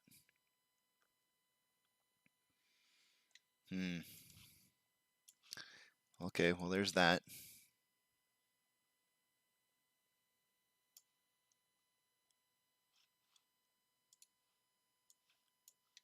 One second.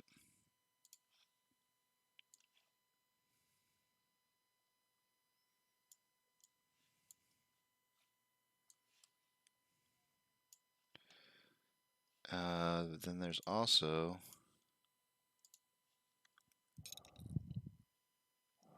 orders by Fidelity customers and trending stocks. We're still in third. No, we're not. We dropped. Okay, so AMC is just kind of falling off here as far as popularity goes on trending stocks. So we're down in 5th position now. 5th for AMC.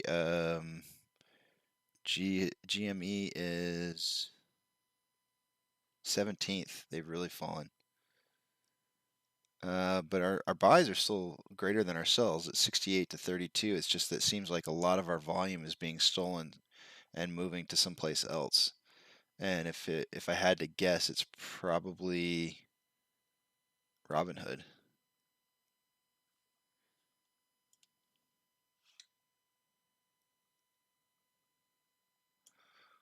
Robinhood stealing the volume again. What are their volume at? It's not even very high. It's only 48 million. It's not very high.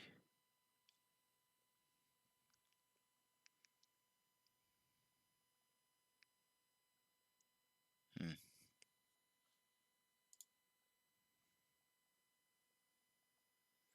I mean, all things considered, we're really not trading that far off from, say, for example, where Amazon or Amazon is at right now, which is negative 1.1%.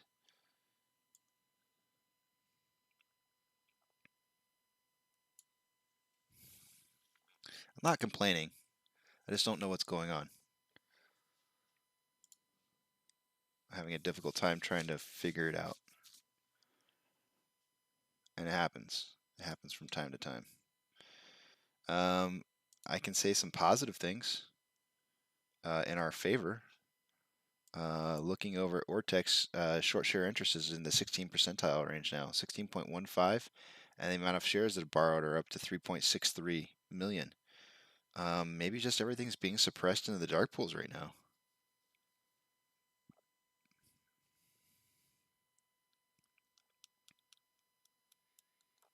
Because the amount of shares borrowed, that's through the roof. We were down to 1.88 million at one point. Now we're up to 3.63. I mean, what's going on here? What is going on? Where's our volume at?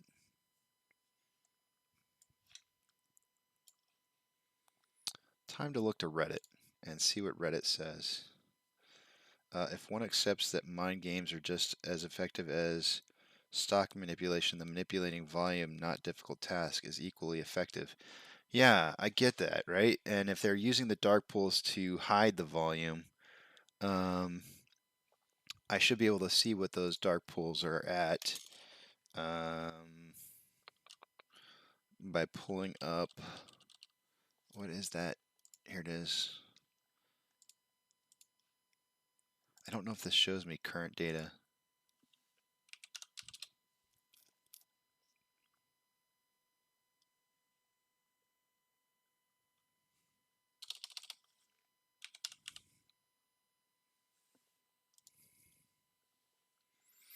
Okay, I think this is supposed to be current data.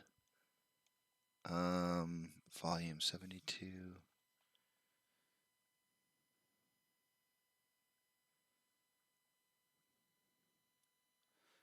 Okay, let me verify my information here and make sure that something's right. 72.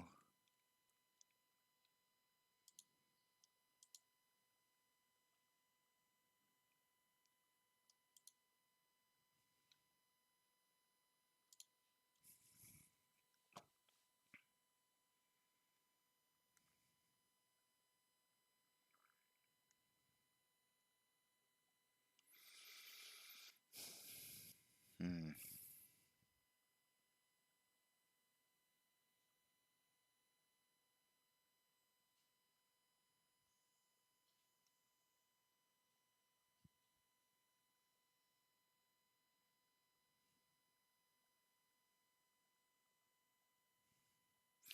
The only place that I can see the dark pool numbers is from the previous day. So I don't have access to seeing what was what's traded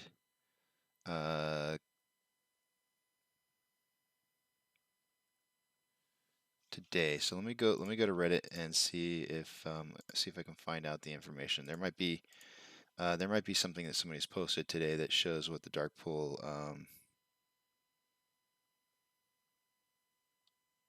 volume is.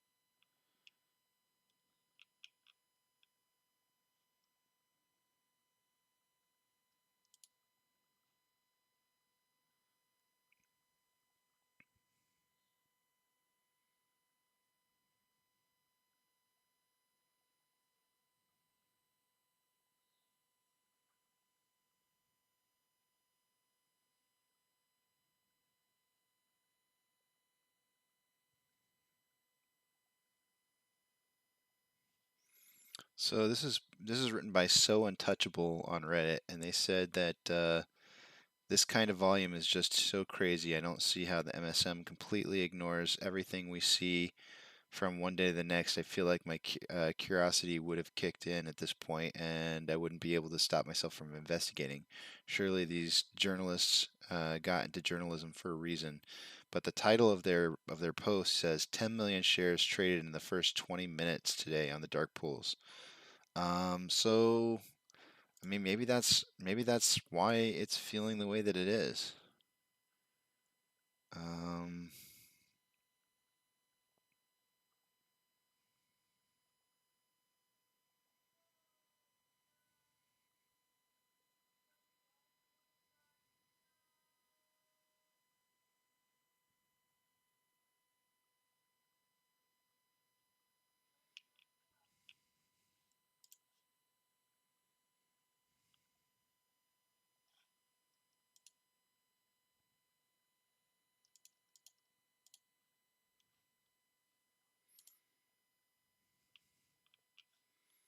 I don't know. It's just really difficult to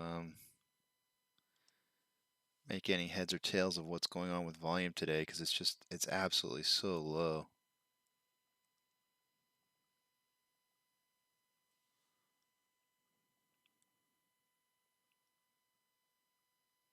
Our pre-market data um, that I normally kind of give my predictions off of are based off of what we look like in pre-market hours.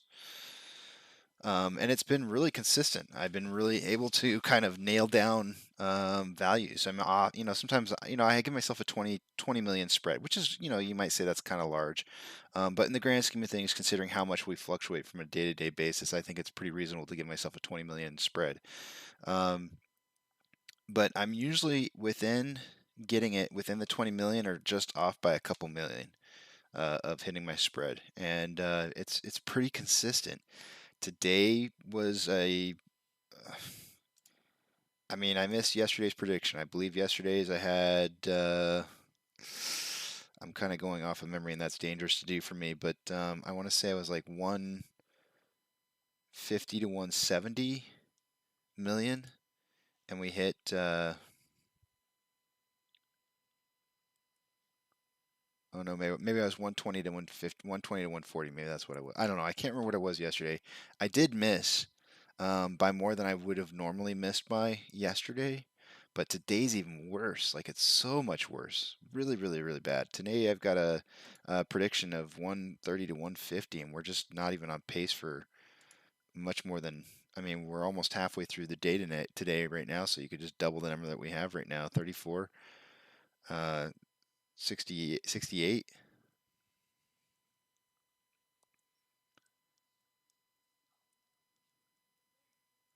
68 to 70 million shares traded by the end of the day. I mean, that's actually estimating high because that's taking the first half and assuming that the second half is going to be just as big when we know that there's drop-offs that never really recover. I mean, we recovered volume typically towards the end of the day, but it's never a recovery, an inverse recovery of what we've lost over the day for the first half.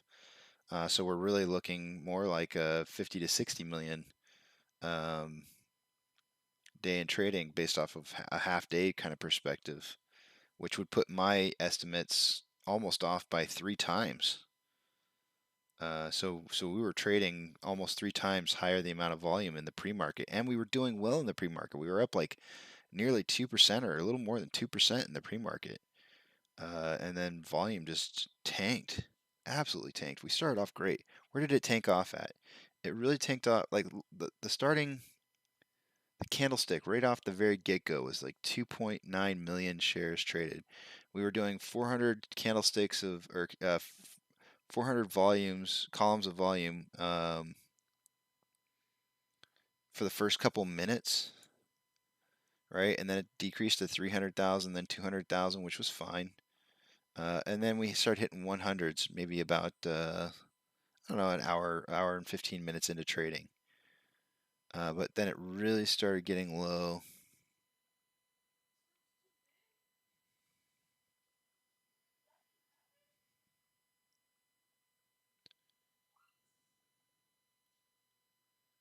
Where did it really start getting low? Yeah, probably right around 10:56. What time is that? Eastern or Central? 10:56. Okay, that would have been Eastern time. So 11 o'clock Eastern Standard Time, volume just tanked, and it hasn't. I mean, it's had ups and downs ever since, but still trending just down. You can see that we've moved up and across the VWAP, so we're trading at a value that's higher than what our volume is showing. So that's good. I mean, at least we're trading better than what our volume is insinuating that we should be valued at. I think that's a good indicator right there. I'm stumped. I'm stumped today. This is one of the few rare days where I'm just completely at a loss for words. I don't know. I don't know what to make of it. When volume goes from 108 down to half that amount, for no apparent reason on a day where it's looking like we're going to have good momentum going into the next day.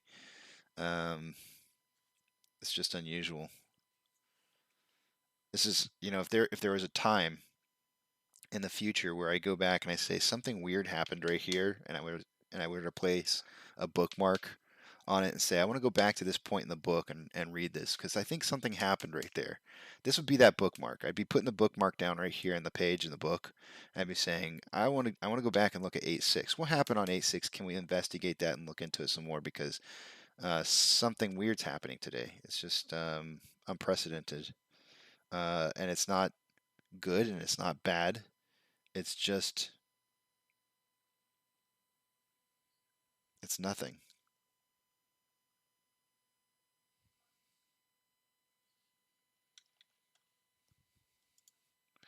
It's nothing, but it's something. That's the strange part about it. It's everything.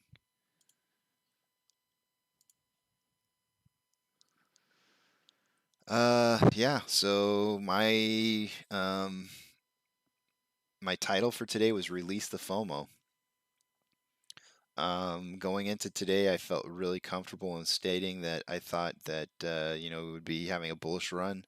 Figured we'd hit around $35, have a bunch of investors come running to the table to start buying up shares and afraid that they were going to miss out, and which would catapult us up into the $40 range, and then it would. I felt like we could get a lot of resistance at kind of like the $40 range and kind of settle somewhere just slightly underneath $40. And that's just, I mean, we're not even able to get back up to the 35s. There is a little bit of a pattern kind of forming right here. Yeah, I see a little bit what may appear to be like a shoulder, head, shoulder, but the price went the wrong direction for this. Oh, wait, no, that's the right direction. It went the right way. So I don't know, man. There's so stuff. This is really weird.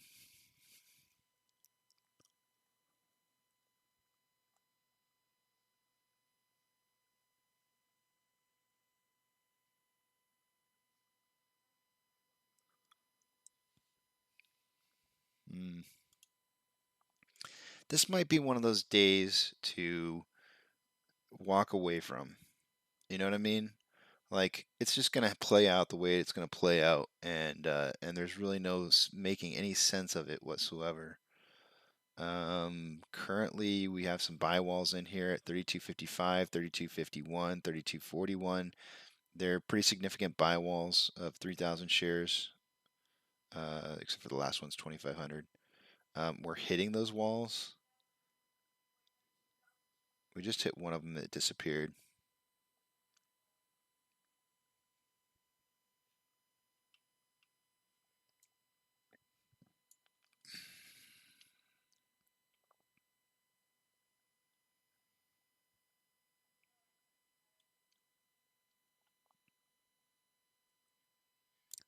there's buying earlier. One of the problems that I was saying that we were having was that the bid side looked weak.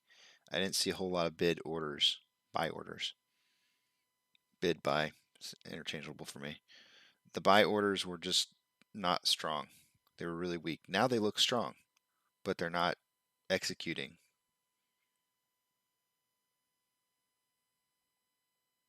They're not executing to the point to where they're driving through. And when they do drive through, it's a stair-stepping action that kind of causes to go up, but then we have reversals. On a 30-minute interval, I wouldn't say that the RSI is overbought or oversold, so that could be the reason why it's going up and down, up and down. On a 5-minute interval, it's right down in the middle again. So I think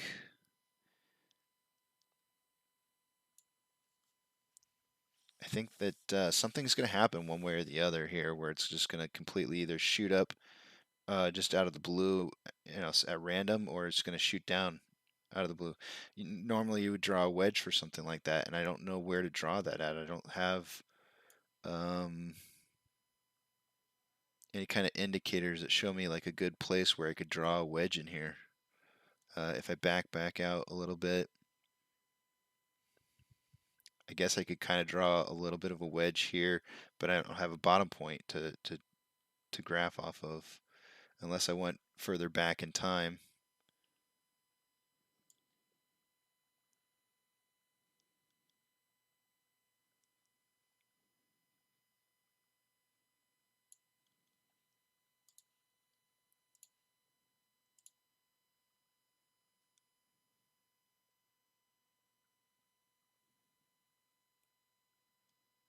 So I'm thinking that there's just something like macroscopically that I'm missing.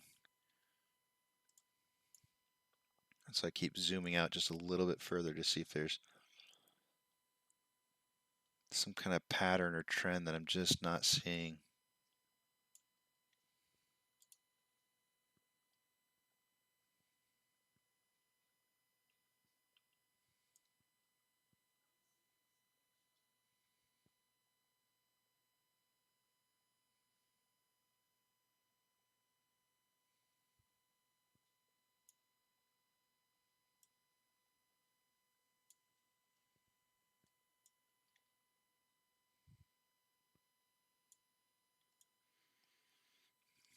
Well, I see there's 4 viewers right now. For those of you who are here, I'm stumped. I'm trying to figure out what's happening. Volume is lower than it should be. It is so low. It's not trending the way anywhere close to what it normally would do, based off of our current morning volume. There's just so many indicators that would have indicated that today was going to have more buying pressure. We're seeing it fall. The stock itself is falling off the trend list for Fidelity. It fell down. We were running at number 2 at the beginning of the day today, and then we've now dropped down into 5th place in popularity, or at least in trends in popularity. It's hard to say. I mean, AMD took us over. Novavax took us over. Moderna took over. I want to say Robinhood's stealing some of our thunder, but I can't even say that because if you go over to Robinhood, you can see that their volume's only at 5164. So volume's super low for them as well. Volume on GME, I don't watch it a whole lot, so I'm not really sure what it trades at. I could pull it up. I mean, we could pull up the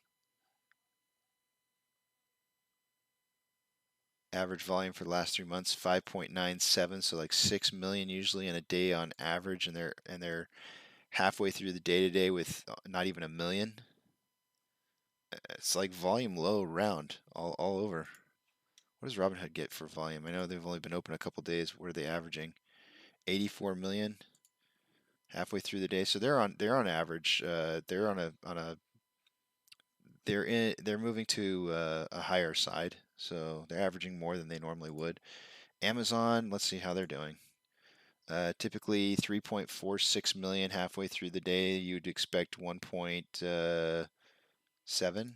They're at 1.4, so they got low volume.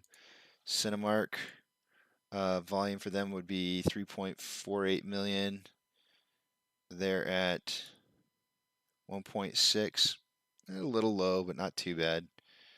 GME, oh, we already covered that one. I don't know. So I'm trying to look for some kind of pattern, something that just really strikes me as something that, oh yeah, look, here's something I've been missing. I haven't seen this, and I just can't find it. It's just really, really kind of mind-boggling a little.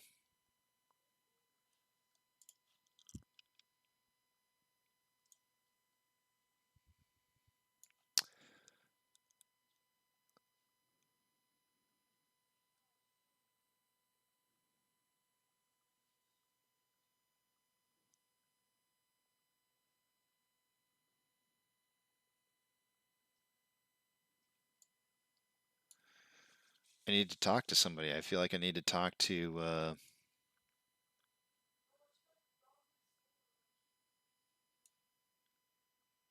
inflow versus outflow.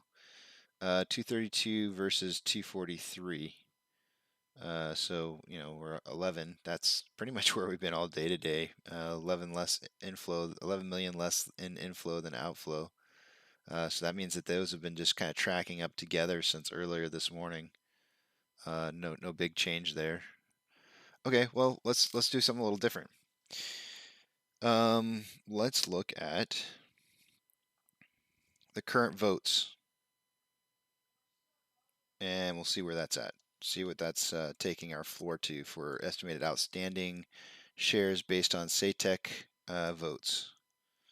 Oh, try face again. Thank you. And we'll just we'll update some numbers here.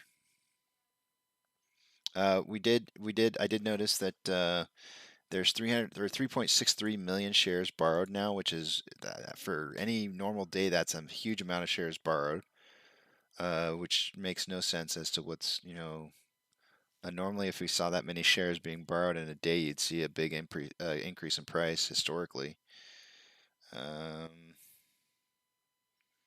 So SATEC, let's see where we're at. 56.2 million shares have been voted on by 48,412 voters, bringing our total to 1160. If you multiply that or divide it by 2 and multiply by 4.1 million, 2.379. So the number is lowering for our estimated outstanding shares. I don't think this will ever drop below 2, no matter how many voters we get in here voting for this. This will never drop below 2, and this would be the bare minimum that we could possibly have once we're done with this whole tallying process. This number will never drop below 2. I can't imagine it happening. There's just no way. So we will continue to watch that. Shares are being borrowed.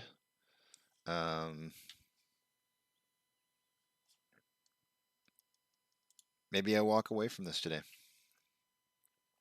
Swiss National Bank was the last 13F that was filed for AMC. Still the last one.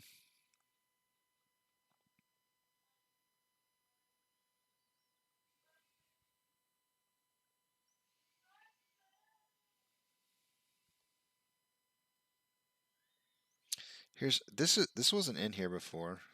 I don't recall seeing this. Hightower Advisors LLC looks like they have a put.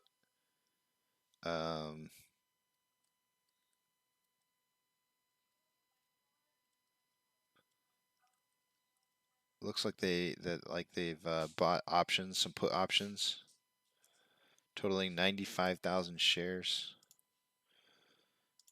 which would be 9,500 options. Oh wait, am I getting that wrong? No, that should be right.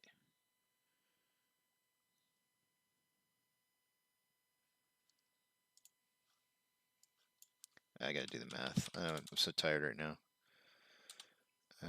It should be 90. It should be 9,500. Oh, it's 950 options. My bad. I had to drop 2 zeros and I only dropped one. 950 put options for Hightower Advisors. Those put options were placed back in June.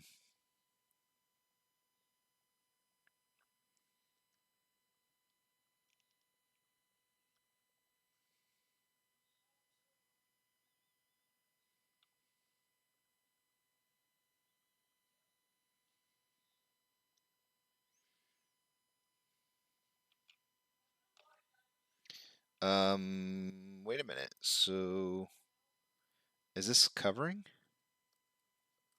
Wait a second. Because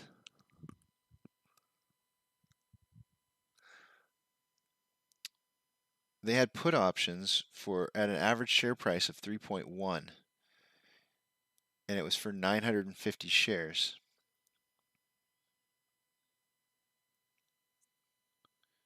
If they covered, then that means that they would have had to pay out a very large amount of money, I would imagine.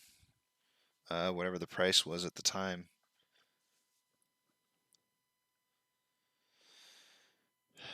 Hmm.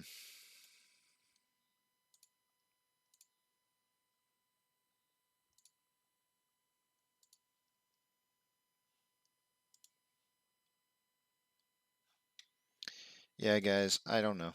I really don't know what to make of today. I'm gonna leave the stream running. I'm gonna probably walk away because it's frustrating. It's a little frustrating to not understand what's happening. And it's just gonna be another day of trading that we're just gonna watch, and it's gonna do what it's gonna do. So maybe I'll come back a little bit later, and we'll wrap out the day today together, and just kind of close it all up, um, and see where it goes.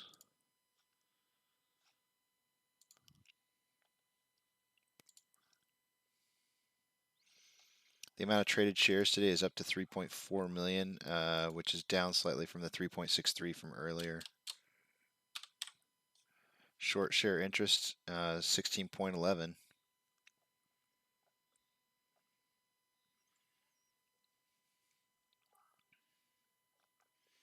All right, I'll tell you what, guys. If there's massive changes to, I'll watch it throughout the day remotely. If there's massive changes, I will come back and I will do a cover on what's happening. If there's not changes, then I'm gonna go spend some time with the family today, and there's no need to take part in sideways trading that makes no sense. If I find something else, I'll come back and I will and I'll discuss it with you guys. Let me go through some of my Twitter feed real quick here and see if I notice anything in particular. If I see something in here, maybe I'll stick around. If it's something that's um, intense or something we need to talk about.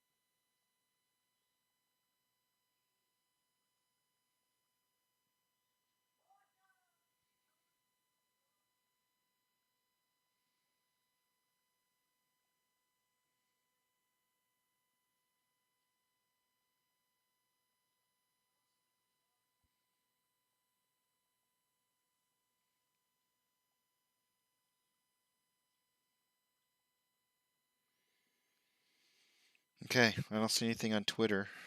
There's nothing really, nothing that pops out to me here. I haven't seen anything on Reddit at all.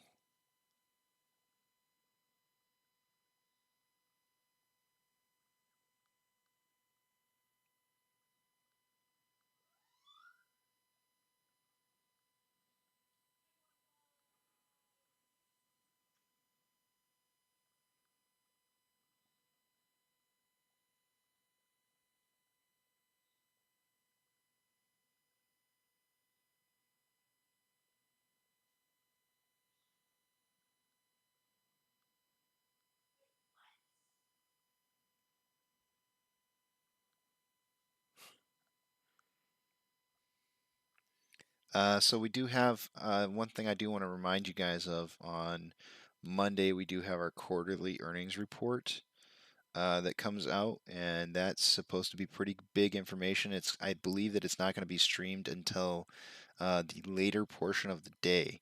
So I'm considering changing my feed for the day to be a little bit later.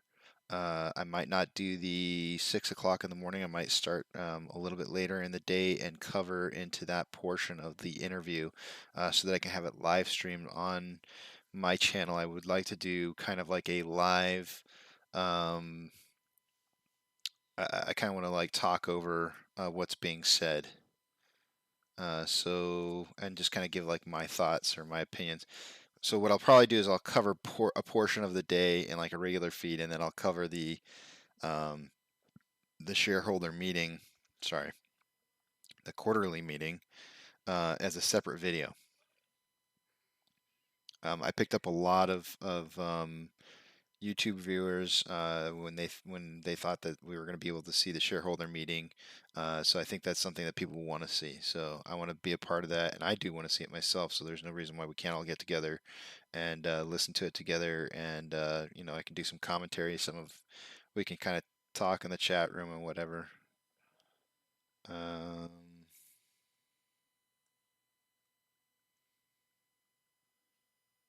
I'm not seeing anything.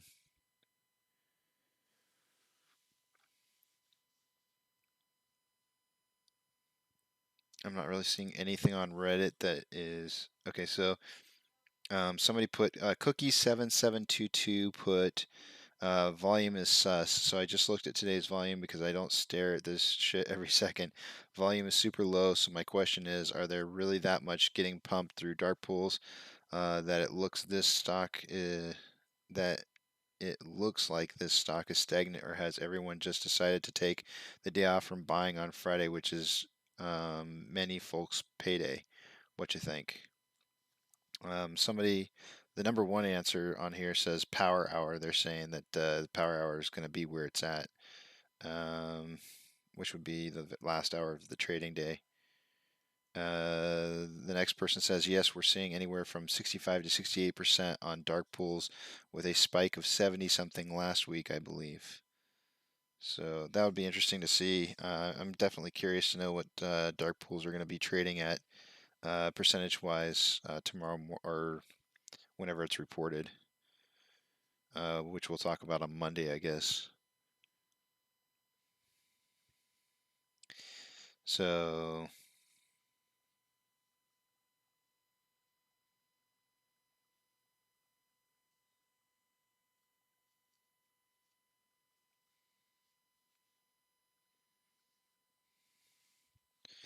it's so strange.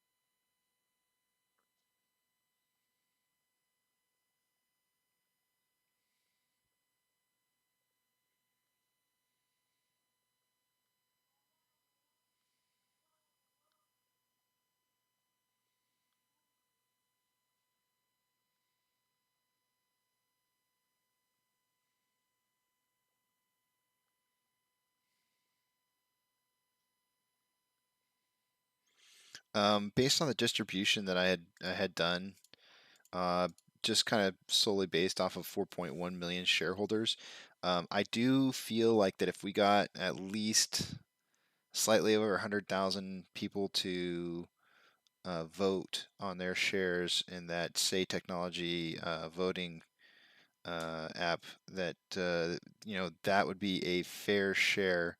It would be slightly higher than 1%. It would be like 1.125% of the total population of 4.1 million. If we got that many people to vote on there, I think that would probably be. I would feel comfortable in saying that that's a good representation of the total population. However, we're only at 48,412 votes. So take it for what it's worth. It's actually 4,481 votes right now. Or I say votes, but it's shareholders that have voted. So, so we're not even quite half on that. So hopefully we can get more people that'll put in their votes before the end of the weekend.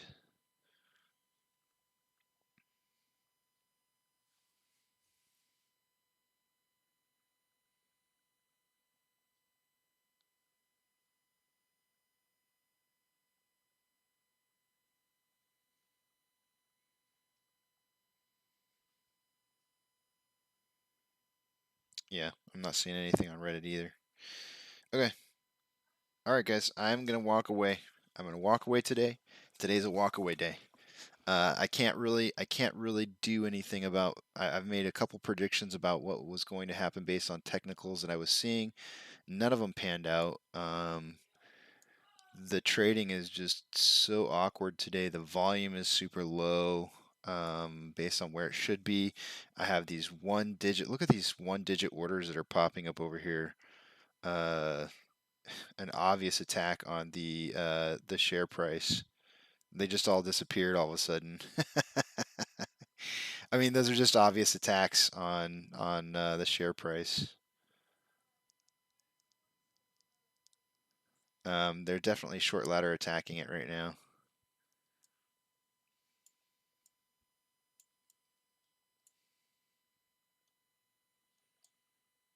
It just seems like so much weird stuff going on. I don't even know where to begin. But anyways, I will leave the live stream going. I'm gonna type in here that I'll be back for the power hour. I will be back. I will come back. I'll make sure to be back by 2. But I'm just gonna give myself an extra 2 hours to spend time with the family or do whatever it is that I need to do today.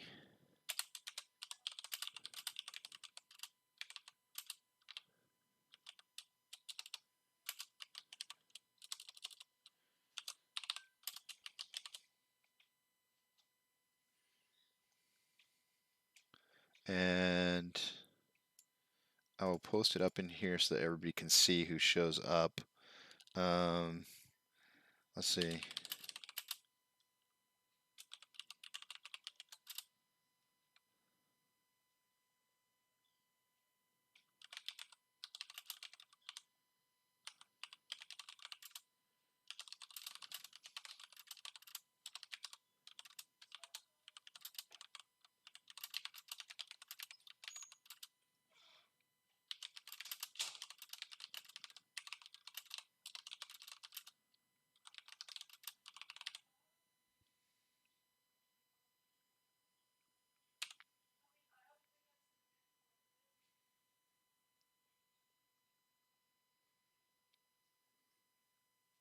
So yeah, so I will return for the power hour later today. And I'm pinning it up there as the message so that if anybody pops in and they see it, they'll see that. You'll also see the message in there where it says we'll be back at 2 p.m. Central Standard Time. There's a lot of manipulation going on right now with this, and I can't even make heads or tails of what's going on with this. This is kind of one of those times where I tell people, I say walk away. I'm not frustrated. I'm at a loss of words. I don't have any explanation for what's going on right now with this stock. Nothing seems to make any kind of normalcy of a sense from what we're used to seeing. And when I can't make heads or tails of what's happening, I don't feel like it's fair to just ramble on. So I'm going to walk away for a little bit.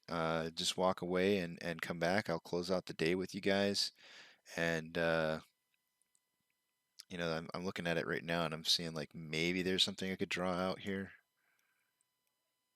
Um, you know, and I might stop back by the computer every once in a while and kind of maybe draw something out, but I'm just not going to talk on it because I just don't feel like there's much to say.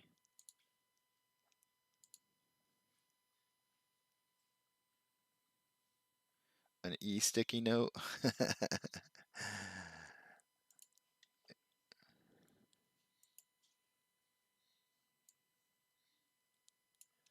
You know, this you could say that there might be, you know, there's some kind of breakout coming up here. Anyways, I'll be back, guys. I will be back. I'm not going anywhere. Um, but yeah, I pinned it to the top in the notes section up here. So if anybody asks or if anybody pops in or whatever, I will return and close this day out today. Or if something major should happen between now and then, I'll also be back for that. So I will watch it remotely. But until then, I'll see you guys in 2 hours.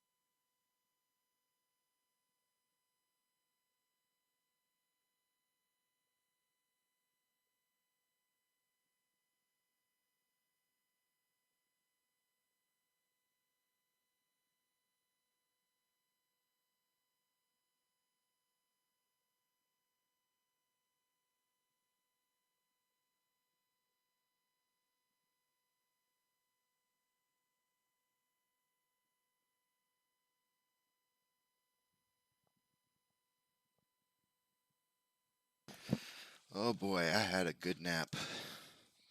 I'm not gonna turn on my camera because you guys will laugh at me. I got this red mark on my face where I fell asleep on my hands. I just woke up and I was like in a panic. I was like, oh my gosh, it's 2:10. Holy crap, I'm late. Let's see where we're at here. So it looks like we fell down below the VWAP, bounced back up, came back up over the top of the VWAP, and just a whole bunch of silliness going on here.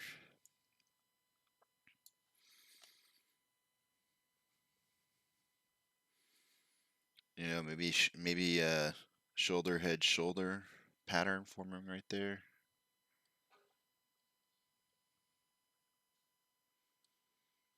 But typically that's supposed to result in a negative reversal pattern of price, which would have dropped down further. But it didn't do that. So I'm telling you, man, today is it's a weird day today. Super, super strange. Let's see what do we got in here.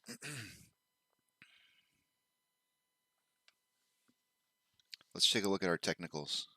Closing out the day today. What do we got? Available shares to borrow doesn't seem to have changed.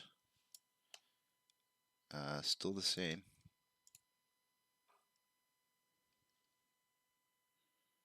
Let's get rid of this note.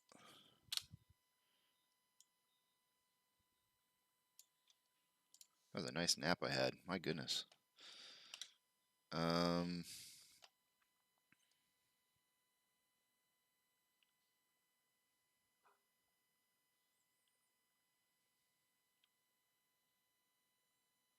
I mean, it just doesn't look like anything's really changed at all.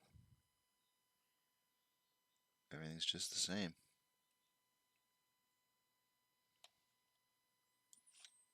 Okay. Moving on to Ortex. Let's see what we got there. I don't know if you guys saw that or not, but there was a bunch of shares that were lent out. So, you know, that's pretty big. 3.93 million shares, which is up from the 3.4 that we had earlier today. That's pretty big. And typically, when we see that size of borrowing going on, there's usually something significant happening, and there just really isn't today, which is really strange. We have 16.19% short share interest of the free float, and wow, interesting stuff. Let's see. Still not seeing like a specific pattern. Maybe we could draw a little bit of a wedge here.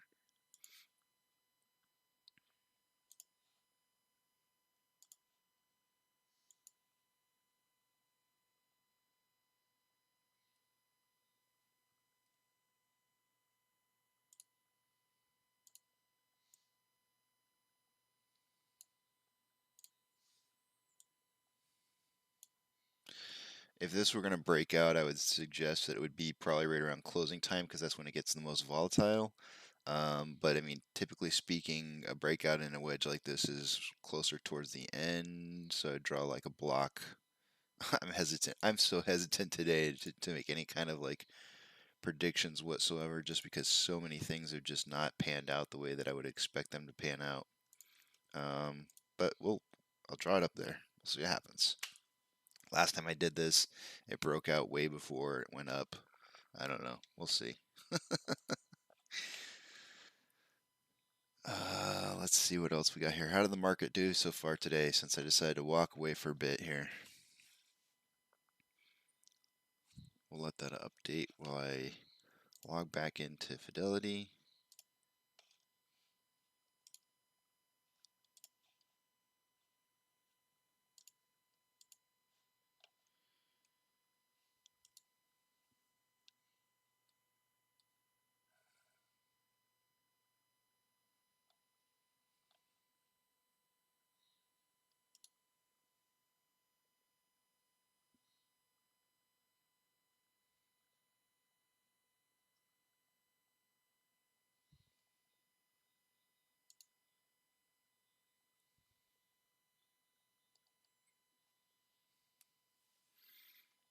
Okay, so there's 3,675 advancers to 2,979 decliners.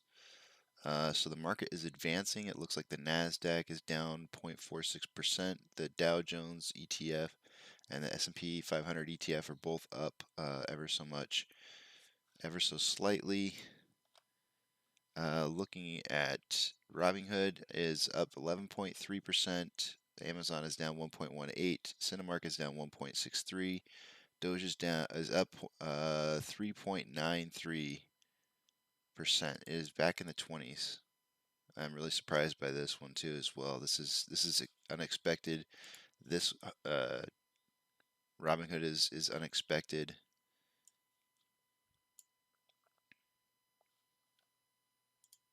GME is down 1.58% on the day.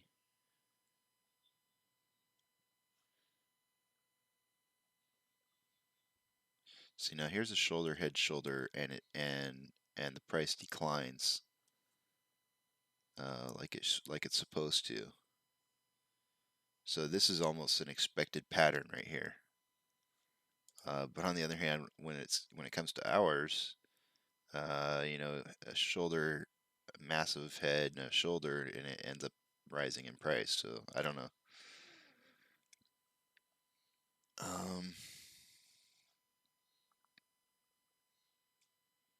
We're down 4% right now. Down $1.30, 38, 30, 41. It's changing. It's kind of changing rapidly right now. Let's see what our order flow is. Inflow is 307 to 328 going out. It was 11 points earlier today. So it's now a 20-point difference. So it's kind of expanded a little bit on the difference, which would explain why we're down in price.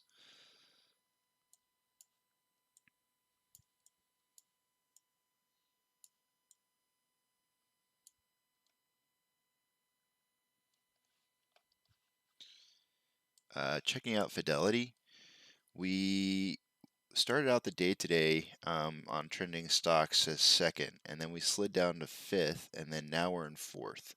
So we moved up a spot. There's 67% buy orders over 33% sell orders. There's that. What do we got going on for volume? 47.24 in volume. Wow. That is just so low, guys. So low. All right, so originally I had predicted somewhere between 130 and 150 million in volume based off of our pre-market movement. And we really had just everything was kind of cooking up to be what appeared to be good movement for the day. And then all of a sudden, you know, it didn't happen. I want to say around like 11 o'clock Eastern Standard Time, volume just kind of fell off, and the stock just started doing kind of all kinds of wonky stuff. And I couldn't really figure out what was going on. I get a little bit frustrated because I couldn't figure out, you know, what kind of pattern was forming. And there was just, you know, there wasn't anything pointing to anything. Volume dried up, just went to, you know, absolute zero volume. In my slumber, or as I was kind of fading off a little bit, I started thinking like, you know, with the quarterly earnings report coming up on Monday, I know this is supposed to be a payday today for most. Maybe people just aren't willing to put in today. They want to see what the quarterly earnings report is going to turn out to on Monday, and that's going to be like the actual like day where we get like a huge volume push. And so maybe everybody just kind of, you know, it's like almost maybe like a ceasefire kind of period, which is kind of strange because I felt like today was going to have a lot more movement going forward.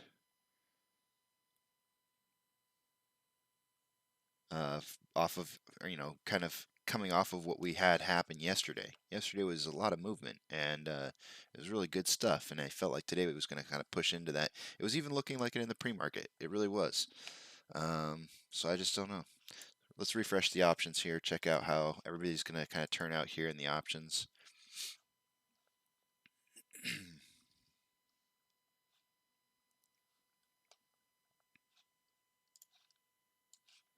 You know, it's kind of late in the day to be checking this and on a Friday where everything expires, but $33 the call options got up to 36,000. Last time I updated it was 33 at 21.1, so it did increase at $33 around the $33 mark.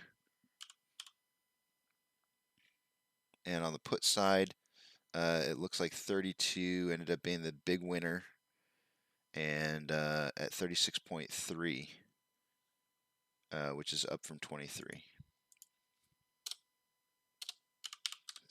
Ever so much eking out on the calls as far as volume goes. A huge runner up on 33. So they made money there. They made money on the 33 call options, put options rather. They are in the money right now. As to whether or not it closes, so those will try to sell off those orders. Those options will try to collect their money. Unless they feel that the stock price is going to continue to fall, I could imagine them trying to collect their money. I honestly don't know how much money you could possibly make on a same day order where the price started with the open was 33.33. You call for an option of 33. How much money could you make on that? I can't imagine a whole lot. But I guess they're just taking the other side of some bets. Hedging their positions.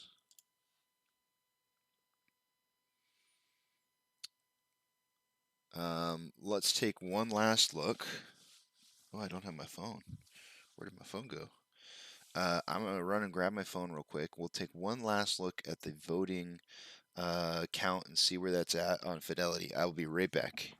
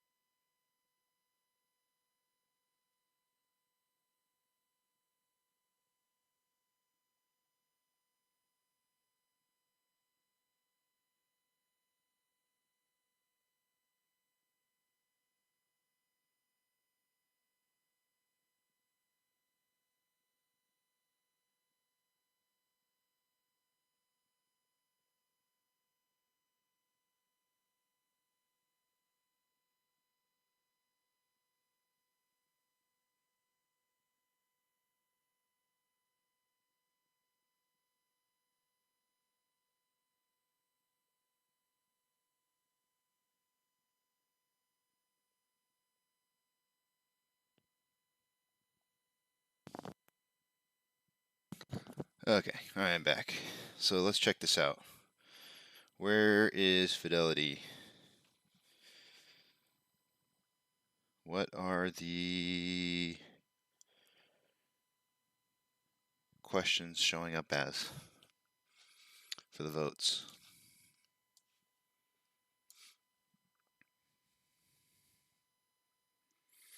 Okay, number one question, still Timothy B. He has 57.4 million shares accounted for. Calculator.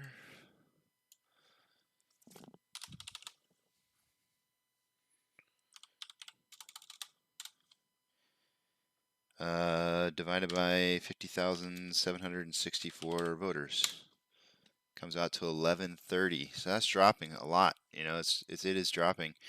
The more voters that we're getting in there, the average used to average around 1,200. It's now 1130, or 1,130 shares per person who's voted. We're going to divide it by half, multiply by 4.1 million estimated. And the lowest now that I would move the floor to is 2.317 billion. So still well above 2 billion.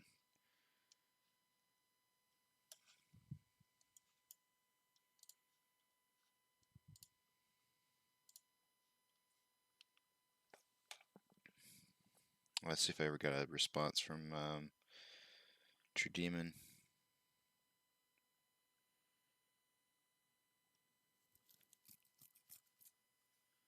I don't see anything.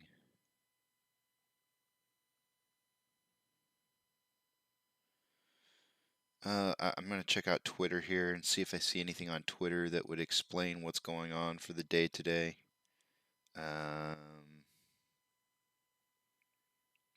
See if there's any theories.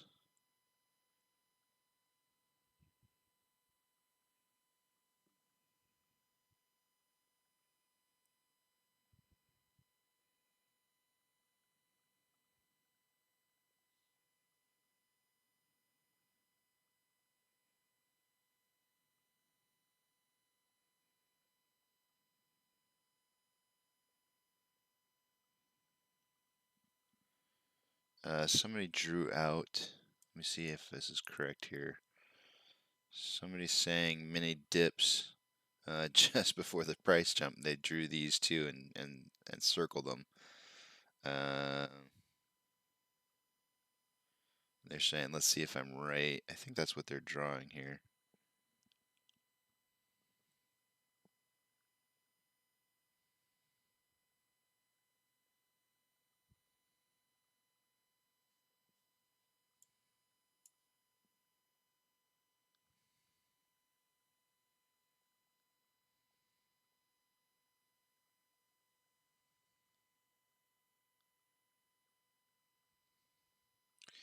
Not really seeing anything in here at all. Repo numbers have been reported today at 950 billion. Um,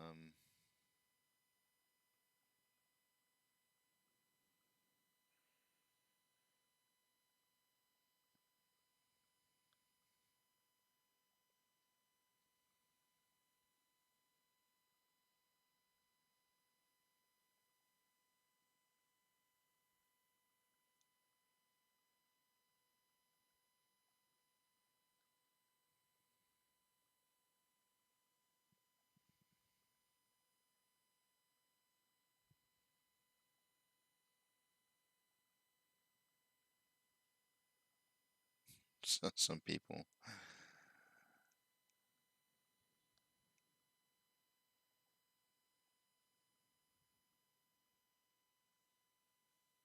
"36 minutes ago, Trade said that's a big, fat, filthy George W. forming up right now.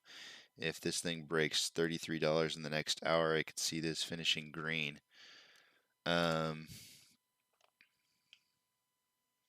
So that was something I kind of said earlier. Let me see if he's talking about the same thing I'm looking at. I think he was looking at this right here, and I was saying that, we could have a W forming 36 minutes ago. He might have been making that reference when we hit this peak right here. It could have been a nice looking George W for the day.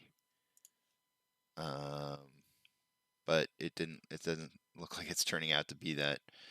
He said break 33 and it hit 32.70, so it didn't quite break 33. I mean, I'm telling you, I think everybody who's watching this, I don't think there's a single person who's looking at this stock right now, trying to make predictions about what's going to happen based off the indicators that we're seeing, is getting anything right. Because, quite honestly, this is so abnormal. Duncan decided it's a no longer win Lambo, it's win arrests. Also, the floor is not 800K, it's jail time. This is just so strange, guys. Like, I'm so glad that you're here, Duncan, because it's good. It's just good to see your voice in text here. I mean, I don't know. I really just don't know what to make of today. A little bit of frustration because, I mean, with volume being so low, I couldn't have predicted this in the pre-market. The pre-market looked like it was ripping. We were green. Everything looked great coming into the opening of today. And then right off the get-go, just tank, and then tank some more, and then tank some more. And then we climbed back up. We kind of worked our way back up to about $33 and then tanked again. And so we're just we're struggling here.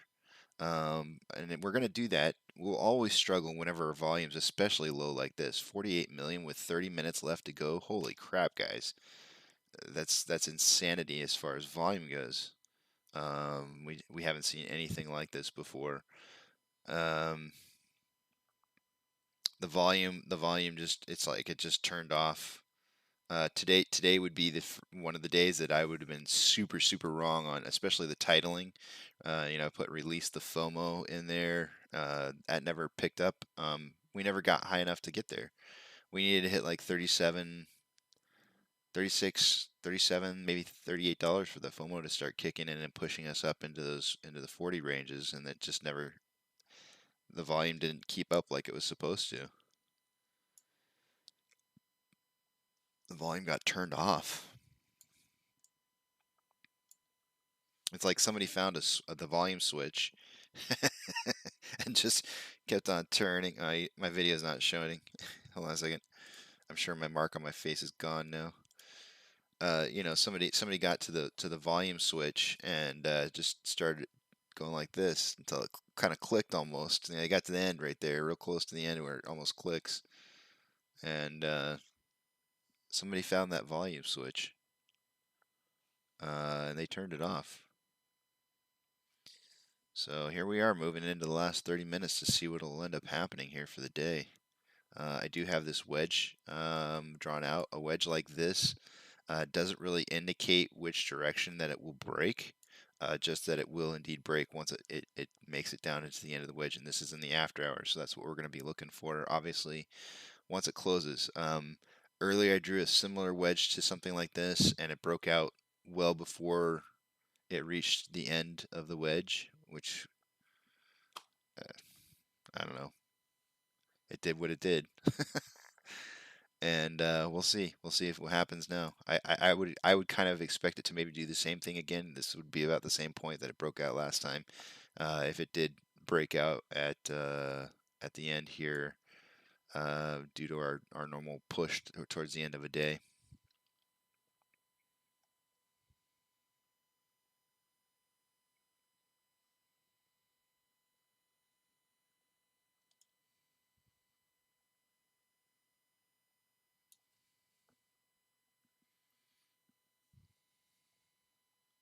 There was a song that I wanted to play today. I had a choice between two different songs. I created The Last Ship. I didn't create. I mean, I decided between The Last Ship and another song called Car Radio. And I wish I would have picked Car Radio over The Last Ship, just because um, the words would have meant more for today. Better would have felt better for today with Car Radio. So maybe I'll play that one on the way out today. Because I don't know. I think that we're moving into some kind of volatile session next week. Maybe that's perhaps what this is. The volume being turned off, like moving into an important day like the quarterly meeting next Monday, could be that dip that you see just before things take off.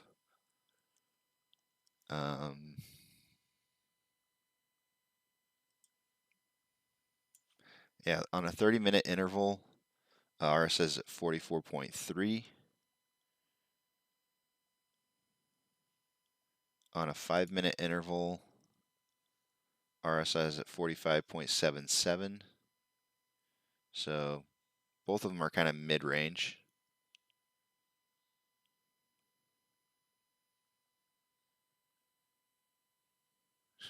Let's hope someone saved their 50 million buys until the last 15 minutes. Gosh, wouldn't that be something? Holy crap. Yeah. Too bad an order like that would probably get pushed into the dark pools more than definitely. Sheesh. Duncan, I predicted 130 to 150 million in volume. When was the last time you saw my volume predictions that far off?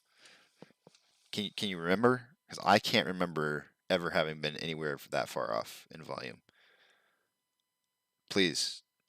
Tell me, when have you seen me be off in volume predictions for the day that far off? I mean, I mean, my top number is 150 million. That's going to be like 3 times higher. My highest level is 3 times higher than what we're actually going to finish at for the day today. I've never, never, never, never seen this. This is not just like I can't remember seeing this before.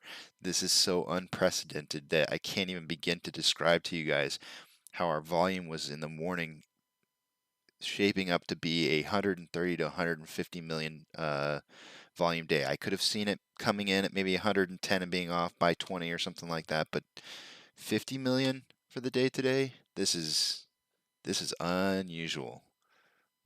Unusual in so many ways. Robinhood is taking a little bit of a dump right here.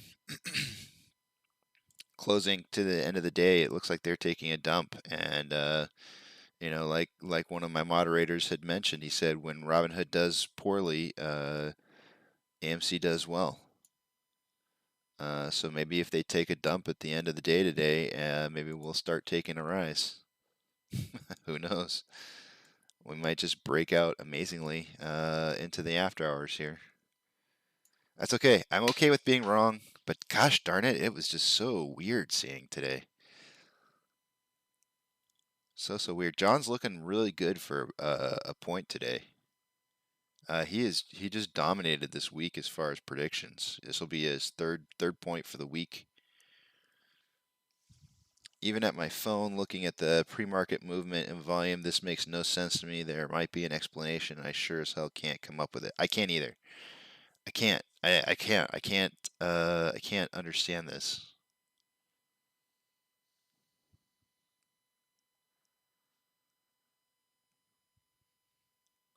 I want to say that when you watch physically, I'll pull it back up and over. When you watch us go on Fidelity's trending stocks, when you watch us go from number 2 to number 5, and of course we're in fourth position now, so we regained one of the spots. But when you watch us when we drop off in popularity of the stock, it kind of makes you wonder, like, was there a distraction, right? Because this is retail investors here. This is not. This is just kind of people in general. Was there a distraction? Did everybody's eyes get focused onto something different? What happened? And I don't think that's necessarily the case, because I went through and I looked at I looked at a lot of different things. I mean, first of all, you can look at the buy over sell ratio. It's not like people just suddenly decided to sell. They're still holding. It's 67% buys to 33% sells. So it's not like people decided to sell. That's not what happened here. That's definitely not what happened. But I'm not seeing. It's almost like I'm not seeing any support in either direction. I mean, I know we dropped $1 today. But I'm not seeing any kind of like massive support or massive push against. It's just a blah day.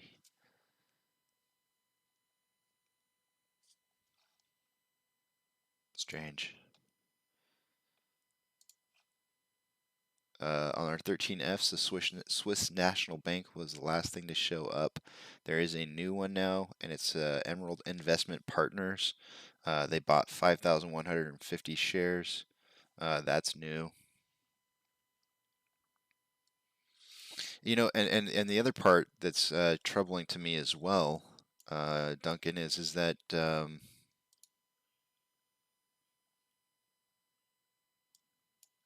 I don't see anybody. I mean, I see some people talking about this, but I don't see people talking about this. You know what I'm saying? Like, I'm not seeing like.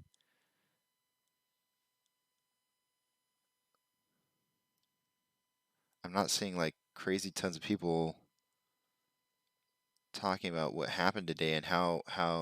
Okay, so here's somebody that said, this is Cookie7722 on Reddit, said, so just look at today's volume because I don't stare at this every second. Oh, I read this earlier. Volume is super low, so my question is there really that much getting pumped through dark pools that it looks like this stock is strange or is stagnant, or have everyone just decided to take the day off from buying on Friday, which many folks is a payday? What you think? Yeah, and so some people responded that the number one answer says power hour. The number two answer says yes, we're seeing anywhere from 65 to 68% on the dark pools with a spike of 70 something last week, I believe. But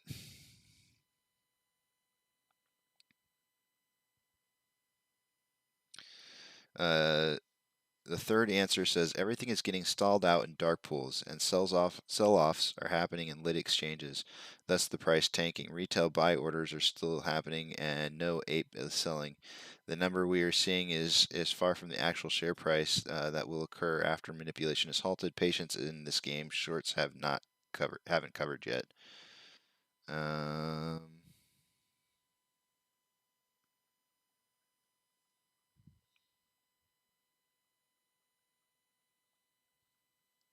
I never did get my answer from True Demon about whether or not today was the end of a T35 cycle, which I still want to know. Not that it would have made a difference, in my opinion, because it looks like the failure to delivers were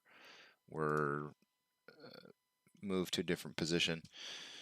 Looks to me like Mark Mitchell's saying, looks to me like the overall market volume is down today, just spot checking a few of the most actives versus their average volume. That's exactly what I did earlier, Mark, before I left. At around I guess it was noon my time. I kind of got frustrated with what was happening with the stock because I just couldn't figure out where this was going. It just nothing seemed to really make sense, and especially with the volume just being so far off. And so I started going through and checking everything, and it did seem like volume across the entire market just kind of fell. Like everybody was underneath their averages for the most part. So I don't look at enough other stocks to be able to say or be an expert in saying like what's going on with all of this. Um,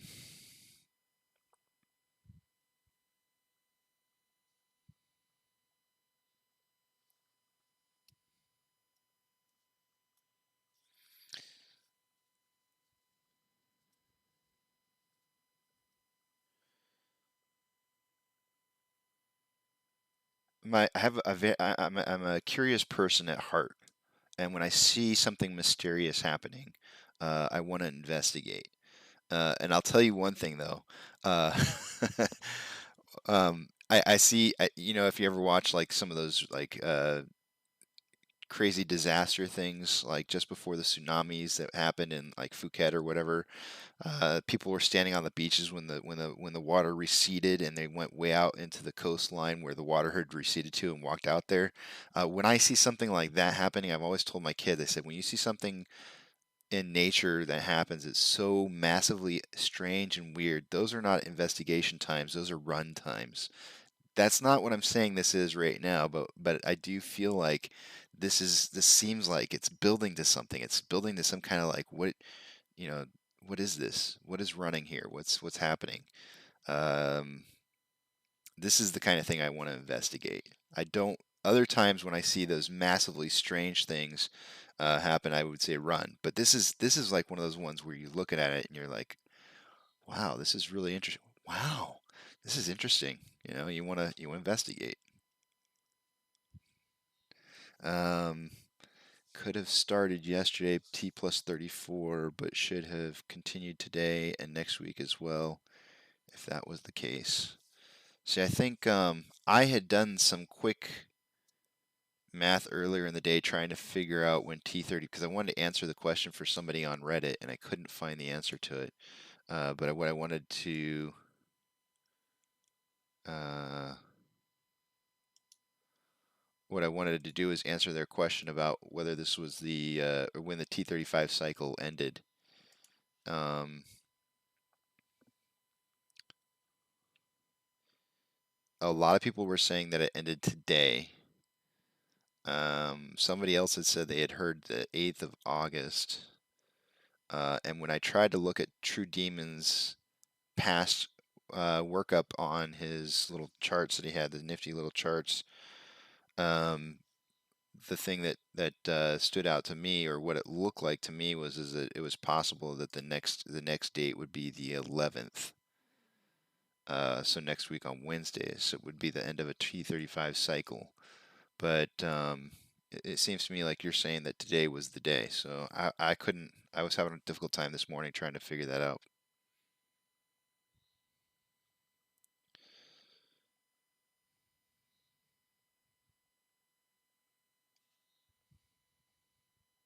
I don't know that T35 is going to make a difference, though. I honestly don't think that it will. Do you guys see this consolidation here? Look at this. It's like perfectly up to the top, up to the bottom, down to the bottom, bottom, top, bottom. It's almost made it right back up to the top again. It's just consolidating so perfectly.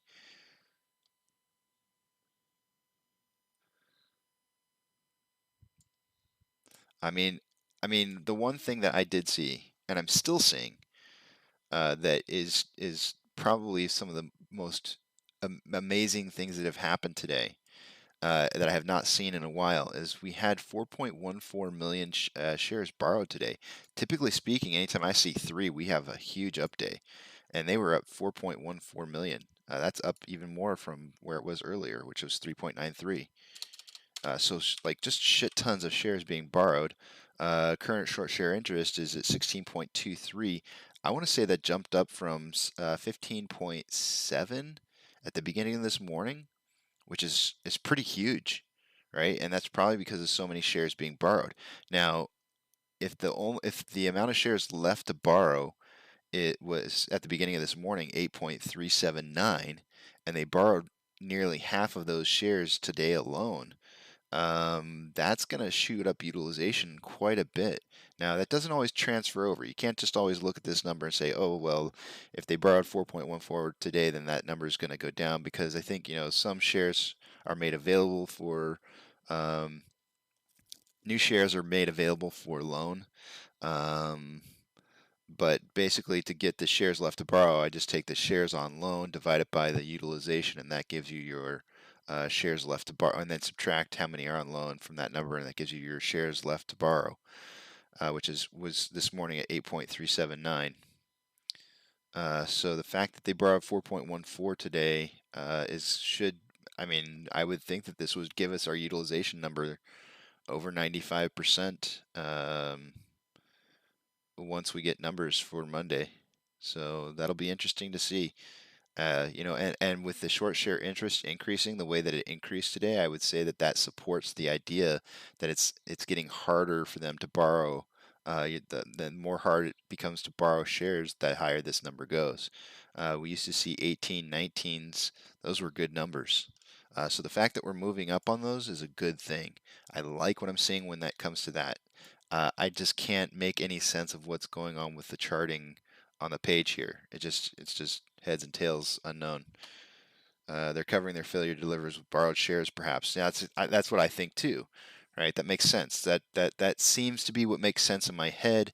But how is that impacting today's movement? Why are we seeing volume just drop out of nowhere? I would think that, if they're doing all this covering, borrowing of shares in the background, they should have to still deal with a stock price that's trying to move up on them. And so why the volume just falls off like it does, I have no idea. I got a text from John here. Let me respond to him real quick.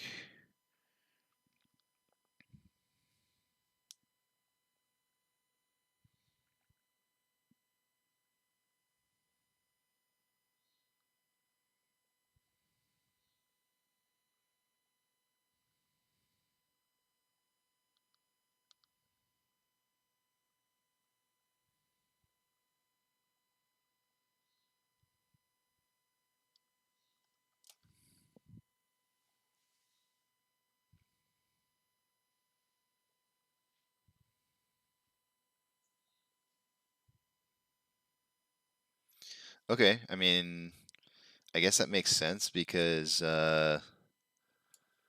yesterday they borrowed 500,000 yesterday, and then today they're borrowing 4.14. million shares. So I guess maybe that's kind of getting to those values that you're reporting there, Duncan.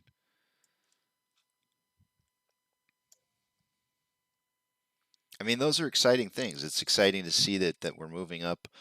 Uh, that they're having to borrow more shares. I'm really excited. That makes me pumped and jacked. I'm really glad to see that's what's happening.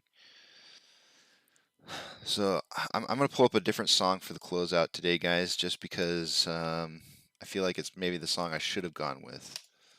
And my son said it's not you. It's not. It's really not me. It's not a me kind of personality. But I'm gonna play it because I think it's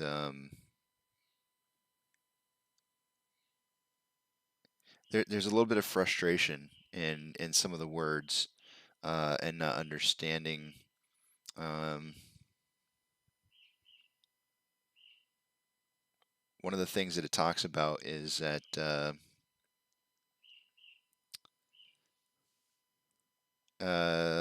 he presents our world, so that the singer presents our world is dominated by two opposing realities, peace and fear. And peace, of course, is preferable road, but in order to achieve such a state, faith is necessary, and faith is characterized as being awake. And being awake is tantamount to mental activity or thinking, and that's what we're doing. We're thinking here. So I kind of like the message. You can sense the frustration in the song, um, but I think it's going to be a good one. It's gonna be a good song to kind of recap today, I think. So that's the one I'm going to play for the day. I'll let it be a surprise to you guys. I'm not going to tell you the name of it now.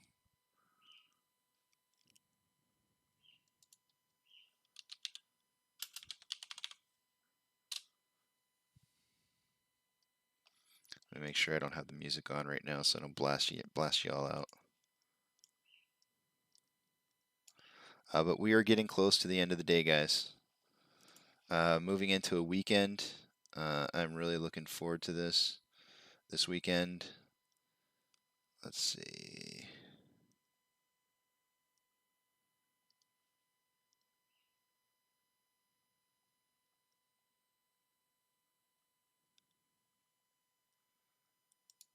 Yeah, I'll play this one.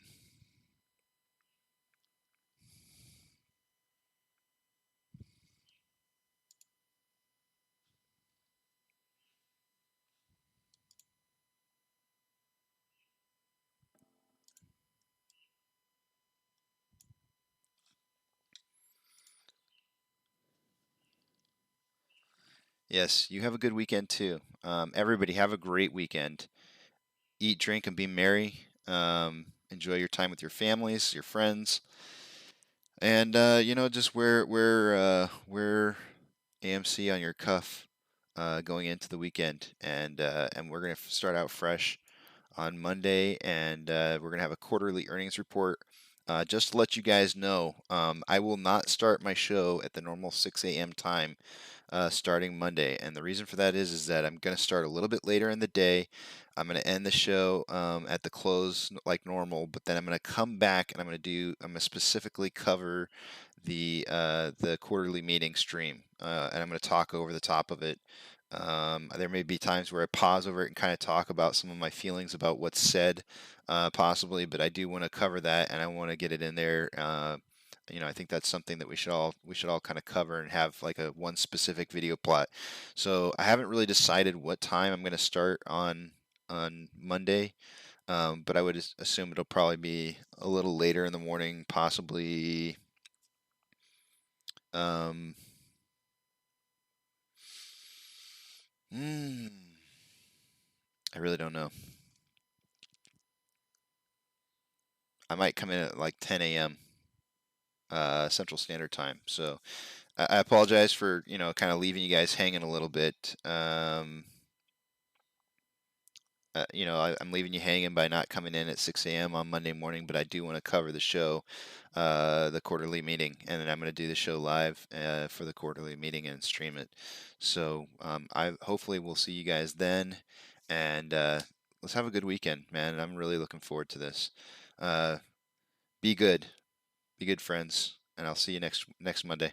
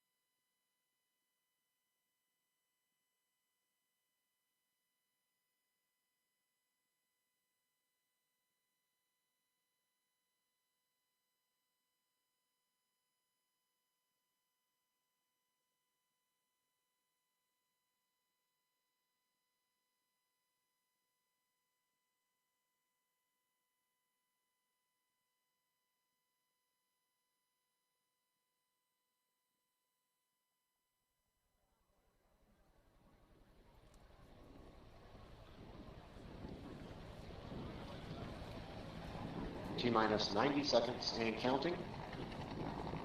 All systems are go. We're about 90 seconds from the launch of Space Shuttle Discovery.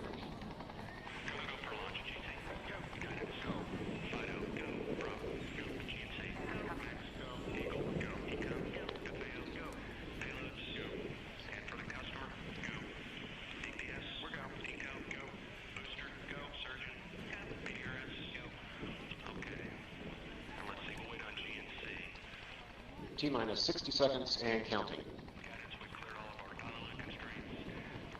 We are transferring to orbiter internal power at this time. Discovery is now running off its 3 onboard fuel cells. Coming up on a go for auto sequence start.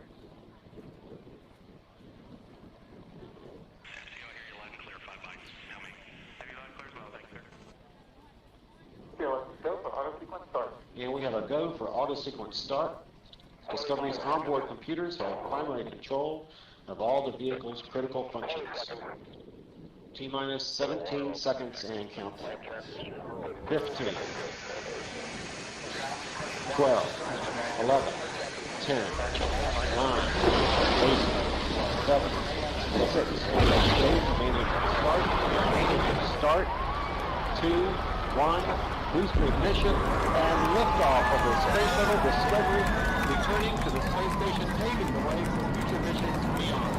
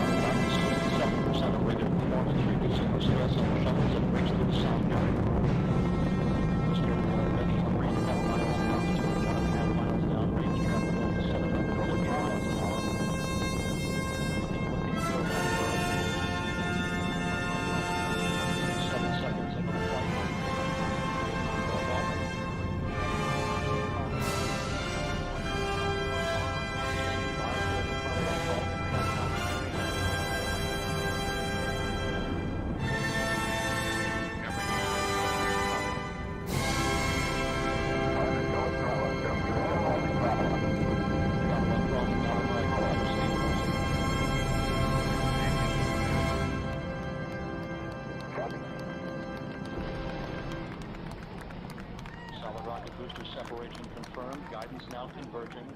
Discovery's onboard computers commanding the main engine nozzles to swivel, aiming the shuttle for its precise target in space for main engine cutoff. Forward leg now and in. Okay, you sound good.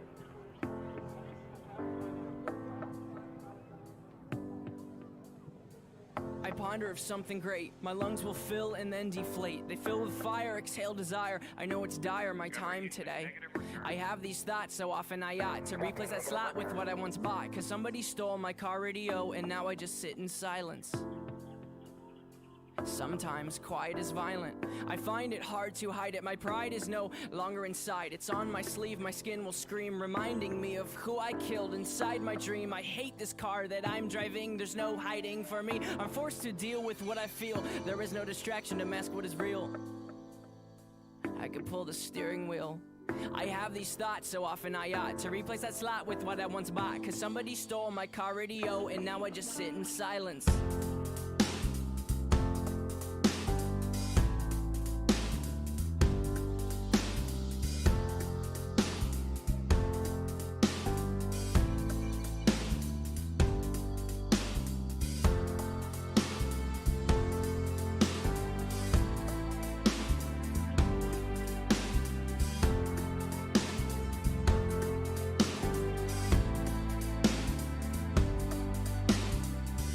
Ponder of something terrifying, cause this time there's no sound to hide behind. To find over the course of our human existence, one thing consists of consistence, and it's that we're all battling fear. Oh dear, I don't know if we know why we're here. Oh my, too deep, please stop thinking. I liked it better when my car had sound. There are things we can do, but from the things that work there are only two, and from the two that we choose to do, peace will win and fear will lose. There's faith and there's sleep. We need to pick one, please, because faith is to be awake, and to be awake is for us to think, and for us to think is to be alive.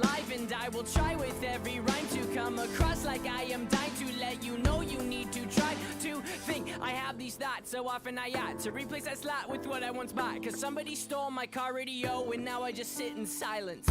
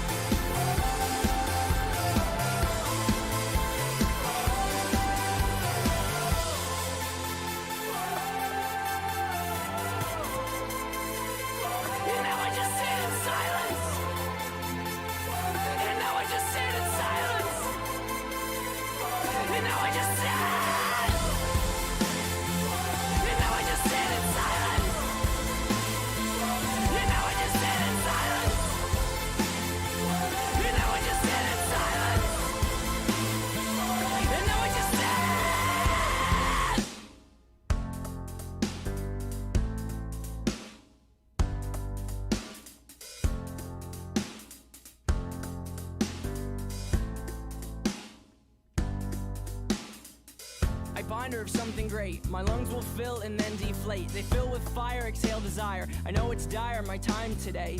I have these thoughts so often I ought to replace that slot with what I once bought. Cause somebody stole my car radio and now I just sit in silence.